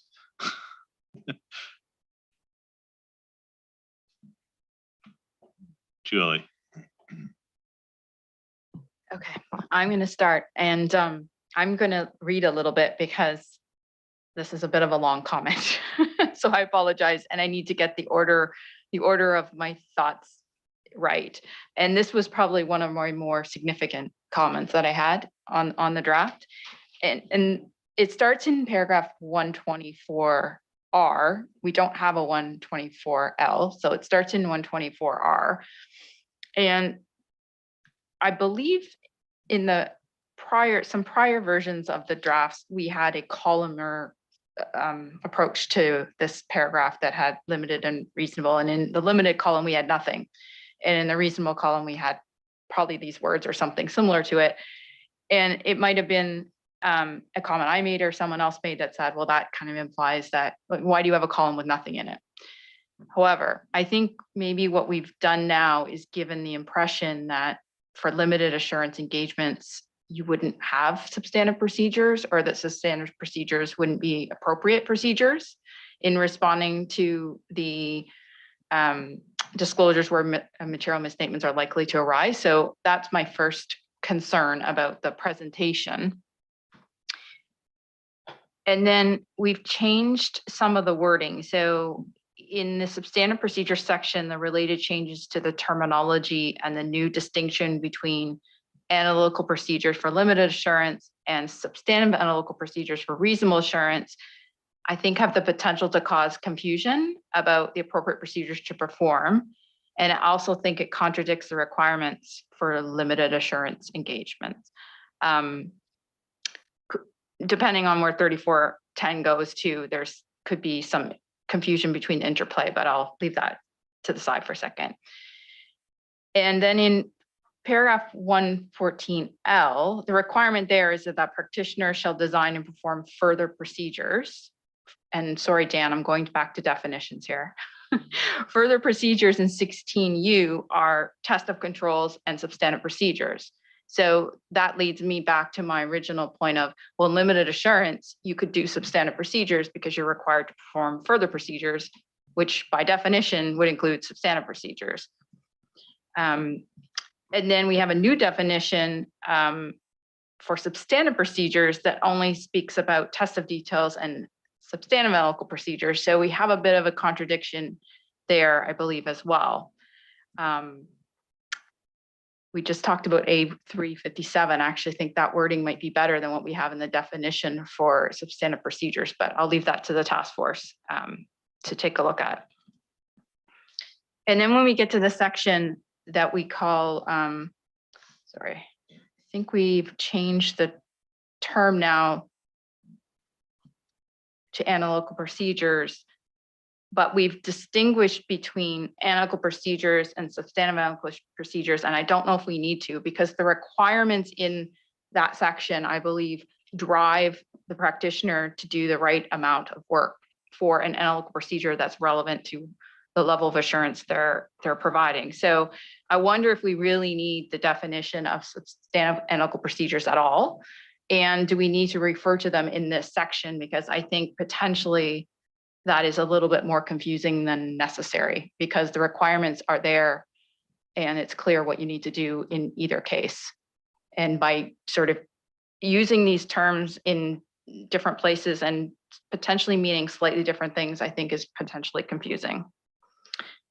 So that's the comment on that. I know that was really long, sorry.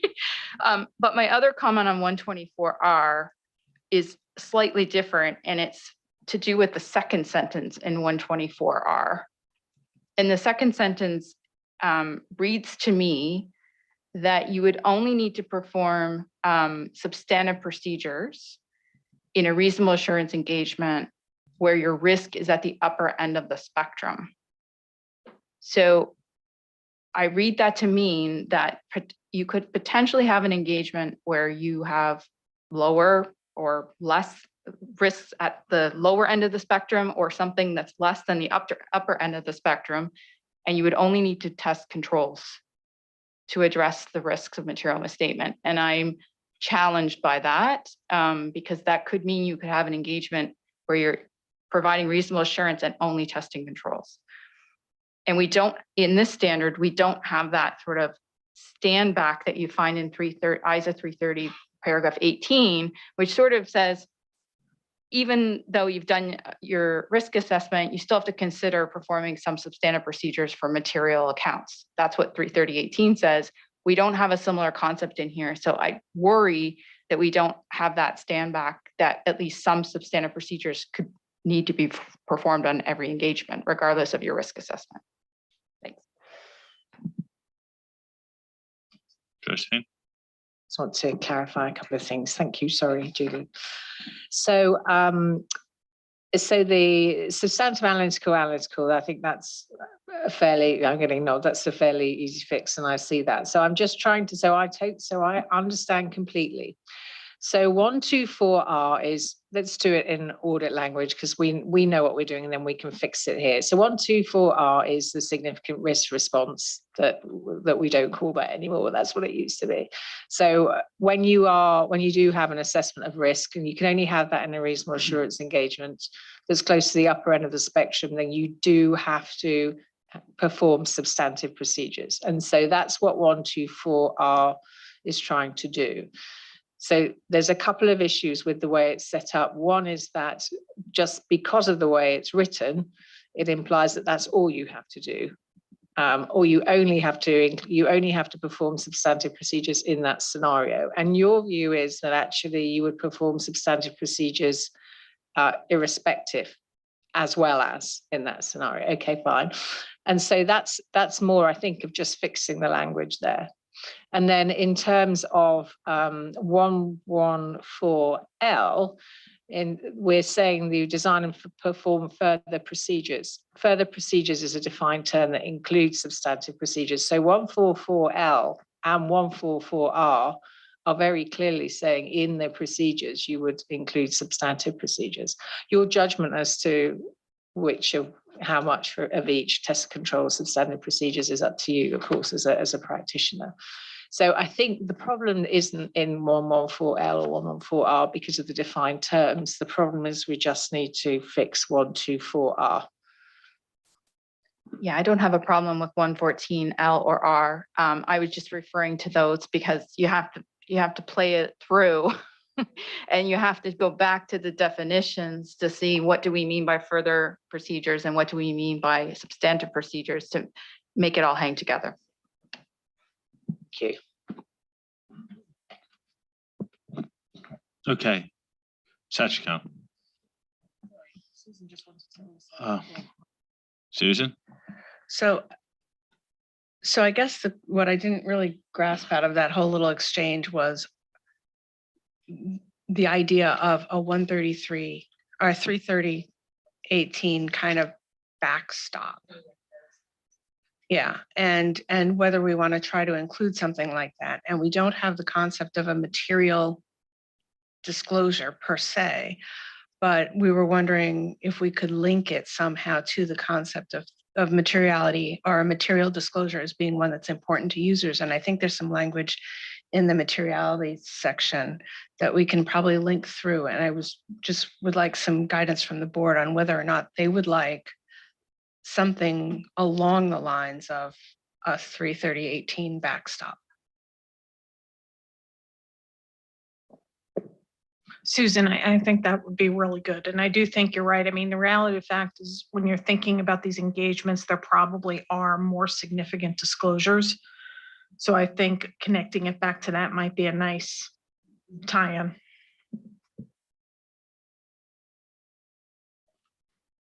Anyone else on that point?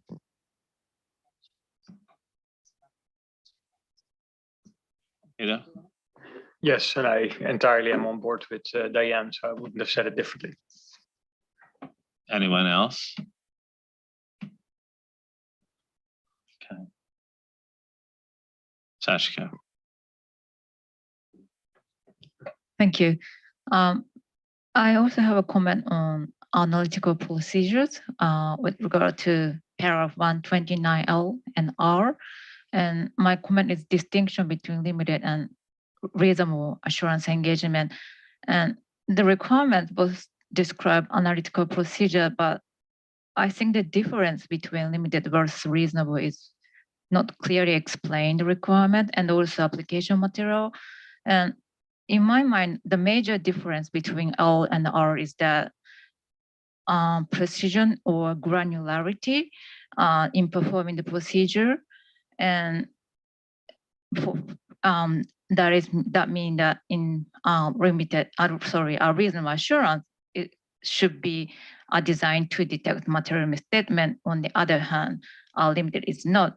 But it also important that even in the limited assurance engagement, the practitioner also need to develop expectation and follow up inconsistency in accordance with the requirements.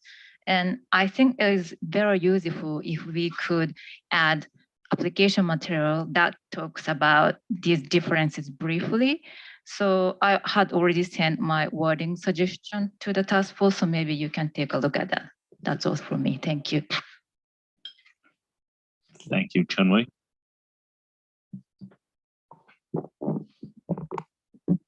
My comment is really straightforward and simple. First of all, I would agree with what Sachiko has said. It would be interesting to see the wording. But my comment on 129L is on the change to the small b, where we say develop an expectation of the results of the analytical procedures. Just reading it plain, when we talk about result of analytical procedure, it is like, oh, no exception or there's a significant variance. So I don't know what developing an expectation of the result of analytical procedure actually mean. So the original wording actually is a little bit more meaningful to me. So I wasn't entirely sure why the change or what we're trying to write here. The small comment is on 135. It's just maybe typo. I can't find the small a paragraph 128L and 128R. I wonder whether it's a typo. Thanks. Okay. Eric?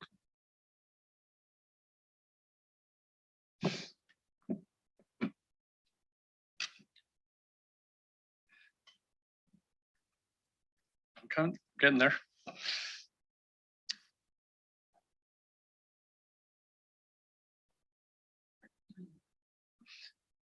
So my comment is on paragraph 131,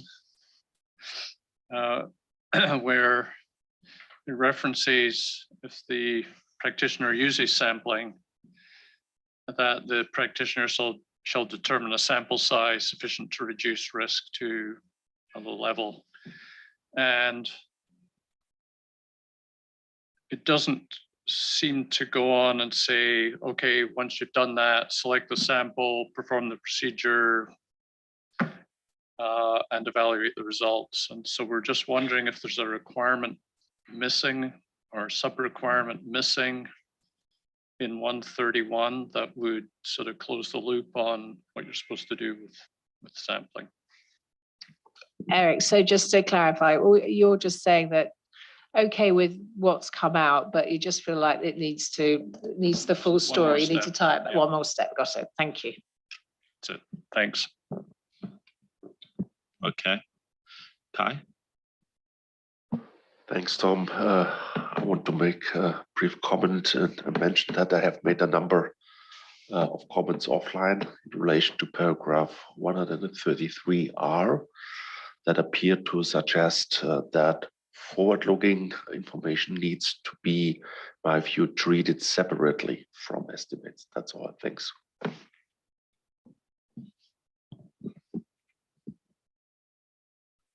Okay. Greg? Thanks, Tom. I think my point was just on the point Kai's just made. I was struggling, I think, with the connection of estimates and forward-looking information, given they're quite different concepts,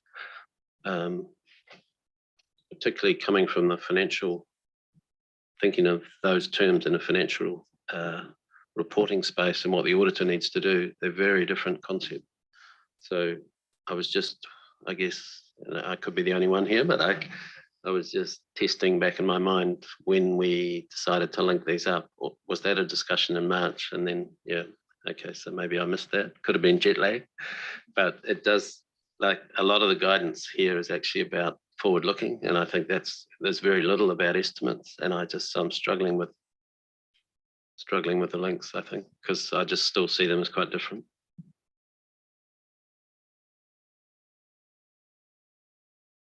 Okay, Ada? Thank you.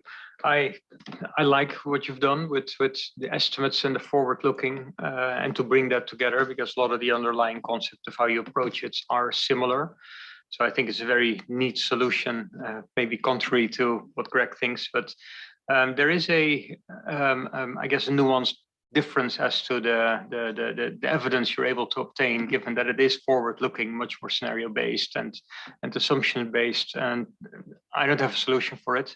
But directionally, I absolutely support where we're going here. Thank you. Thank you. I really appreciate that. There might be something we can do there. Sometimes it's confusion. The auditor is not obtaining evidence on the fact that forward-looking event will actually occur. They're just obtaining evidence on the process, which is why, to your point, it's a neat solution to look at them together. All you have available to you is a method, data, and assumptions, and judgments on that. So there could potentially be something, because this cropped up as well, and CAG. I think there is a misunderstanding there, or NSS meeting, and so maybe there is a sentence or two we can just add in there that just makes that clear. You're not giving evidence on the fact this is going to happen. So that would be helpful. Thank you.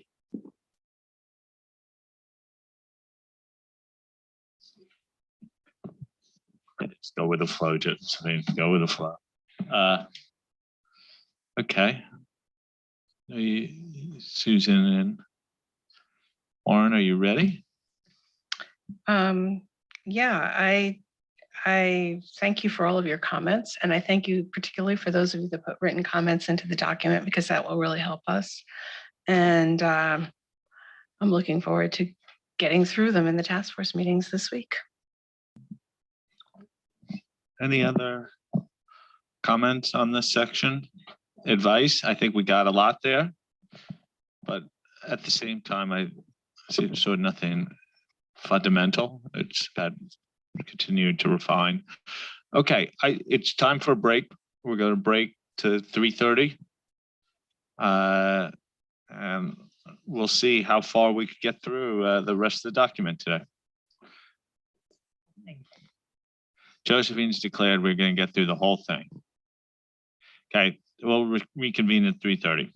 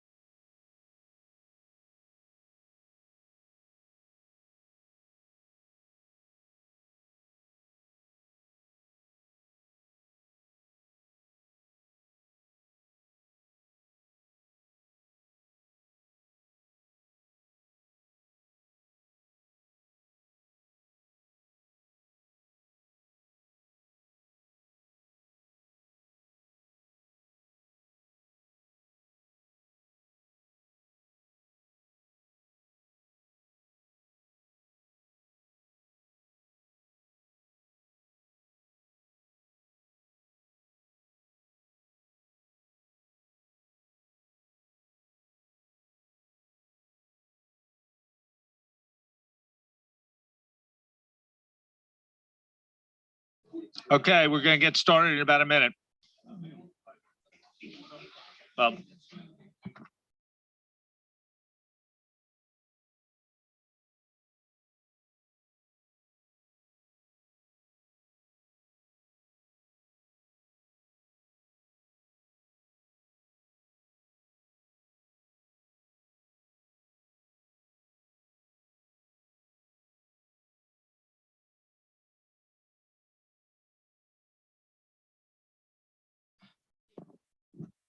Okay. Josephine's now sighing next to me. Yeah. In happiness. Yes. And on this journey, Hilda's words, I see the road ahead because we're now into the concluding session and we have team Isabel, Joanna and Claire. But Isabel, if you'd like to kick us off, thank you very much. Yes, thank you. So we know now what is a sustainability assurance engagement. We have accepted it. We have performed the engagement and we reach the final phase, my favorites, which are concluding and then reporting. So if you like the French accent, I will stay with you for these two sections. So if we can move to the next slide, please. So we will start by the sections on accumulation and consideration of identified misstatement. So where I worked with Joanna and evaluating the description of the applicable criteria, which is Claire. So it's in the standard paragraph 136 to 144. So you know I cannot pronounce properly 30 and 40. So I will have to say 136 and 144 so that you know exactly where you are. And application material 391 to 421. No major changes made compared to the version you saw in March. We took on board the comments we got. We tried to clarify several parts and provide more examples, but nothing specific to mention. And so we wait for your comments on this section. Okay, 136 to 144, relevant related application material.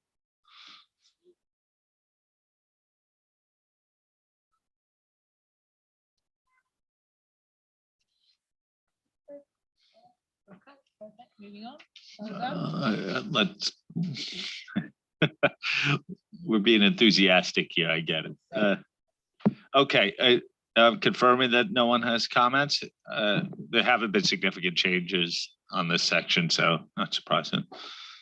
Okay, we can continue to move on. Okay, so thank you. And continuing on concluding, so if we can move to the next slide. So Adriana will join me and we will deal together with the section on subsequent event and the section on written representation. So we can move to next slide. So again, on this section, no major changes, even no changes to the requirement section.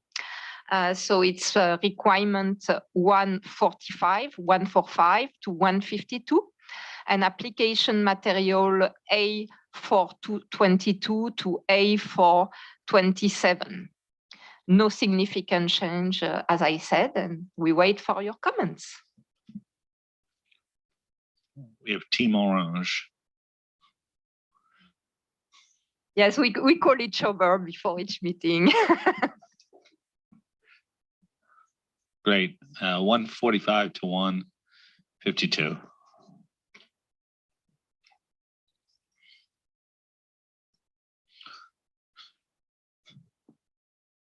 We're motoring through this. Again, not a section that has had a huge amount of changes. Sorry, Sachiko, sorry. I'm sorry.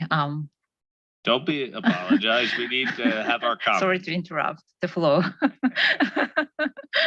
But it's very straightforward comment. I only have one comment, which is on paragraph A422, the seventh bullet.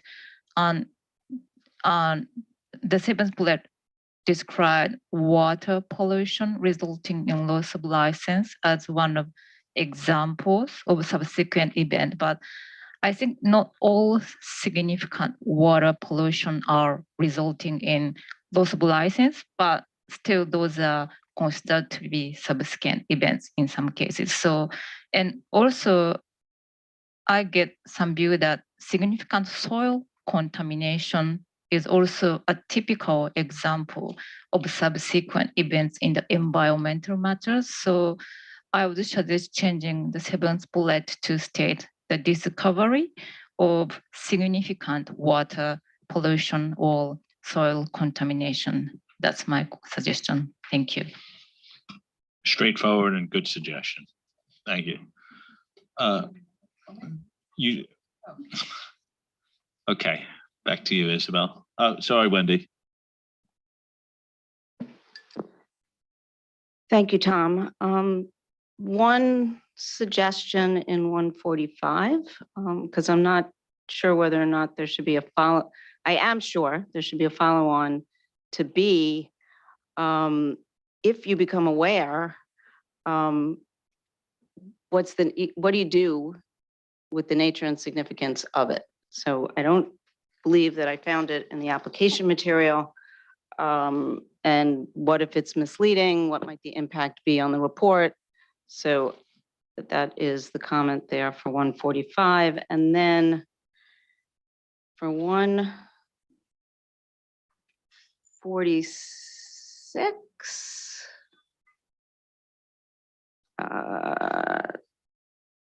no, I think, Wendy, sorry, before you move on, I'm being really dim. It's probably because it's quite late for me, London time. Sorry. Do you mind just explaining 140, your concern with 145 again, please? Okay, if the practitioner becomes aware of an event or any event that is of such a nature and significance that the disclosure is necessary to prevent the users of the report from being misled, and information about the event is not adequately disclosed by management in the sustainability information, the practitioner should take appropriate action. So I don't know if that, I don't see it in 145 or 146. Precisely. Does that clarify it? Yes, but this has been here a while. I agreed, recognize that. Yeah, as a board, that we would just pull directly from 3000 and not overcomplicate it. This wasn't one where we felt that we needed to bring in the more robust requirements in the ISAs at the time. And I think it was there in March, December. It's hard sometimes to remember what was discussed. Yeah. Oh my God, I hardly remember half of this myself. So it just, in reading through it, but that's an answer if we already discussed it. We don't think it's necessary. I'm sure there will be comments to come through when it goes out. No fatal flaw. And in the written representations, to parallel some of the, right, we're in 147? To parallel some of the comments made for the engagement letter, was thinking there should be a representation that states all relevant matters are reflected in the measurement or evaluation of the subject matter or assertion, which is the same thing we had for the engagement letter, similar, not exactly. Consider that the representation include that all known matters contradicting the subject matter assertion and any communication with regulatory agencies or others affecting the subject matter assertion have been disclosed to the practitioner, including communications received between the end of the period addressed in the written assertion and the date of the practitioner's report, and then thought that that management and those charged with governance should accept responsibility for the subject matter and the responsible party's assertion, if there is one. Responsibility for selecting the criteria when applicable and determining that such criteria are suitable for the purpose that they are intended.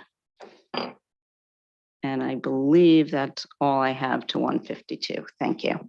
And I sent these comments in. Yeah, on the written representation, so there was no comment from the board last time.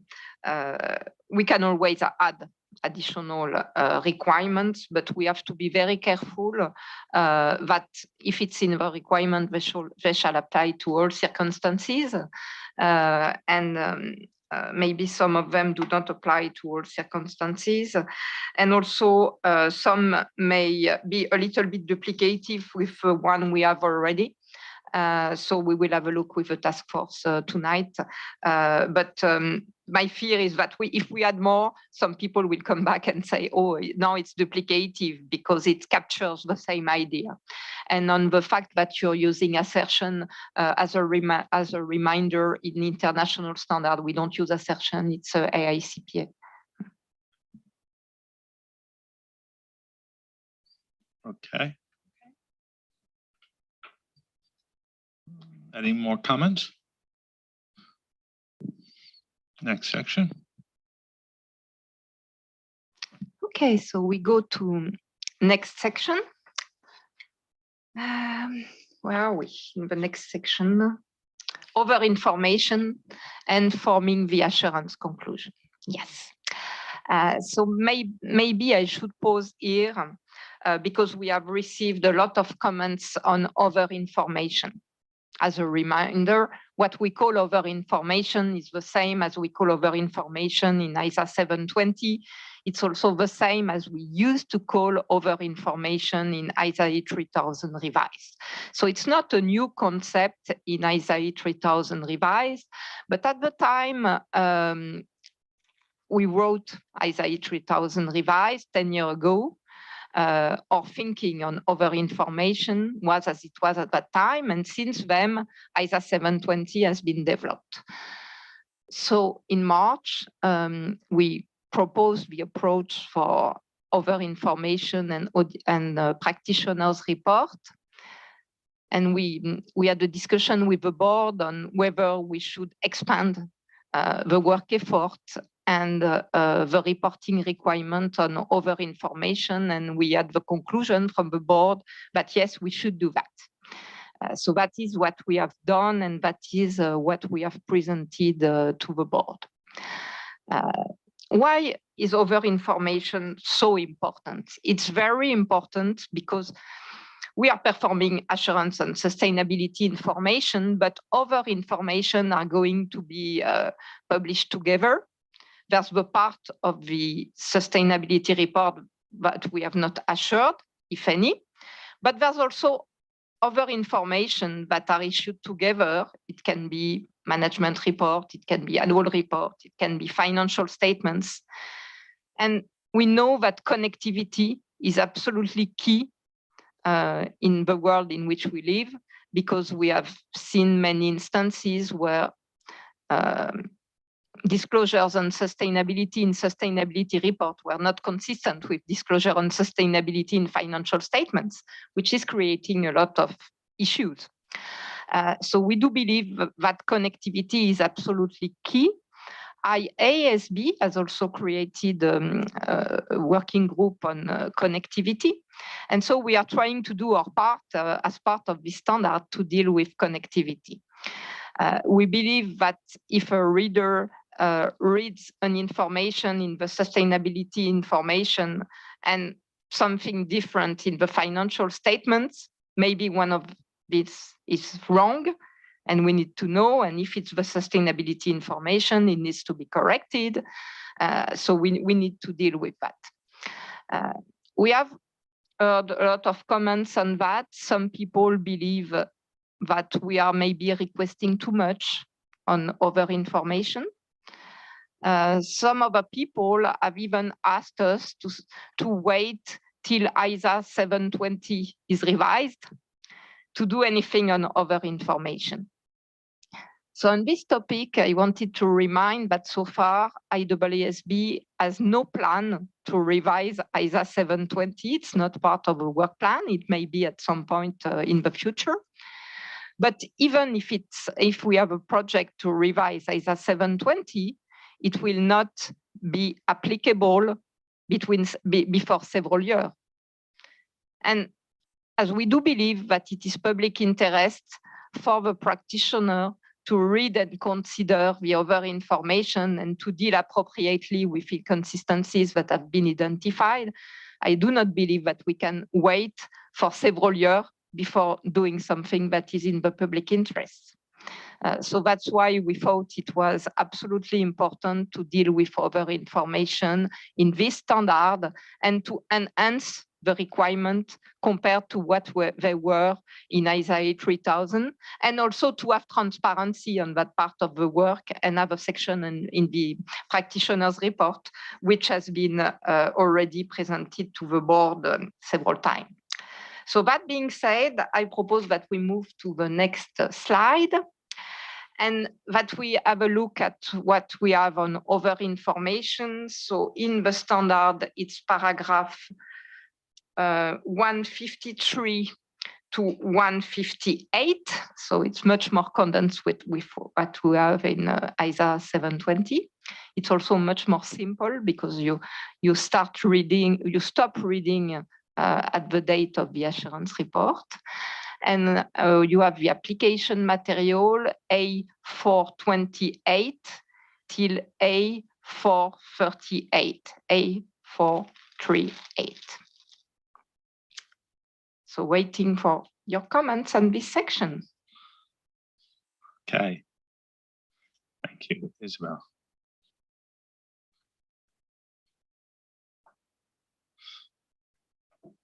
Josh.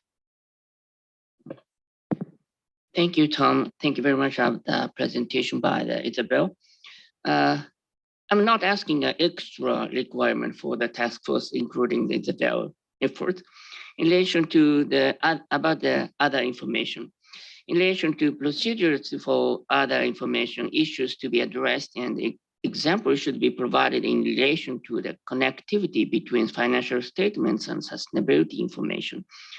In order to support consistent sustainability assurance practices, the scope of sustainability information and other information should be clarified for each case of mandatory disclosure and assurance and voluntary disclosure and assurance. This is because the provisions, including financial audit procedures and sustainability assurance procedures, overlap and relate to both voluntary and mandatory disclosures. If possible, I would like the task force to illustrate this relationship issue with diagrams I want. Is it an extra requirement for that? And thank you, that's it. Anyone else? Okay, Isabel, your reaction? Yeah, maybe I can comment on that. I understand the need, for example, diagram and all this. One of the challenge we have is to be framework neutral.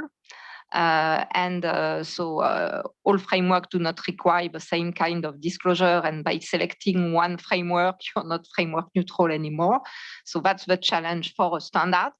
But when there will be educational material, we can very easily develop guidance. We can see that there are more and more disclosure in the notes to the financial statements on climate, because there's pressure for that.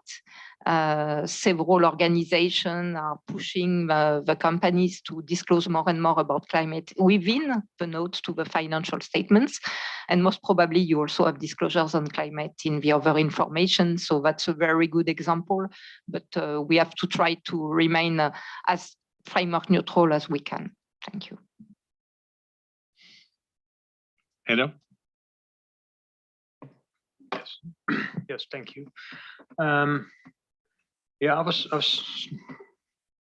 giving this a fair bit of thought, the other information, and these are engagements that that can vary from a sustainability information part of an integrated report, where it makes a lot of sense, and information that is part of a sustainability report that is separately issued, but only a couple of elements thereof are assured.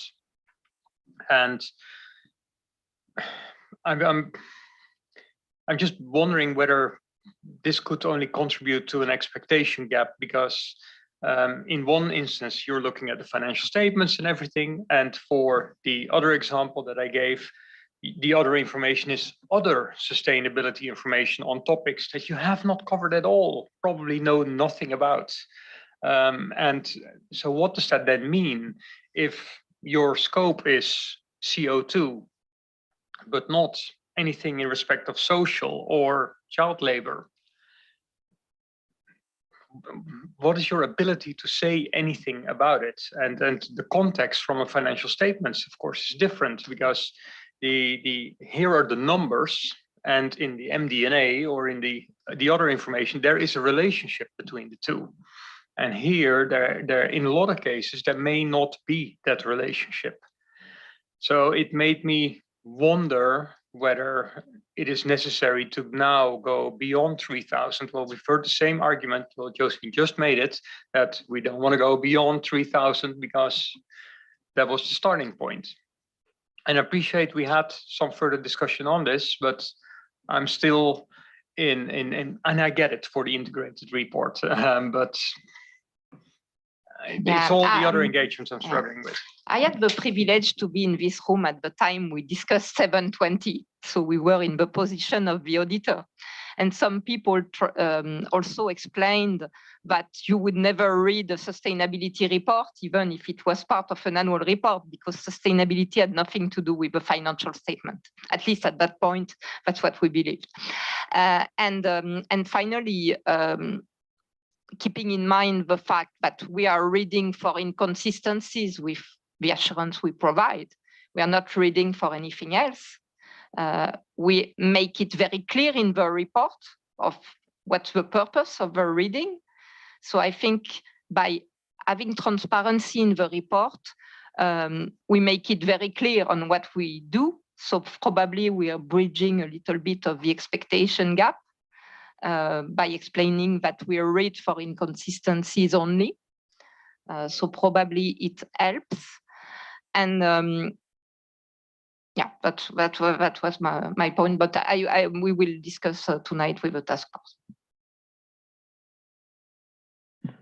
Yeah, that's so. Thank you, Isabel. And so that's what I've been going over as well. Does this help to state in there that, well, we've read it, considered, thought about it, and we haven't identified anything?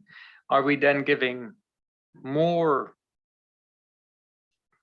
Do we give an indication that, well, at least they've looked at it, and would users of our reports, would they then have an unfair expectation? And I'm here, neither here nor there, so it's difficult. And so probably that's also a great question for the explanatory memorandum, because the concept of over-information is not new to the assurance provider. It was there, the work effort was less developed, and there was no transparency. So we are proposing to expand the work effort based on our experience of 720, and also to be transparent. And probably we need to get input on the people, of the preparers, of the assurance providers, the investors, if it helps or if it's confused for them and the risk, the expectation gap that you mentioned. If I could, oh, sorry. Claire. I'll just add one point to what Isabel was saying. Is also be interesting to understand what the regulators' expectations are, because it's these types of matters that make them feel confident that we're doing as robust an engagement as we are on the financial statement audit. Yeah, this has been a topic that has come up in almost all my policy discussions, or with users as well, that appears in certain ways. So I guess at worst, we have a hook for this to generate discussion in the comment period, but at best, we have a logical approach for dealing with the interaction of multiple information sources. So that's sort of how I thought about it. The absence of something, and I read your comment, is that it nags at you a little bit because the potential for unintended consequences here. But it doesn't mean that you don't want it in the exposure draft with some caution that you're likely to get some commentary on it too. Yes, indeed, and maybe not just a caution, but I like, as Isabel suggested, a specific question about it would help. I think that was that was not on the list of it's getting too long. It has to be in there. No, it's already there. And then the other point as well, which Isabel made, is when you used your example, in that example, that's a scope creep of the work that you have to do. It has to be within the context of your particular engagement. So you are definitely not expected to check for inconsistencies of areas that aren't even related. And I think we need to explain that too it's in the application too, but we need to explain that too in the explanatory memorandum. Thank you. Thank you, Isabel. Okay, so then we can move to the next slide. So we are reaching the end of the engagement. Now we are forming the assurance conclusion. So we are in 159 to 166 with application material A439 to A457. We've added paragraph 160 based on the discussion we had, and we clarified 166 AII. So that's most of what has been done in the requirement section.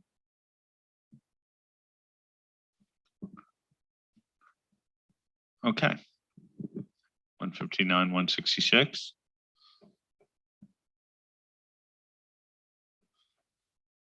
Hedda? Yes, thank you.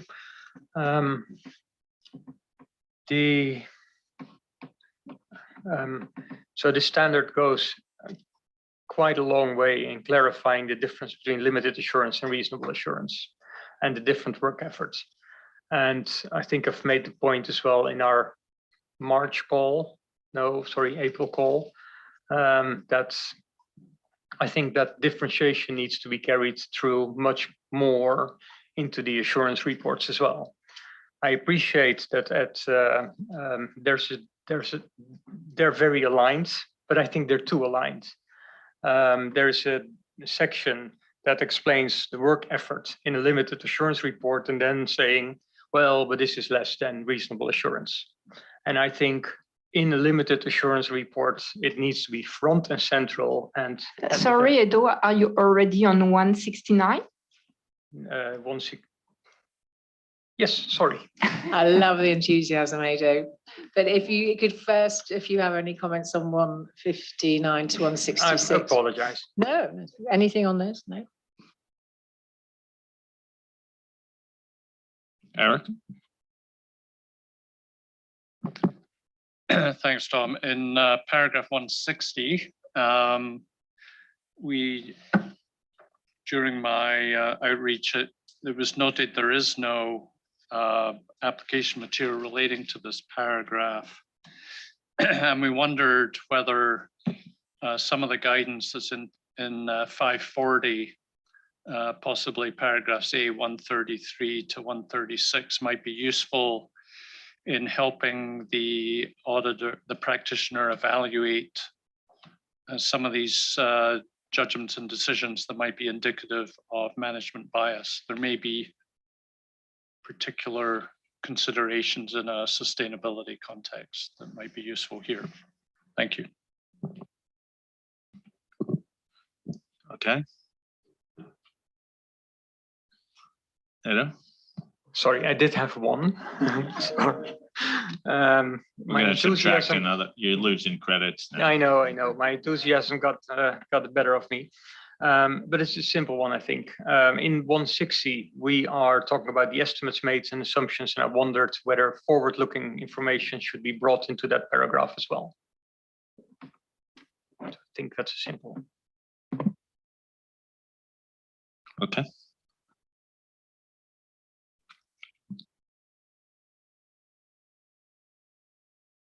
Okay, then we can move to the next section.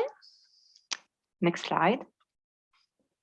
And so we reach the famous 169. So I think in 3000 it was 69. So we just gained 100 paragraph compared to 3000.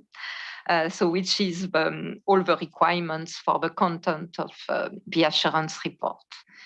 And we have done many changes based on the discussion we had at the last board meeting.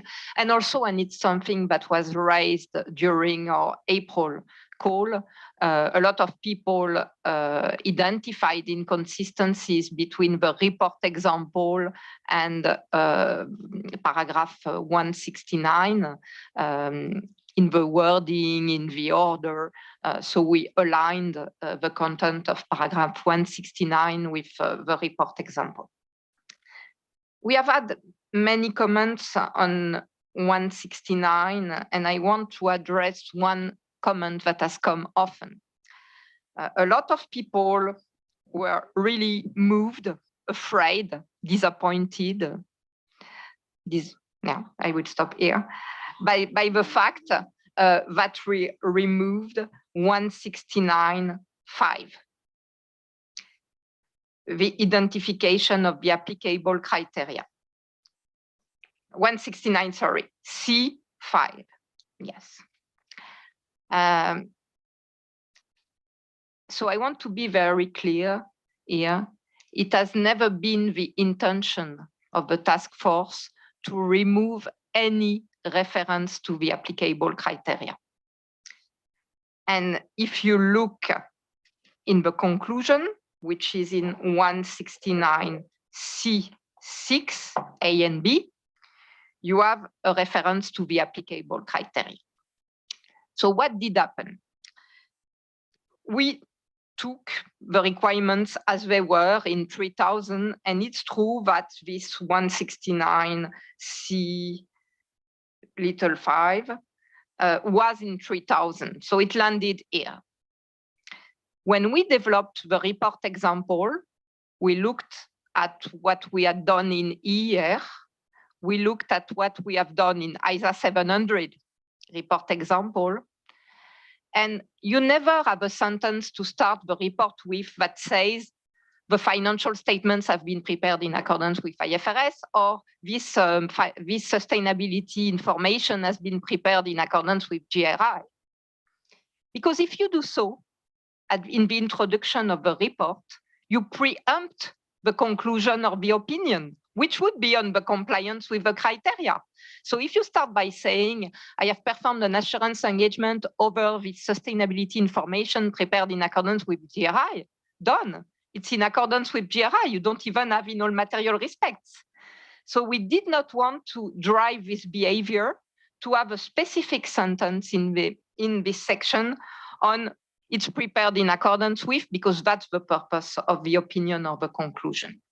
So what we have not done properly is that when we have removed this little 5, we have not developed little 6 in order to refer more specifically to the criteria, including where it is located.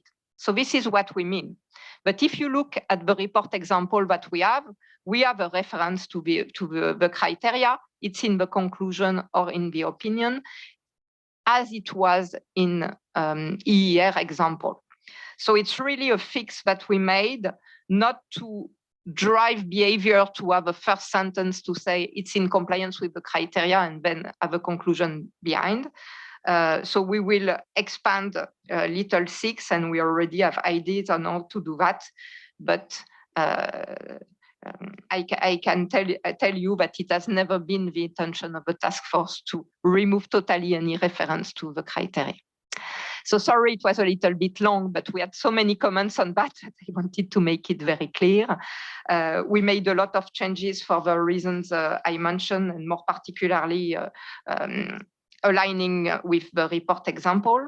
And that being said, I take your comments on paragraph 168 7 to 169, and application material A458 to A489. Thank you. Okay, thank you, Isabel, for that explanation on reporting. Eric. Thanks, Tom. And my comment is on paragraph 169, G 2B, which says misstatements can arise from fraud or error. This is the practitioner's responsibilities, and it's talking about misstatements can arise from fraud or error, and requiring the practitioner to provide a description, a definition or description of materiality in accordance with the applicable criteria. And while we acknowledge that that is a requirement that's in ISO 700, we just question whether in the context of sustainability information, that might be more likely to cause confusion among the intended readers of the report. And so we would suggest either deleting that reference or changing the either the wording of it or the placement of it to clarify that it's the entity's responsibility to define or describe the materiality that's been used in the development of the sustainability information, and that the practitioner would consider that materiality in identifying the information relevant to users for the engagement. So it's really questioning whether we could do more to clarify the roles of management and the practitioner with respect to materiality. Thanks.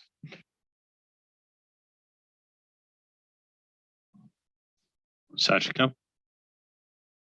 Thank you very much. I just would like to mention that, Isabel, thank you very much. Your explanation about the previous 5 about identification of the applicable criteria is very helpful. That is actually my point. And I just want to explain why the small 6 is not clear enough for me to identify applicable criteria, because the expression of the conclusion state in accordance with the applicable criteria, it seems maybe some people may interpret it's okay to just state applicable criteria rather than the name of the applicable criteria specifically. So maybe, I know maybe you are thinking about some clarification about the wording, so I'm looking forward to see that. So thank you very much.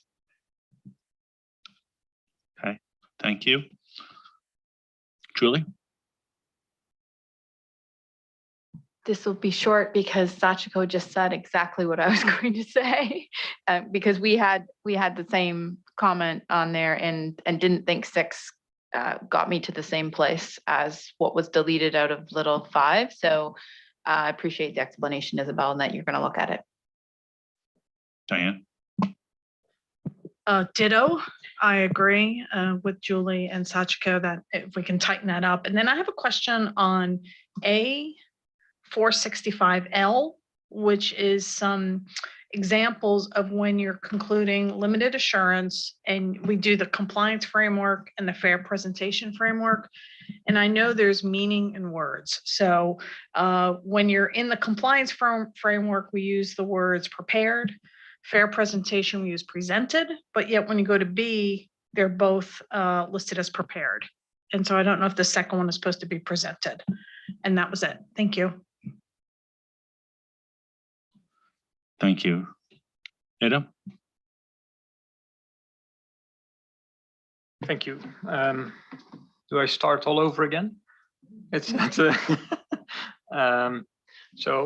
I'll just follow on the comments that I made, but the long and short of it is that I think we need to make it abundantly clear that in a limited assurance report, it is of a lesser level of assurance, and there's a perfectly good sentence in there, but it's just now buried at the very end of the report, and I would like that to be moved up quite a bit and probably closer to or as part of C3 when and as part of the conclusion. Once the conclusion on limited assurance is made, that it then immediately follows on. But limited assurance engagement means significantly less assurance, etc.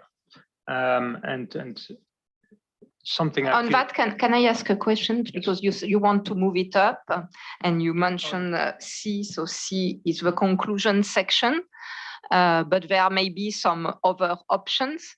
One of the options would be to move it up, but not up to the conclusion, but up to the basis for conclusion. So is it a solution that you would support?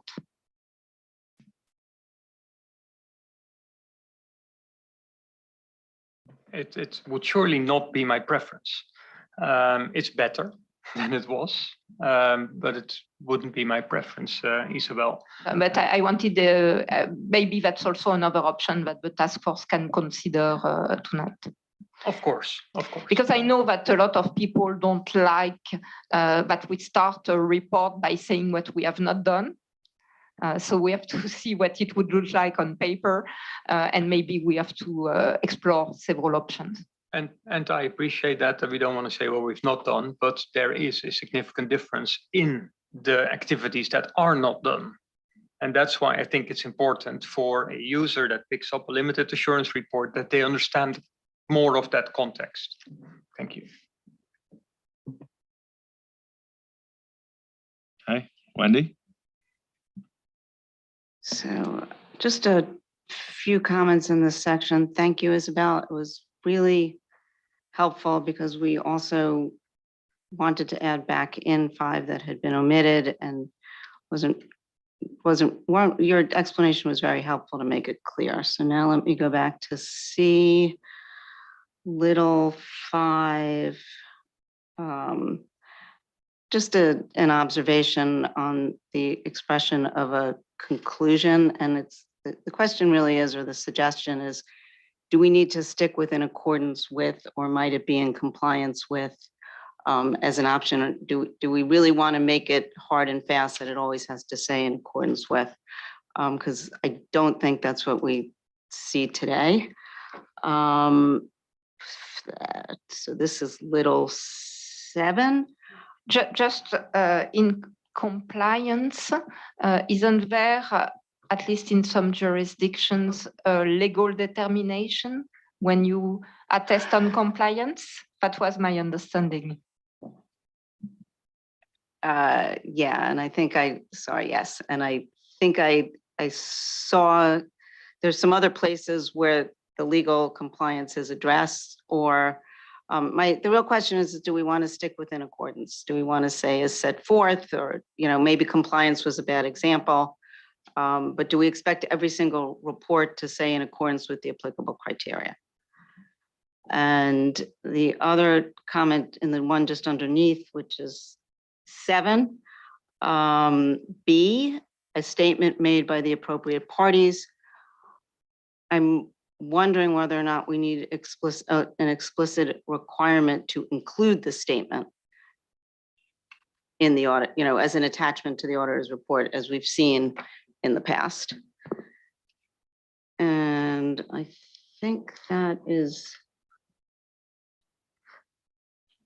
it from a stronger recommendation. There are some inconsistencies. Sorry, Wendy, maybe I've not understood what you said on 7B, a statement made by the appropriate party. Right, do we need to attach the statement to the report? Do we need a requirement that says attach the statement to the report? Okay, we will have a look. If the practitioner is reporting on a statement made by the appropriate parties. For me, Consi- yes, because that's the principle of because we are only in attestation engagement. We are not in direct engagement in this standard. But we will have a look. Thank you. Now I understand what you want. Okay. And then there were some comments I sent in on inconsistencies between the illustration and the requirements, which I'm sure you'll look at in FAQs. Thank you. Philippe? Thank you, Tom. I just wanted to come in on Wendy's question about in accordance with. I would strongly advise that we stick to in accordance with. I think anything less than that will be a step backwards from what we have in our other standards. You know, even when IFAC did the state of play report, when they looked at how practitioners are referring to, for example, in accordance with ISA 3000 revised, you know, at one point I said to them, unless you state that it's in accordance with ISA 3000 revised, it is not in accordance with ISA 3000 revised. And I think that same principle applies, that if we're going to opine on something, we either say it's in accordance with something or it's not. And so I would strongly advise that we stick to in accordance with.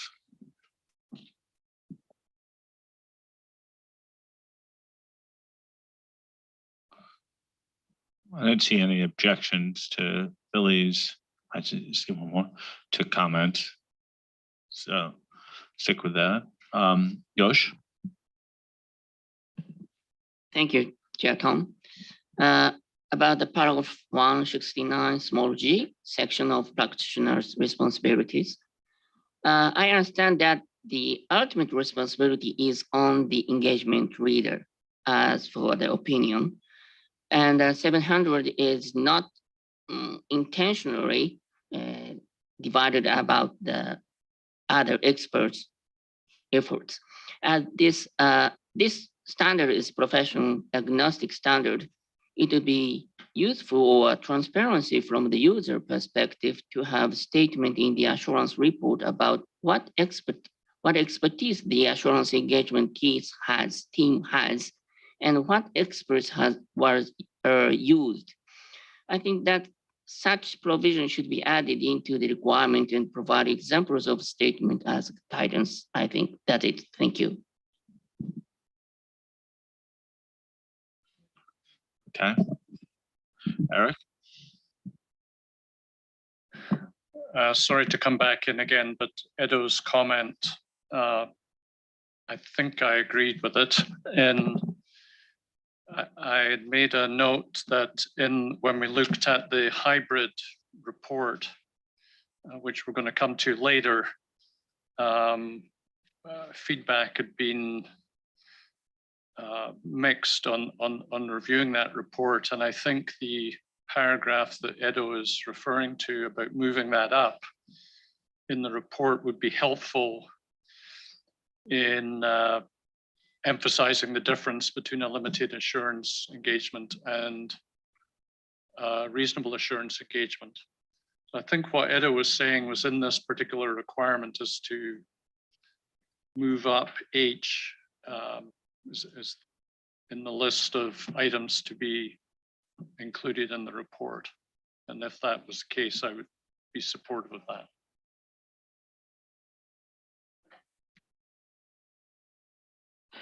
Eric, Ado, I think, and Ado, correct me if I'm wrong, but I think you were focusing on H2 in terms of the fact that the level of assurance obtained in a limited assurance engagement is substantially lower, not the whole 1 and 2. Okay, just so, yeah.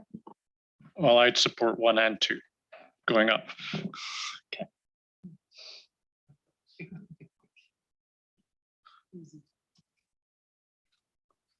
Anyone else? Team Orange? Then we can move to the next slide, please. So now we are in requirements. We are going so fast. So now, Michelle, can you next slide, please? Thank you.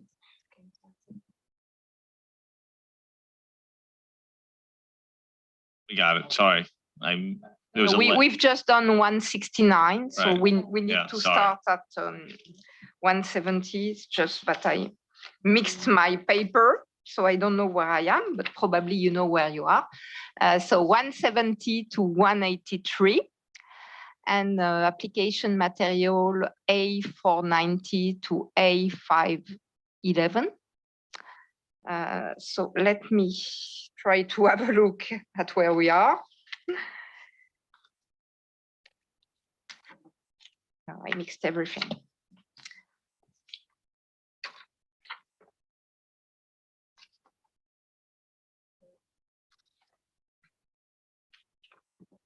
Yeah, so it does, yeah, it's up to comparative information. Yeah, that's where we are. So taking comments on this section. Okay, 170, 183. There were very few changes other than swapping out the term engagement leader with practitioner. Framework, criteria for framework. Sachiko and Eric. Thank you. I have two comments on this area. One is on 175 small b. It states, however, reference to law regulation in paragraph 169 small d, small 4 shall be read as reference to other assurance engagement. But I understand that paragraph 169 small d, small 4 is about the statement that the firm of which the practitioner is a member applies ISKM 1 or equivalent, which seems to be irrelevant to 175 small b. So I think paragraph 175 small b should be restated to say something like, however, paragraph 169 small d, small 1 shall be read as states that engagement was conducted in accordance with either 5,000 and the other assurance standards. That's my first comment. And my next comment is on paragraph 179 around other information. And the paragraph 179 small a in the previous version, which is about management responsibility on other information, is entirely deleted in the current version. And I know this is because the board comment previously, including me, to reconsider the sentence, since it may imply, management is responsible for the auditor's report in the to the financial statement if it is included in the document. But there was another reason, is that in many instances, management will not be responsible for the other information. It may be someone else. So that was one of the comments we had. Is that if we mandate saying that it's management responsibility, sometimes it will conflict because management will say, no, I'm not responsible for that. Okay. Yeah.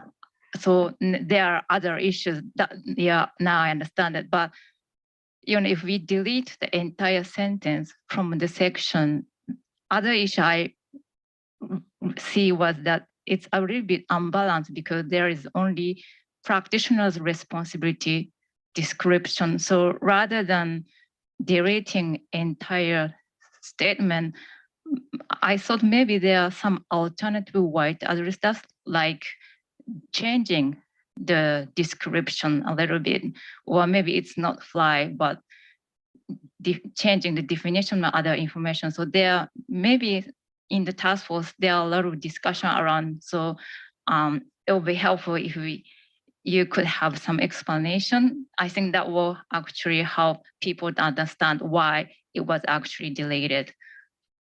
That's for me. Thank you. Just let me give you an example. Sometimes it's the board who is responsible for the other information and not management. That's one of the examples.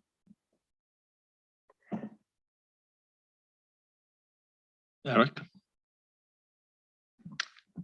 Thanks. 176L and 176R in subparagraph A, there's in the reasonable assurance, we say in accordance with the applicable framework or criteria.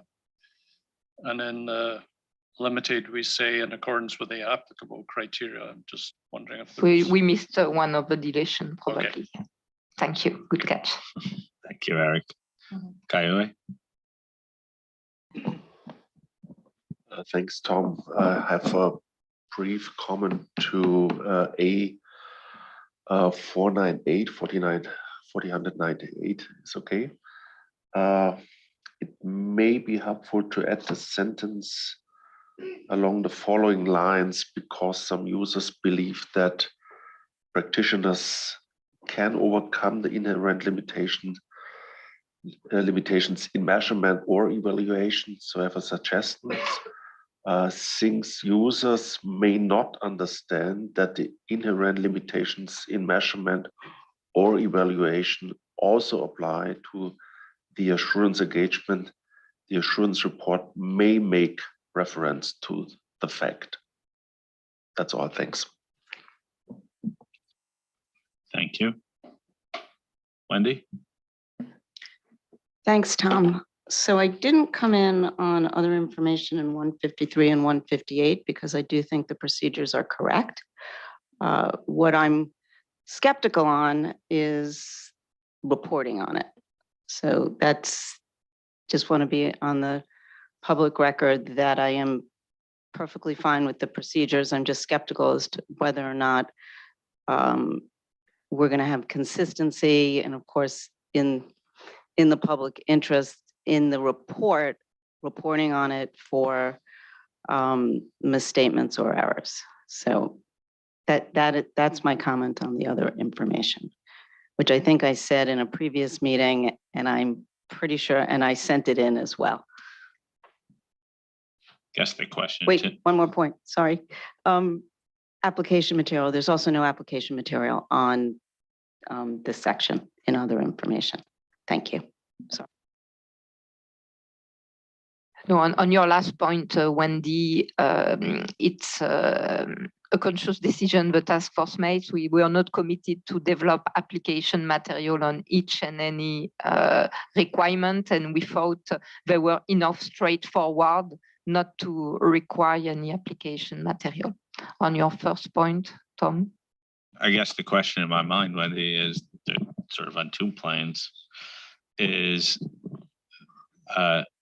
do you think that users will not find the information useful at all? Or are you worried about consistency in practice that could certainly be resolved with some form of regulation and quality management? Like, I guess that's my, it's tough as a standard setter to plan for inconsistent application. And would you prefer, or is it something that you're happy to have us put out there and see how people react? No, I'm happy to have it be out there and see how people react. My concern is in performance and the inconsistency and the quality of the procedures performed in the context of other information. Although I think the requirements are clear, as Isabel has stated very clearly, and I understood that they came from audit materials. So I am concerned that non-auditors might not understand the requirements so well, and there might be an inconsistency in performance, Tom. I would be happy to have it be in the explanatory memorandum and a question that gets answered. Thank you. Okay. Julie? Can I just go back to Sachiko, your point about 179 little a, because I had a similar comment, and I'm not sure if I completely followed the whole discussion about that. So I had thought that it made sense to have a statement that we had a statement that said a statement that management is responsible for the other information, which made sense to me. I think I heard in the discussion that it might not be management, but someone at the entity has responsibility for the information. So shouldn't we make a statement to that effect? Whomever it is, we can make it more broad and say whomever has responsibility, we make that statement. But I guess I'm I think, Sachiko, what you're saying is it's a little bit unbalanced at the moment because all we have are the practitioners pieces here, and we don't have whomever has produced the information having responsibility for it. So my suggestion would be we either put that back in or we reword it somehow to explain that you need to identify who has responsibility for it.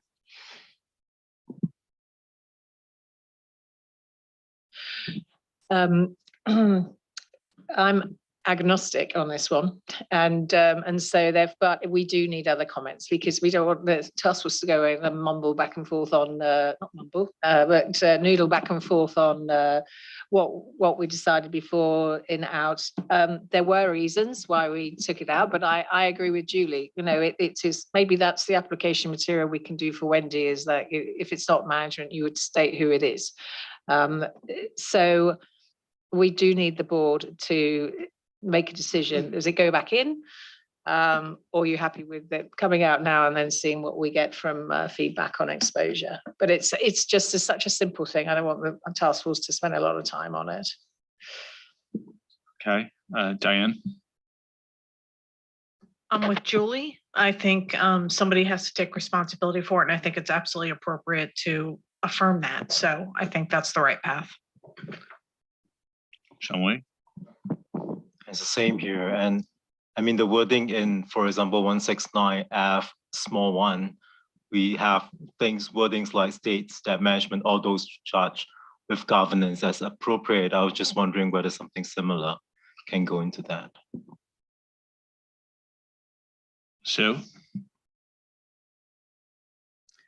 I would also prefer for it to go in, partly for the reasons that have been said, but also I think if it's not management, because there isn't necessarily a legal framework about who takes responsibility. If there is a reaction, we're more likely to flush it out by including it than excluding. Sachika? Yeah, I also support that direction.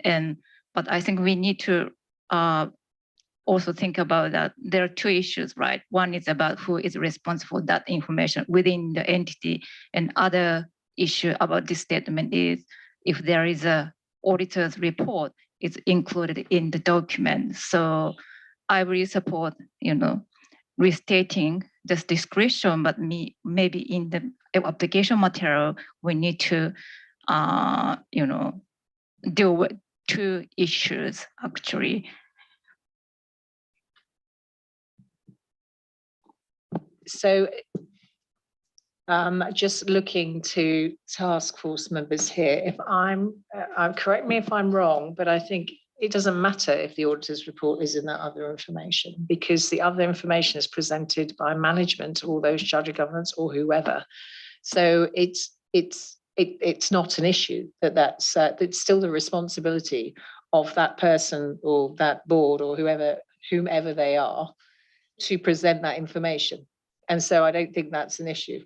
Which sort of is possibly even more reason to put it back in, and then and to the point, then we can flush out if there are any issues with it when it's on exposure, rather than the other way around. Yeah, thank you very much for clarification. Thank you. Okay. So, Diane, were you meaning to go back in? Okay. So it's going back in. That's the moral of that story. So, okay, thank you, everybody. So we're moving to the next slide, which is the last slide on the requirement and application material. So we are in comparative information and documentation. On comparative information, reading it again, I'm not sure we made it very clear. So at least I want to share with you the way I read it, and probably we will redraft part of it tonight. It's quick fixes, but to me, 184 and 184A should not be splitted because they deal with the same situation. It's when comparative information is included and it's in the scope of the assurance engagement. And then 185 and 185A are also dealing with the same situation. Its comparative information is not in the scope of the assurance engagement. And then 185 follows on this situation. So probably it was not very clear. So we had some comments on that, and I can understand because by splitting it, these requirements in two, we need to make it clear that we deal with one situation in 184A, another situation in 185A. Another small comment, but there was a typo, unfortunately, in 185A, little b and little bi. If the assurance engagement for the prior period has conducted and it was conducted. And in little I, B little I, it's also that the assurance engagement for the prior period was conducted by a predecessor practitioner. So I hope it clarifies. Probably we were tired because it was the last paragraph of the document. Just to tell you that last board meeting, we had a lot of comments on comparative information, not because people disagreed, but people believed that we were missing things, guidance on over information. So that we worked with the task force, and what we did is exactly aligned with what does exist in 710. So in 710, if previous period financial statements were not audited, you say so in another matter paragraph. Here we have to complexify a little bit because it's not black or white. It's not it was audited or not audited. Maybe there was assurance on it or not, but if there was assurance, it can be a different level of assurance and it can be on over a different scope of information. So that's what we are doing in current 185A. So we have a little bit engineered what is in 710 because the context is different, but the approach and the mindset is absolutely aligned with the one in 710 with whom we have lived for many years. So that being said, I take comments on that section 184, 187, and A512 to A518. Thank you. Yes, Ashika. Sorry to come back again. I have several comments on comparative information, and thank you very much, Isabella, about your explanation. I just would like to explain why I'm one of the person I couldn't understand it very clearly about the intentional requirements. So I just would like to explain that. Firstly, regarding paragraph 184, the latter part of the sentence states, if so, whether some or all of that comparative information is within the scope of the assurance engagement and required to be covered by the practitioner's assurance conclusion. But I do not understand what this means. This is because if the applicable criteria require comparative information, I think it means that such comparative information is relating to the current period information that is in the scope of the assurance engagements. And therefore, evaluation required in paragraph 184 big A should always be required since comparative information related to the current period information in terms of consistency.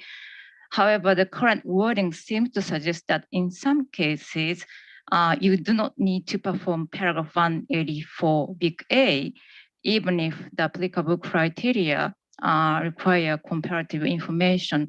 So regarding paragraph 184 big A, I think the first part of the sentence should be read if comparative information is required by the applicable criteria. Also the same reason, I am not fully in agreement with paragraph 185.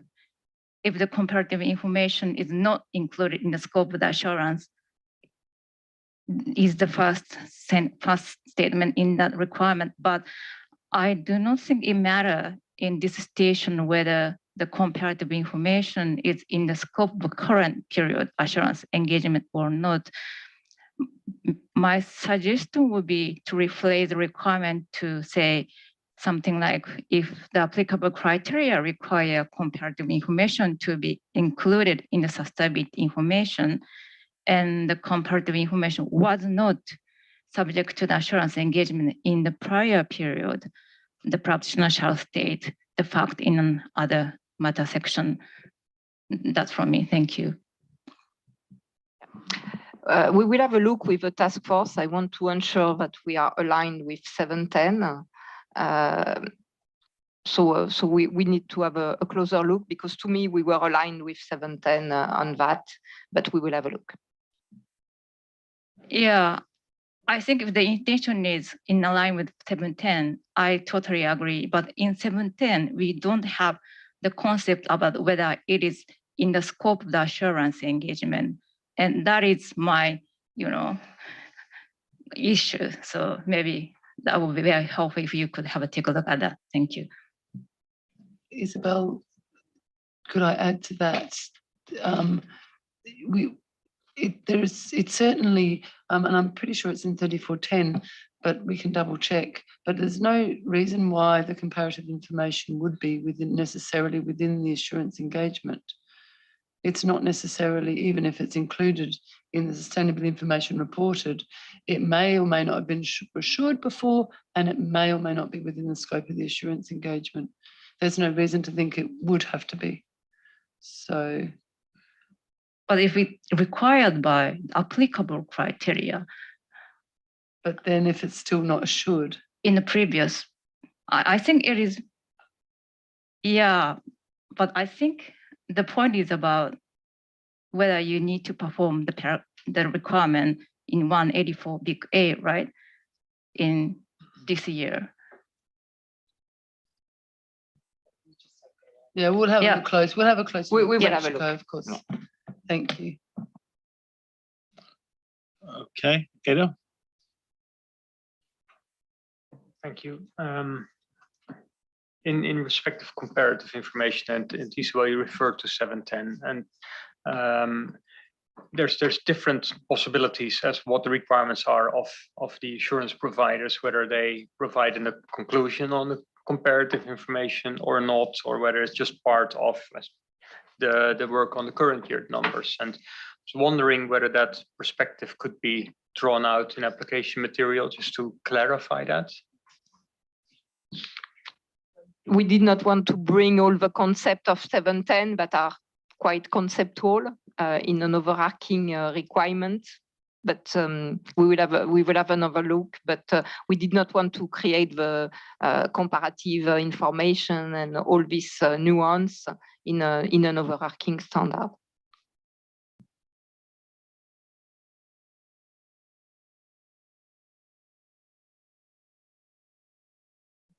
Okay. Okay. So probably we need to move on. So after the requirement and the application material, if we move to next slide. No more slides? No, probably we have a slide. It will come. It will appear at some point, quite soon.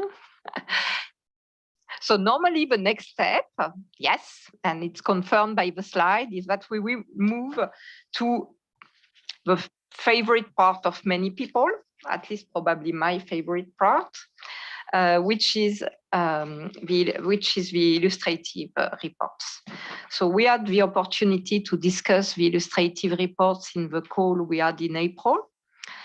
And based on the feedback we had, we, of course, amended, upgraded, corrected the report. And now you have, it's in Appendix 2 of Agenda Item 2F. Now you have 4 examples of report. In illustration 1, you have an unmodified reasonable assurance report on sustainability information of a listed entity prepared in accordance with fair presentation criteria. So what is important is in this report is that it's a reasonable assurance report. So you see how a reasonable assurance report is worded. It's a listed entity. What does it change? It changed that you have the identification of the name of the engagement leader. Probably you remember it's one of the enhancements of the auditor's report that we brought to ISA 5000. So the only difference is a sentence before the end where we identify the name of the engagement leader. And it's a fair presentation criteria, so you have all the reference to fairly prepared in the report. Then we have illustration 2, which is also a non-modified report, but it's a limited assurance report on sustainability information on an entity other than listed, prepared in accordance with compliance criteria. So it's important because we see how we do we word a limited assurance report, and it's a compliance criteria. So we can also see what is the specific wording for a compliance criteria. And as it is an entity other than listed, you don't have that reference to the name of the engagement leader, and that's the only difference of the fact of being listed or non-listed. Then in illustration 3, we have the hybrid. We are in the hybrid world. So it's an unmodified report, but it's a combined reasonable and limited assurance report. And it's also on an entity other than listed, and it's a compliance criteria. So we had to take assumptions because we could have developed hundreds of reports, and probably some will do so after the issuance of the standard. But at least we wanted to have somewhere an example of an hybrid report because this does happen in practice. And we built the example using real life example because it does exist in practice. And so it was interesting for us to see how do practitioners currently embed 2 different conclusions in a same report. And then last but not least, and it was an ask from the board at the call we had in March, it's the illustration 4, which is a modified limited assurance report. It's also on an entity other than listed, and it's prepared in accordance with a compliance criteria. So of course, we could have developed many more. We could have developed dozens of reports. We could have developed adverse disclaimer. We could have developed all the combination of all possibilities and on all information or part of the information reported. But we have to keep in mind that we are in an overarching standard. It's great that we had the ability to develop example. If you remember, 3000 and no example, and people had to invent them. So now you have examples that align to the requirement pending the comments that Wendy will make. And also we tried to make them as straightforward as possible. So we have removed any specific illustration corresponding to a very specific situation because we want this report to be as clean as possible so that people can use them. So wherever we had something specific, some people, oh, maybe why do we use that example and not another example? So it was creating even more expectations. So we remove all other specificities just to have the report example as clean as possible. And we have included, for example, in the limited assurance report, the summary of work performed, and there's ... Please describe the summary of work performed. In the emphasis of matter, we don't refer to a standard note. We just have it as a placeholder for people to remind them that they may use emphasis of matter. To develop these reports, but you know that already, we used, of course, what was done in EER, because we had report example in EER and people love them. So we try not to lose the good work that was in EER report example, but of course we have amended them in order to comply with what we have currently in paragraph 169 and the following. So it's already a too long introduction. I suggest we move to the next slide and take your comments on take your comments on the report example, Appendix 2, agenda item 12. Okay, you want it on all of appendix 2, right? Yeah, okay. No, not the first part of appendix 2. Okay, just the illustrative report.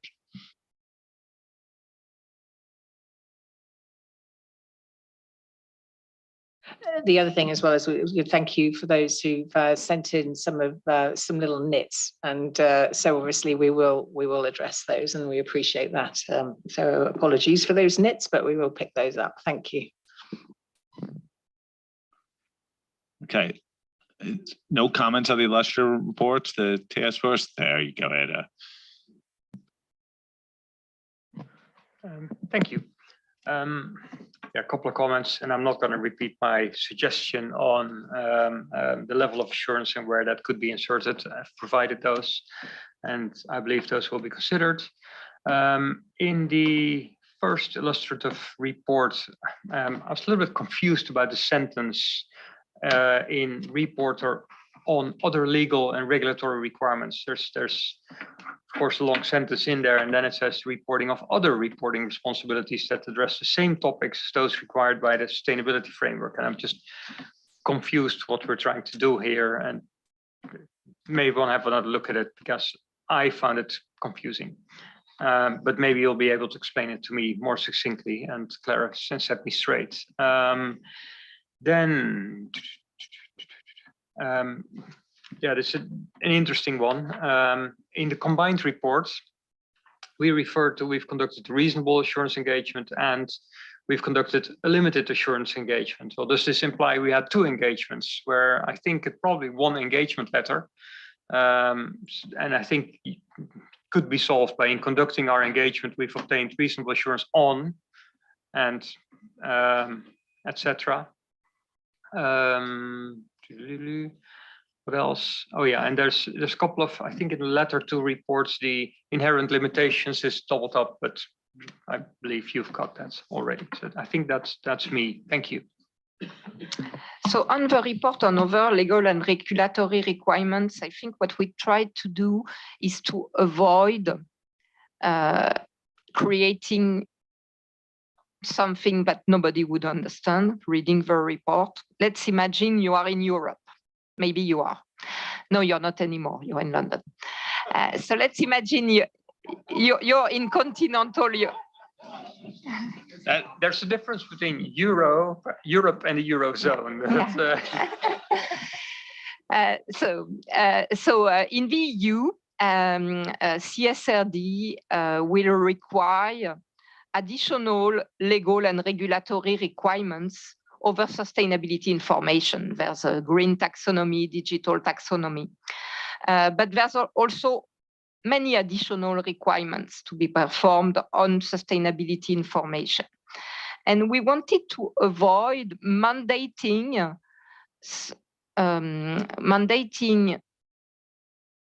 reporting on other legal and regulatory requirements that deal with sustainability information to be in a specific part, because you would have on one hand your conclusion ISA 5000, and on the other hand you would have some other things that the directive is asking you to do, while some of them can be embedded in the same part of the report. So maybe we can have a look, but what we wanted to avoid is to split into 2 some of the assurance engagements that are partly done in accordance with ISA 5000, and on top of that, there's a local local regulatory requirements that has something to be in addition. It's part of ISA 5000, but as it's requested by a regulation, it will be in a separate part. So probably it does not come clearly, but that was the intention. And we said, if it's something different, it has to be in a specific paragraph. But if it's something that deals with the sustainability information on which you did your assurance engagement, you can combine it in the part on the assurance report. That was the intention. Maybe Isabel, just wanted to come in. Ada, will it help? Because my understanding is what we have there in the illustrative report is actually covered in the requirement in 172, where it refers to both an A and a B section. And maybe it will be helpful if we just insert a footnote that takes you back to that requirement with the split in the footnote, where you either going to have a subheading or you embed what the other responsibilities are in existing sections of the report. It's similar to what we have in ISO 700 as well. And there is application material as well. So maybe we just need that link to remind people that it is addressed in the standard. I think that'll work. Need to think it through a little bit. Thank you. And on your comment on hybrid reports, we will have a look at it, but we have drafting suggestions that we will consider with the task force. Okay. Maybe I can add, it's well done on the illustratives. So I like them as well, that they're now part of this standard. And okay, that's great. I don't see any cards up, so that must mean that everyone feels pretty much the same way. And we got a little bit of European cultural lessons of what it feels like to be in Europe if you're across the channel now. Even though I work in continental Europe, so Yeah. it's the Eurozone. Well, that's exactly. Okay, I think that brings this section to a close. Sorry, Joey, I didn't see you were No worries. camouflaged. No worries. I just want to come in very quickly to, because I didn't earlier, to support what Ado and Erica said about moving that bit about limited assurance up. I'm not sure whether I raised it in the call in April, but I mentioned it in my offline comment as well, and I think this is really important to me as well. Okay. Okay, so if we could just pop to the next slide. So because we want to just kind of go away with all the bits and pieces that we need for the standard and the illustrative reports, we just wondered if there's just anything else in progressing the standard that you want to raise before we close today.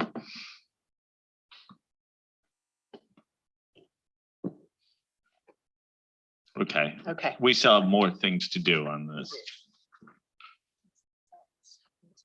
Okay, so we're slightly ahead of schedule. I'm gonna propose a slight revision in the schedule for actually the remainder of the week to use time efficiently and to make sure things get turned around most efficiently. If you're looking at our agenda, tomorrow we will finish with sustainability assurance. I think we only need an hour at most. I suggest that we start at 9, which is the starting time for most of the week to begin with. We'll close when we're finished with sustainability assurance, and then we will allow the task force for sustainability assurance to meet through lunch. This is important to allow the staff to have additional time to draft and to be as efficient as possible. We will then have lunch from 12 to 1, so that's relevant. Maybe for catering here, we originally had it scheduled for 12:30. And then we will reconvene at 1 p.m. and we'll allow the PI task force to give a little bit of debrief, not long, on what they've done in response to your comments. I would expect that to be no more than 15 to 20 minutes. And then hopefully people have not scheduled things for the after 3 p.m.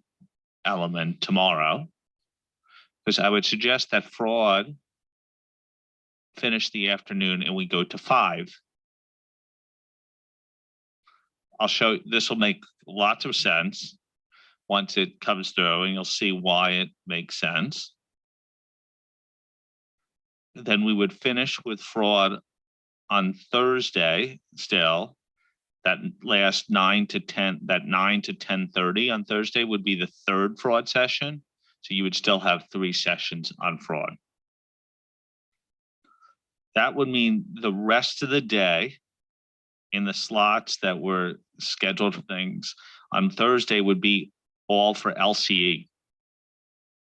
And we would do LCE on Thursday and the 11 o'clock session, the 2 o'clock session, and the 4 p.m. session. That then allows us time on Friday as scheduled to complete sustainability targeted issues and listed entity in PI. We should therefore close around 11:30 to noon, but it may give a little bit of opportunity if we needed to expand by a half an hour for sustainability to go through issues. Does that make sense to everyone? Anyone, any concerns or unintended consequences of this change? I'm just trying to give, there's a lot of work for the sustainability task force to do. And as it was originally scheduled, the task force wasn't going to meet for a second time until tomorrow afternoon, which then means the staff will then busy drafting after that. And I'm just trying to give the team a little bit more time to react to the task force comments. First, I should ask the staff of the sustainability team, the Army, does that make sense to you? That give you some little relief? Okay. Does it make sense to all the board members who have obviously their afternoon, the 3 o'clock to 5 p.m. session now taken up with fraud? That's fine. Is anyone else confused by what we've proposed? I could repeat it too. Michelle, the one big change is that we're moving lunch forward a half hour tomorrow. So we need to was it 12? Oh, I was changing it on the Mike's written thing. So now you don't have to change it, but now I've confused myself, which is actually a pretty common occurrence. So, okay, I think this makes a lot of sense. I think it will give the task force and the staff more time. I think it would also, it's useful because we'll get in the mode of fraud tomorrow and continue to move through it, and LCE then all hangs together on Thursday. Before I close, I want to obviously allow Jim from a CAG perspective to reflect on our discussions today. Thanks, Tom. And I really don't have anything in addition to what was discussed today. I do appreciate that the CAG's comments were reflected or considered, and we'll see how it ends up next couple of days. And Michael, from a PIOB perspective, obviously we're not done with our deliberations on sustainability, but want to welcome your perspectives too. Okay, thank you. Yes, just to comment on what I've seen so far. Well, lots of good work since the previous meetings on drafting, and good comments and input today by the board to the task force and drafters. So I think that's going to help advance the standard. I was interested to see in one of the first slides today the public interest criteria that are going to be focused on for this project and assessed as you go through. And One of the things, though, that that didn't show up on there that perhaps you could add to it and think about was the criteria of clarity, because clarity is certainly something that's going to be very important to those using the standard and those considering whether to require its use among the regulators. So that might be something to add to the list. You know, in terms of the things that stood out to me today and areas where there's still the most discussion needed by the task force on the definition side, the definitions of sustainability matters and sustainability information are certainly important ones that that still need some work, I think, and are going to be challenging to keep aligned as the process unfolds. And others such as IAASB are doing their work as well, and keeping things coordinated with them will have to continue to be an important focus. You know, looking at issues such as one that was mentioned today about the governance aspect of sustainability, and is that appearing at the right place, or should it be also appearing at a higher level in the definitions? Hard to say, but something that's good to consider, I think. Other, perhaps not a definition needed about other practitioners, but certainly the importance of being clear about all of those that are involved in an engagement, whether on the team or not on the team, and what their roles are, and what sort of oversight is being provided to them by the engagement leader is going to be important. On the work effort side, I think one thing that stood out to me was the need to be clear about the differences between limited and reasonable assurance engagements. You know, certainly lots has been done on that, but I sense that there's still some more to be done there. And with respect to the other information, and being clear what the work effort is that goes into looking at other information, and what it encompasses and what it is not encompassing. And on the reporting side, again, the limited versus reasonable assurance issue arises again, and the need to be clear about that.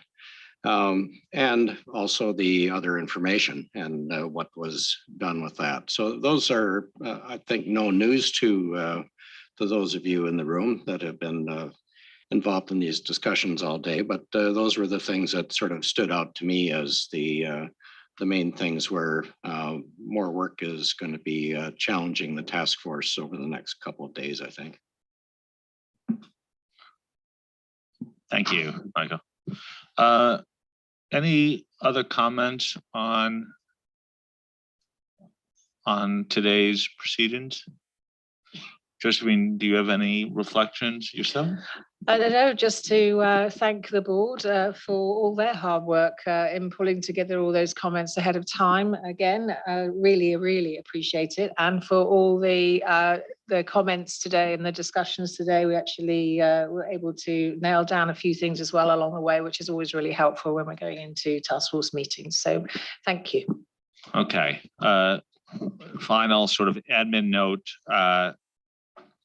For this evening, the POG task force is meeting in the green room after the close of this meeting, and the sustainability task force will have their meeting here in the boardroom because they have the full army with them. Thank you for your input today. Thank you for your engagement. Really good sessions, and we are making really good progress. So thank you, and I'll see you at the board meeting tomorrow.